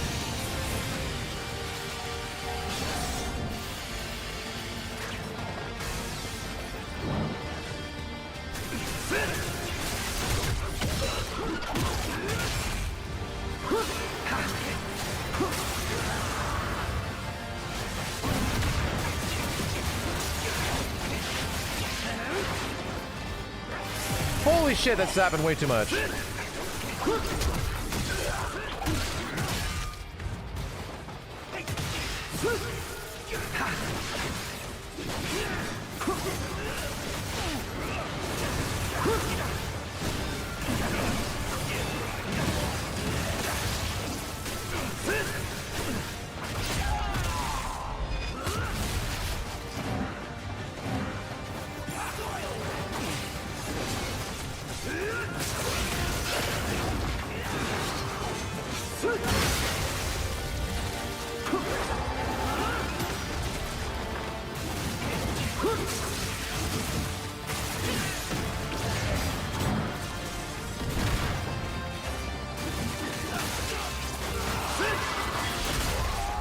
Hey, all right, give me all this stuff.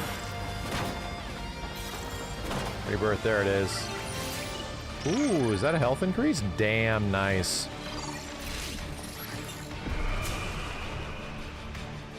Give me that.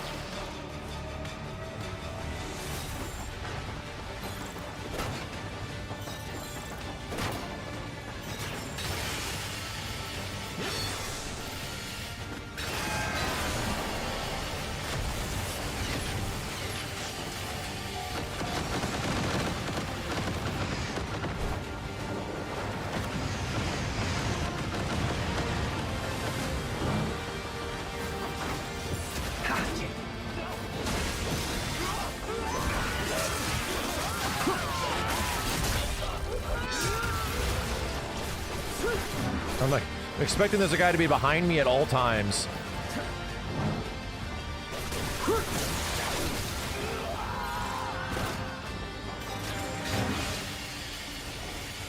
pace of these levels is crazy fast, dude. Game is like pushing me forward.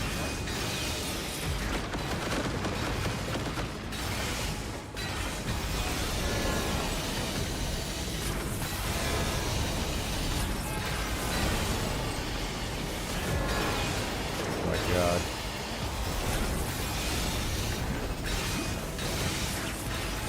Ah! There was a fourth one.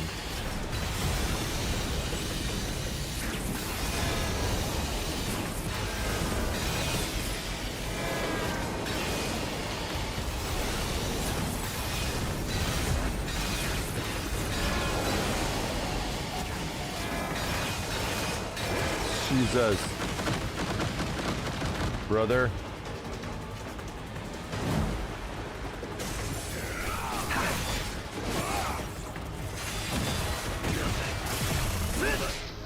No way, dude. No, no, no. I was not ready. I was not ready. Dude, the blood attacks on the ranged weapon are mad slow. Like, you really gotta be ready for it.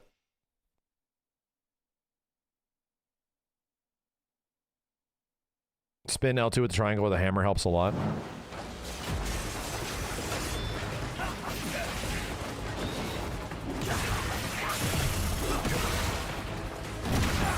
Guy's kicking my ass.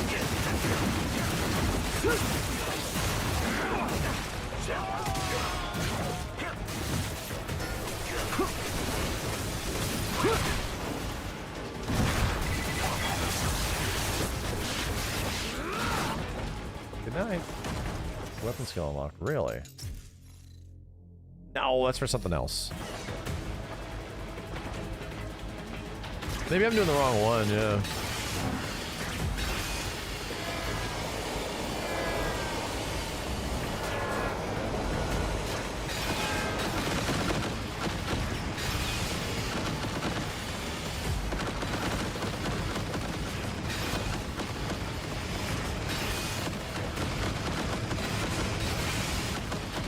Jesus Christ. Ain't no more trains at least.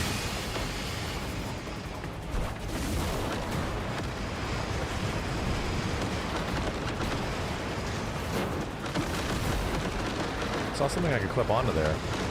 Maybe there's a secret.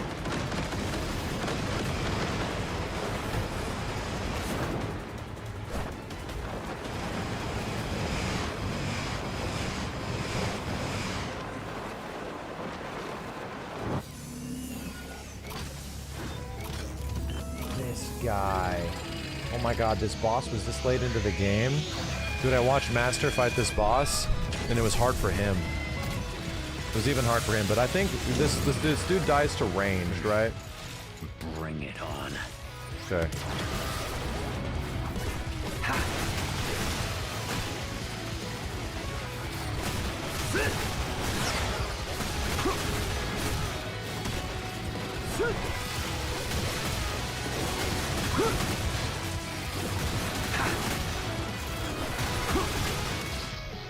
Sure.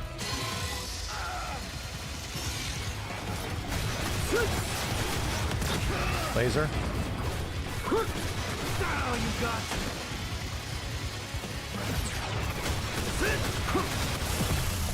Yeah. Yeah, you get close to him, he mauls you. Okay. Okay. I think I got it. I think I got it. This fight is really about patience. You really got to do this one.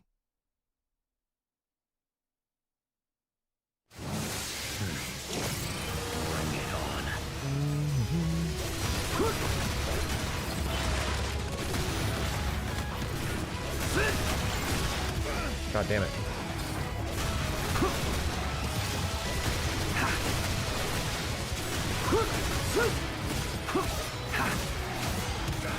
Sucks.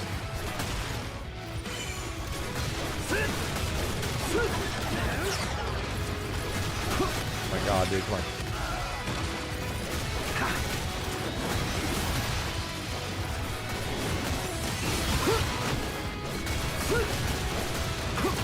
Brother.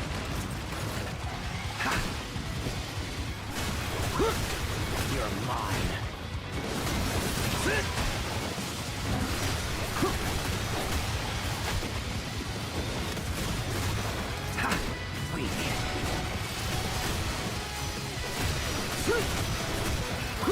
You're done!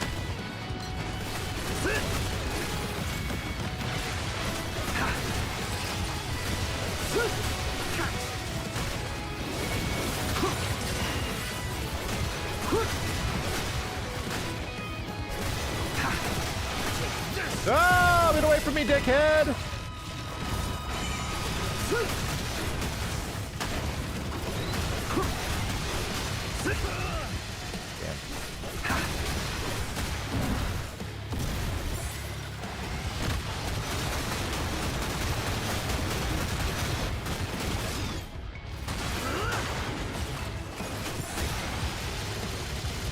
Holy shit!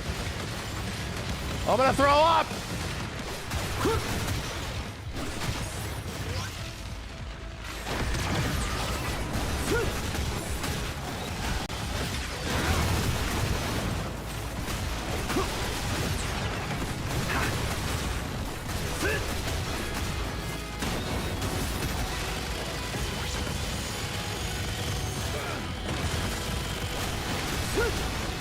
Whoa! Can't go backwards there.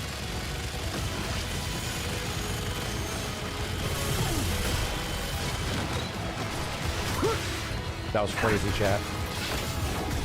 This is it.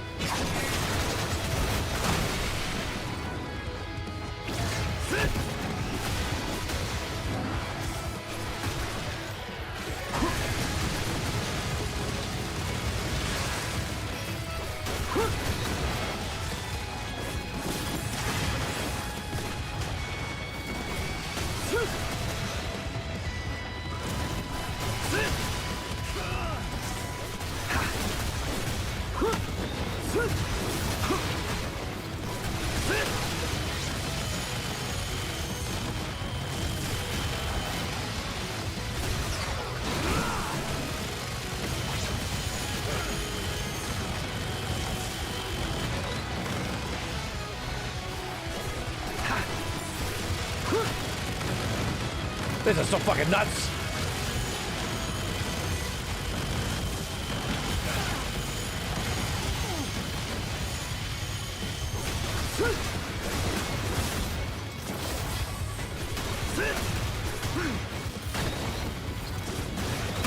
Let's go! Did I just first try this guy?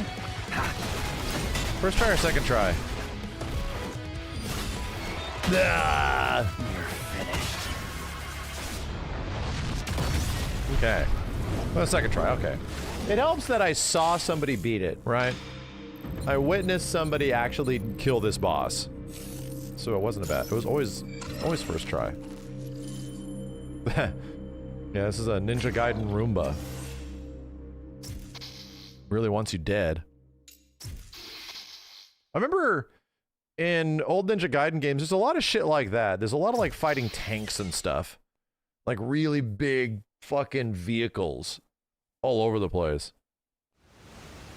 And this one, not as much. It's like the first big vehicle. Take care of the enemy combat vehicle. Entering the base now. All right, bust in and lead the charge. Consider it done. Ooh, such a gentleman. They're trying so hard. They're really out here trying. They're trying with their whole chest. They're really out here trying with their whole chest to make me think that they love each other. That they're going to be together forever. The grind never. They're trying twice as hard with her whole chest. You work? Check the deets.